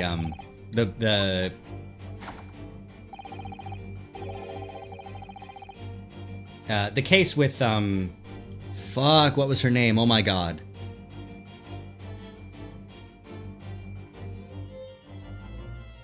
I know the case. I know it well. The man had an affair with a woman and tried to bribe her or something to keep her silence. But it was the lady was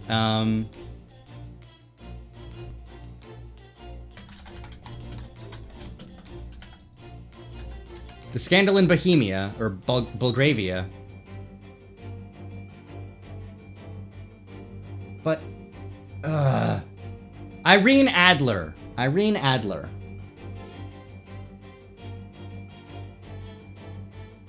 It was also, oh, interesting. I didn't know this.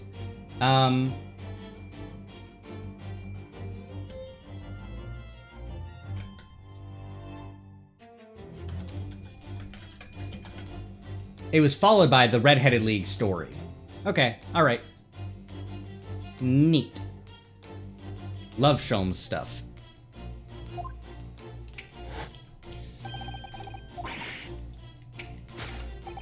If my memory serves, then the mask worn by this gentleman is identical.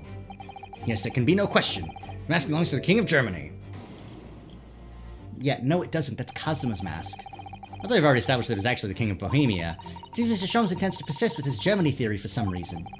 Come to think of it, the young prince was wearing a mask as well, wasn't he? Master Gotz? The boy whom you had in tears. Don't remind me, or anyone else. You suppose all members of the aristocracy of mainland Europe wear masks? I'm sure they do. Well, probably. Anyway, the point is that mask doesn't belong to any king. No, that's right. As we well know, because we can identify the true owner of this mask.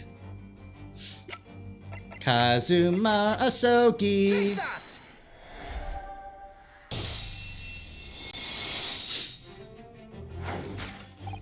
Yes, there can be no question.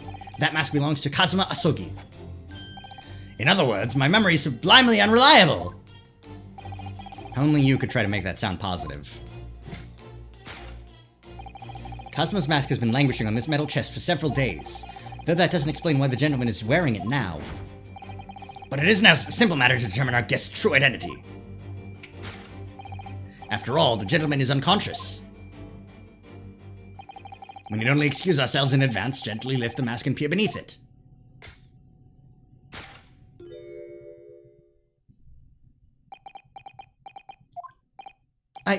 I don't believe it.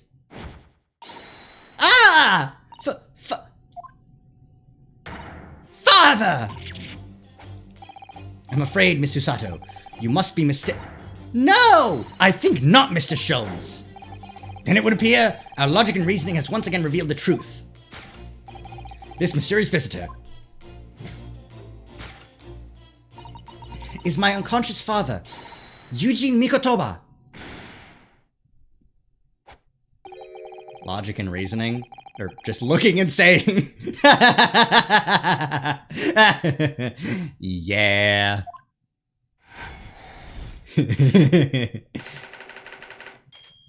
Logic and reasoning spectacular. We just looked and saw. Observation, my dear fellows, is the key to solving any great mystery. Which leaves us with one remaining imponderable. Yes, you, young Iris. But your apparently inexplicable silence is unable to hide the truth.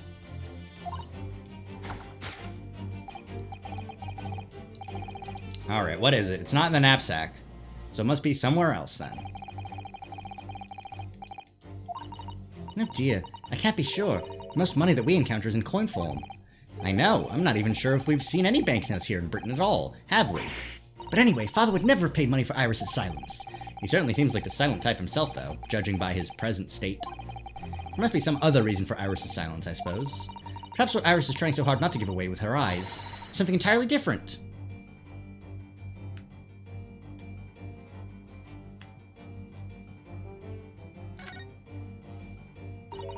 Oh, it's open. It contains important documents, doesn't it? Yes, details of all the cases Mr. Sholmes has worked on over the years. Written up by Iris's father, if I'm remembering correctly. Iris insists that the chest is kept locked at all times. She's never once shown me inside. Well, its contents are invaluable to her, I suppose, and entirely irreplaceable. But look at it now. The catch is unlocked, for once. So it is. That's hard to ignore. Very. I've never seen that chest unlocked before, in all the time we've been staying here at Baker Street. Take that!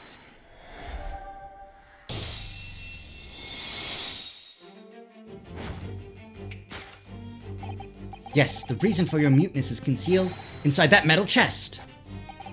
An excellent observation, for upon closer inspection, there is something different about the chest's appearance. It's kept locked at all times, yet now, the catch is open. Evidently, this has something to do with your refusal to speak, Iris. But it's a simple enough matter incite you to speak, I'm sure. I merely need to open this chest. Here we go. No! Hurley, don't!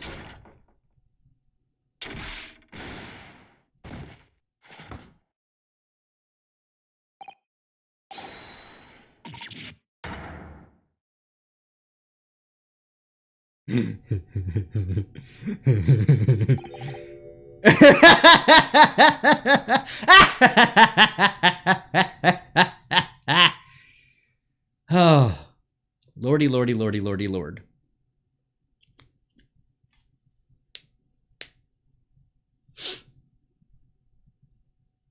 He's dead. Never! Oh, Hurley, I told you not to open it. Ah, so you found your voice now, Iris. In other words, what just happened clearly reveals the truth here. Yes, the real reason for your silence until now is... This is somewhat different to the usual dance of deduction you performed with Mr. Sholmes, isn't it?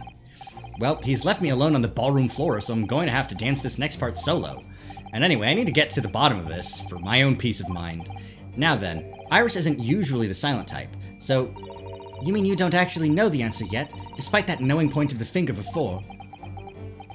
Mrs. Otto, sometimes a man needs to point his finger first and think later. There it is, ladies and gentlemen, the entire core thesis of every Ace Attorney game since the first one.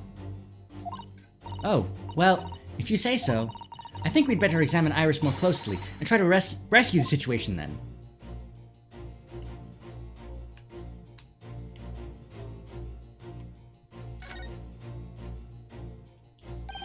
That's a key she's holding. Look. I'm sure that wasn't in her hands before, was it? No, you're quite right. It appeared as if by magic. That's strange. A big old iron key. Where did it materialize from? Well, it's important enough.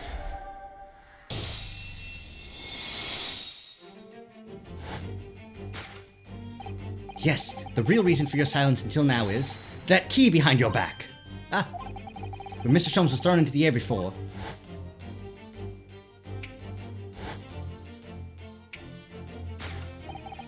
just before you called out to try to stop him, you slipped something out of your mouth. That something is the key now in your hands. No doubt the key to the chest. You're so clever, Bruno. So now it becomes clear. Thanks to Mr. Sholmes' graphic demonstration, we can well imagine what happened here. But... Professor Mikotoba also opened that metal chest only to be punched into the air. And land sprawled out on the settee. But wait, that doesn't explain all the facts. What about the stylish scarf? And the cup of tea? And above all, why would he be wearing Kazuma-sama's mask? Well, for those curious details, I can think of only one explanation. Clearly, an unbelievable miracle took place in this room. Isn't that right, Iris? Consider how the room was arranged before this whole painful experience took place. When Professor Mikotoba opened the chest, completely unaware of what awaited him inside, the mask was flung into the air just as he was, only to land neatly on his face when it fell back down. And the teacup's journey through the air ended when it caught on the unconscious professor's finger. You mean to say that the stylish scarf is actually just a tablecloth? This is the great detective's office, after all, a place of miraculous deductions.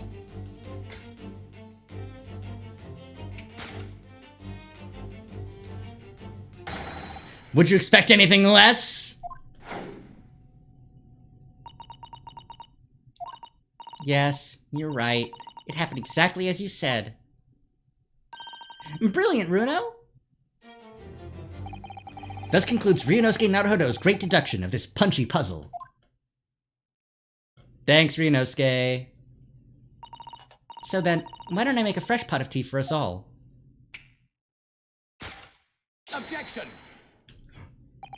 An admirable performance, Mr. Naruhodo. But in the final act of the show there, you rather missed everything of importance. Mr. Sholmes, if you would cast your mind back to my earlier deduction. Iris, clearly you're hiding a great secret. She is, from the look on her face. Mr. Sholmes must be right. Whatever that great secret is, the cat isn't out of the bag yet. So I put it to you again. You are attempting to abscond with that coffee cup. It really is a shame about Mr. Sholmes' cup. It must have been smashed when Professor Mikotoba opened the chest. Oh dear, so many things seem to have been broken here. But now that the deduction has taken a different direction, Iris doesn't seem to be trying to hide the broken cup anymore. In other words, her great secret is something else. Let's put our observational skills to work here one final time then.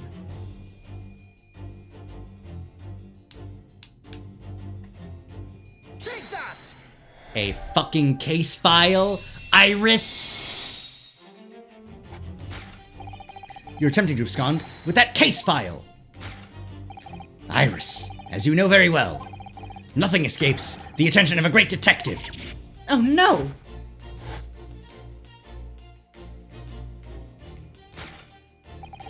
We visited Scotland Yard's autopsy laboratory earlier today, and Dr. Gorey informed us that the autopsy report of Clint Van Zeeks had gone missing. Clint Van Zeeks? Yes, I do seem to recall. That some years ago I asked to see the report in question. You were with me, weren't you, Iris?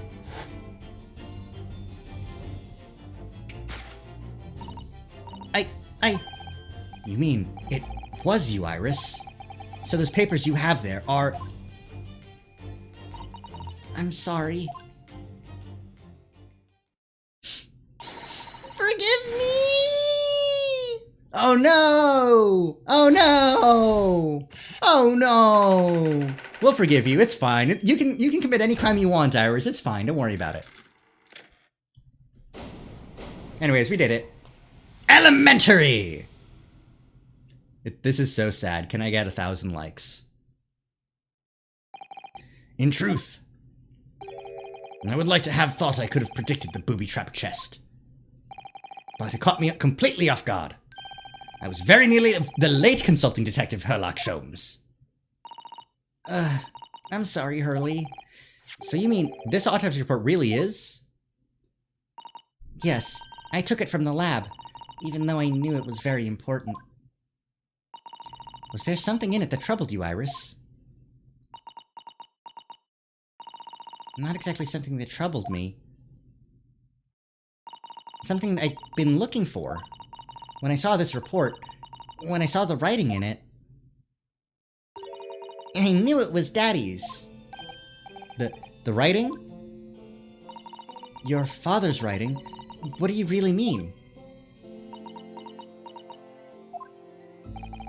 Iris? It must be something that's hard for her to talk about. Forgive me for interrupting, my dear fellows. Mr. Sholmes, what is it? I feel as though the poor unconscious gentleman on the settee has been somewhat forgotten. Ah! Father! Perhaps we should find our guest somewhere more peaceful to rest. Miss Naruhodo, would you be so kind as to lend him your bed? We must do our very best to make him comfortable, I feel. Oh, yes, of course. I'll help you carry him up. So will I. No, I can manage alone, thank you. You have tea to enjoy. We wouldn't want Iris's brew to stew. Because there's no better way to make the professor comfortable than dragging him upstairs like a trunk. I wonder, perhaps that was deliberate. Maybe Mr. Sholmes is making himself scarce to give Iris the chance to talk more freely. We must use this opportunity to talk with Iris. And find out what's going on. Hey, Iris. Your daddy? Would you like to tell us about it, Iris? About your father? I'm sure I told you before, didn't I? That Daddy used to be Hurley's partner. Yes, and that notes about all the cases they solved together are kept inside that metal chest. And that's right. Hurley told me, you see. He said that Daddy's somewhere far away now, so we can't meet. That's one way of describing it. Then, when I secretly unlocked the chest and read through the papers inside, I started to build up a picture in my head of what Daddy must be like. Well, that's only natural. You're just like any other girl of your age. I read that Daddy was a professor of medical science, so I studied and took my degree too. Well, that's only natural, I suppose. In that respect, you're not quite like any other girl of your age, though. But there was one thing that I could never find out. Daddy's name. Ah! His name wasn't anywhere on any of the notes that he'd made about his work with Hurley. But then one day... That's what happened, is it? When you saw this autopsy report, you finally managed to work it out. Is that right? Yes. So it was the handwriting in the report that caught her eye.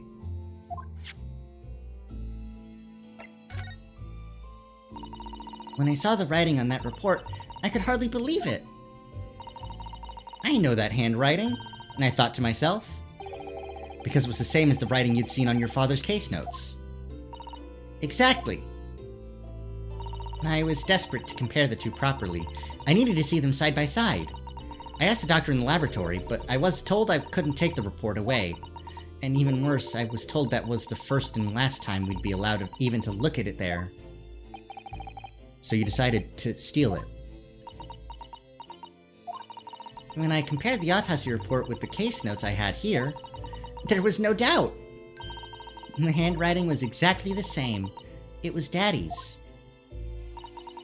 And the signature of the coroner at the bottom of the autopsy report read Dr. John H. Wilson.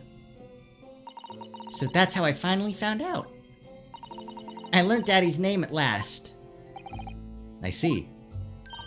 Ever since then, I've called myself Iris Wilson. And that's also when I had the brilliant idea of writing stories all about Daddy's exciting times with Hurley. I decided there and then that I'd write the adventures of Herlock Sholmes. Oh, Iris, I had no idea the stories had quite such a deep personal significance for you. I can see why the autopsy report was so important to her now. And why she was prepared to break the law to get her hands on it. Okay. But the issue here is, I must apologize, Iris. This is really all my fault. Hurley? I made a promise, you see, that until the time was right, I'd keep the details about your father a secret. I know. I've been very naughty. I'll take the autopsy report back to Dr. Gorey and apologize, I promise. Yes, we'll go together, I think. Then, let me look after it for you until we get there. Oh. You know I'm gonna look at that shit. 31st May, between 9 p.m. and midnight, 10 years ago. Death from a single stab wound to the heart. Other superficial external wounds indicative of a duel. Red scarlet ink stains visible on the little and ring fingers of the right hand, but no document in corresponding ink was found. Vital evidence recovered from the victim's stomach during autopsy. Credit to Inspector Gregson for petitioning so doggedly for the autopsy procedure. No internal trauma noted anywhere inside the body. John H. Wilson. Okay, so vital evidence recovered from the victim's stomach during autopsy. Credit to Inspector Gregson for getting an autopsy done, but not what was found inside the stomach, and specifically, no evidence of internal trauma inside the body. It wasn't put there after he died.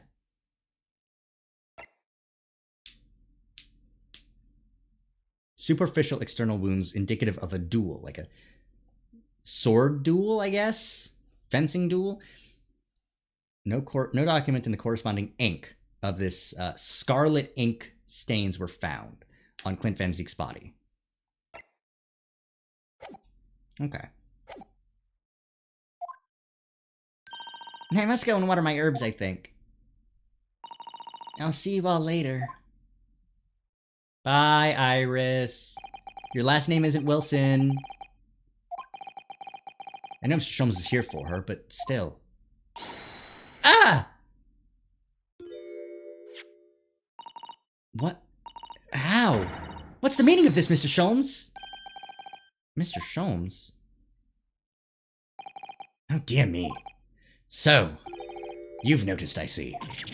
But that would mean... What on earth's the matter, Miss Susato? You've turned as white as a sheet. It's this autopsy report, Mr. Naruhodo. The one from 10 years ago. The writing isn't Dr. Wilson's at all. Huh? What do you mean? How could you possibly know that? Because I know this writing very well. This writing, it's my father's. Huh? Huh? Huh? Huh? Huh? Okay, so... Eugene Mikotoba was the one who penned the autopsy report, and Dr. John H. Wilson signed it. And that means that the person who was working with Herlock Sholmes wasn't Dr. John H. Wilson, it was Eugene Mikotoba. And that's why Mikotoba had a copy of The Hounds of the Baskervilles. Because he was there. It was him.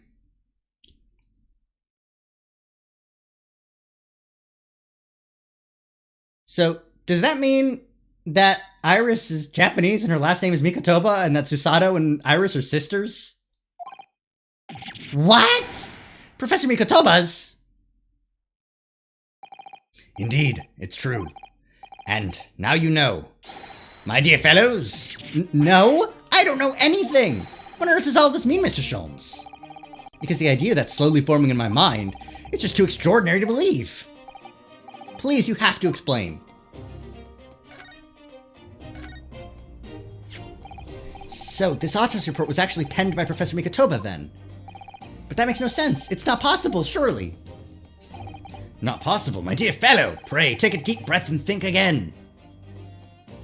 Yes, you're right. In some ways, it actually makes a great deal of sense. It does? 10 years ago is when Father returned to Japan after his extended study tour in Britain. And prior to his return, where was Dr. Mikotoba engaged?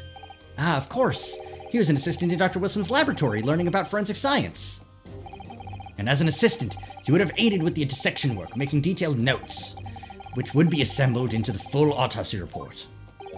Once the work was complete, the head coroner would check the contents and put his signature on the document. In other words, the only writing of Dr. Wilson's in the report would be his signature at the end. I see. So Iris got the wrong end of the stick. You mean she saw that and assumed the whole report had been written by Dr. John H. Wilson? Which is very understandable, of course. What a complicated situation. Okay. And the fact that your partner was actually Dr. Mikotoba. Thinking about it, most of what we know about you, Mr. Sholmes, comes from the published stories of your exploits. Yes, The Adventures of Herlock Sholmes, written by Iris. And we really have no way of knowing what's fact and what's fiction. Most troubling for you, my dear fellow, I'm sure. So what about the supposed partner of yours? Did he really exist or not? Ah, you've come straight to the point, I see. And please come straight to the fucking answer. I believe Iris explained it in one of her installments. He was a trusted comrade and the only person I could truly have called a friend. And did this partner of yours truly make a record of all your cases? Are his notes really stored inside that metal chest? Absolutely, my dear madam. Absolutely. So, where's your partner now? Upstairs on your fucking bed.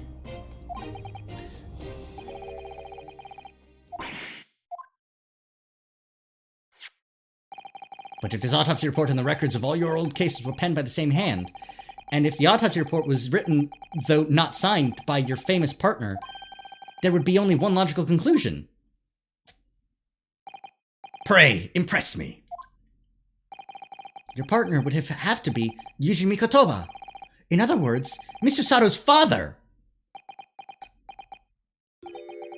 Upon my word, Mr. Naruhodo. You are coming along wonderfully. You have hit upon the method at last. You finally grasped the art of deduction. You mean to say... Allow me to introduce you to my great friend and partner, Mikotoba. You know what? He does fit the bill, though, you know? With the hat, with the bowler hat and the mustache. Professor Mikotoba!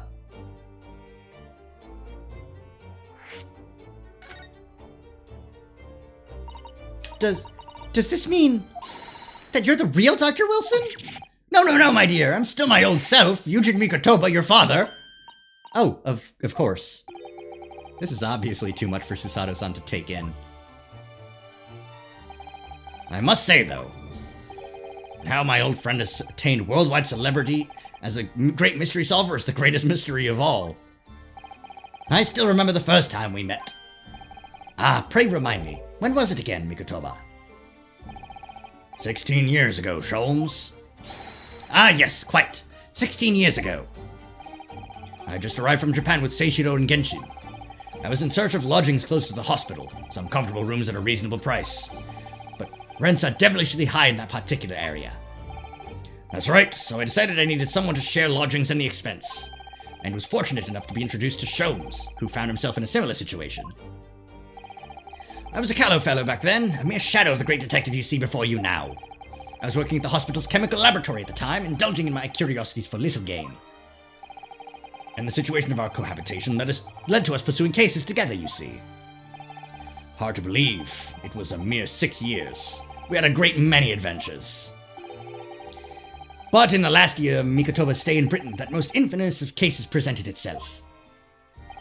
The case with which you've become rather familiar yourselves, the Professor killings. After the trial, Seishiro and I were summoned back home. Hardly surprising, given the circumstances. So there you have it. And as you know, all the details recorded by my trusty chronicler remain in that metal chest. This is just amazing! Professor Mikotoba really is Mr. Sholmes' famous partner.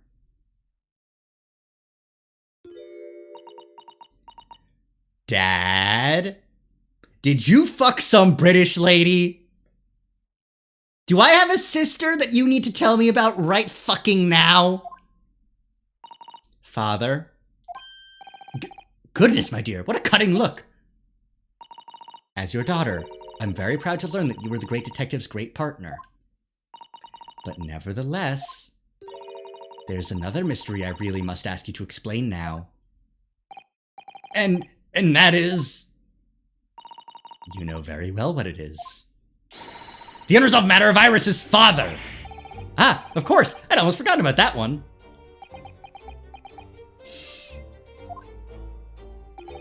I should have seen this coming, I suppose.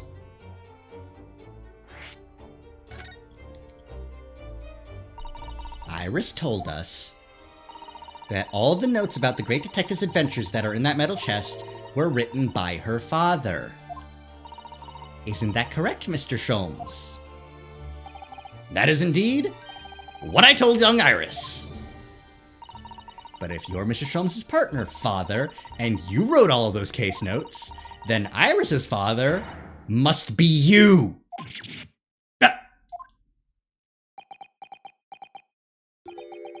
Upon my word, Miss Usato.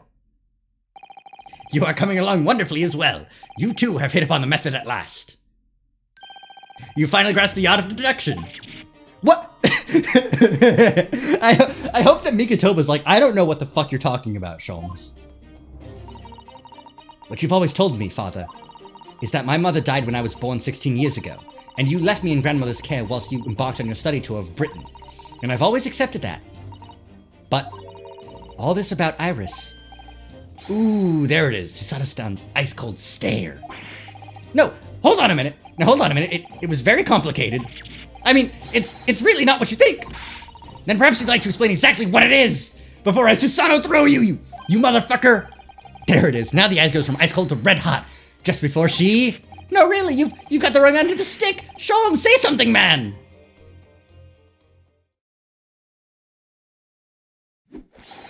That's quite enough, my fiery fellows. Mr. Sholmes? When did he get all dressed up? Boss, I don't like to interrupt this exciting exploration of the past. Mikotoba and I have an urgent matter that requires a short excursion. But it's very late, Mr. Sholmes. Where must you go? Why, my dear madam, is that not obvious? My partner and I must pursue our natural enemies. So get your coat, Mikotoba. The game is afoot. But Sholmes, I really must give Susato a full explanation, I think. Later, my dear fellow, later. Our carriage waits downstairs already. You haven't changed one iota, have you? I mean, really. I visit our home after 10 long years. And when I open that chest in a fit of nostalgia, I quite inexplicably pass out. And as if that wasn't enough, when I eventually regain consciousness, I'm plunged straight into all this. Father, please, go with Mr. Sholmes now. What? I've no doubt that whatever happened, you were acting in everyone's best interests. I trust you, completely. Susato, you shouldn't do that. And sending the great detective and his great partner off on renewed adventures together is more than I could have hoped for in my wildest dreams. Very well then, we'll speak again later. So, I believe your own work is done for the day. I wish you the best of luck for tomorrow. Yes, Naruhodo. Good luck in battle, and in reaching a decision. A decision? About whether to go back to Japan, I suppose? Yeah, I'm not gonna do that. So much happened that day that I barely knew what to do with myself. Go to sleep. It would only be later that I'd come to realize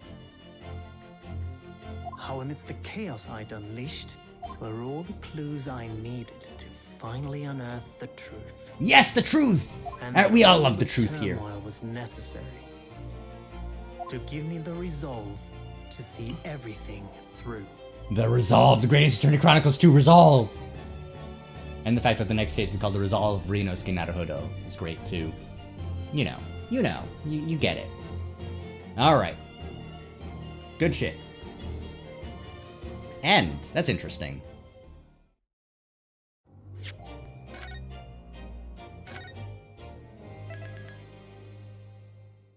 Oh! What? But we're not done with the current case yet.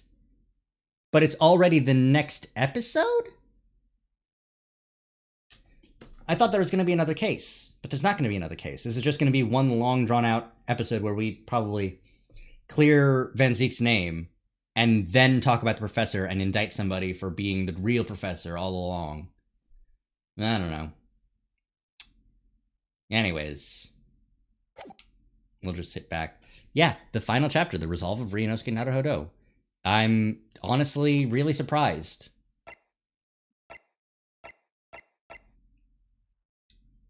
Not that surprised. It was a very long case beforehand. But that's weird. It's really weird. But what are you going to do? We will return to the title screen, though. Oh, boy, oh boy, oh boy, oh boy, oh boy. That was fun. We're finally at the end now. Susato's got a new sister. Iris has the wrong dad, and she's actually Iris Mikotoba. And I don't know. I don't know where to go from here. But what I do know is that I'd like to thank everybody who came in here and chilled with me while we played this game. I'm gonna see if I can't do it again on Saturday, but I might switch it up. I might switch up what game I play. I'm gonna see what we can do. Da, da, da. Might play Pokemon Mystery Dungeon again. That'd be neat. Ba-da-da-da-da. It's important to Mystery Dungeon every once in a while. And we're just getting to the introduction of Team Skull, which is important. But also, we're so close to the end here on Ace Attorney. We'll see. We'll see. Maybe I can hold off for 1 week. Now that I've got as far as I have. Now that it's like this sort of like intermediate middle point. I can definitely take a break and switch up, do different thing. It's just not really in my nature to not binge through something as soon as possible. It's just not in my nature. I'm a binger. If I start something, I just go as hard as I can until I finish it, usually. But the episodic nature of this is making it a little bit easier, but not that much easier. I still want to do that. Anyways, thank you once again for stopping by. Hope to catch you all in my orbit next time. Laters. Now that that's done, let's see if there's anybody to raid that's still live. No one's live. Interesting. Is that still true? Is nobody live? And I guess it is like 3 a.m. Eastern, yeah. Okay. Well, in that case, hope to catch you all in my orbit next time. Bye!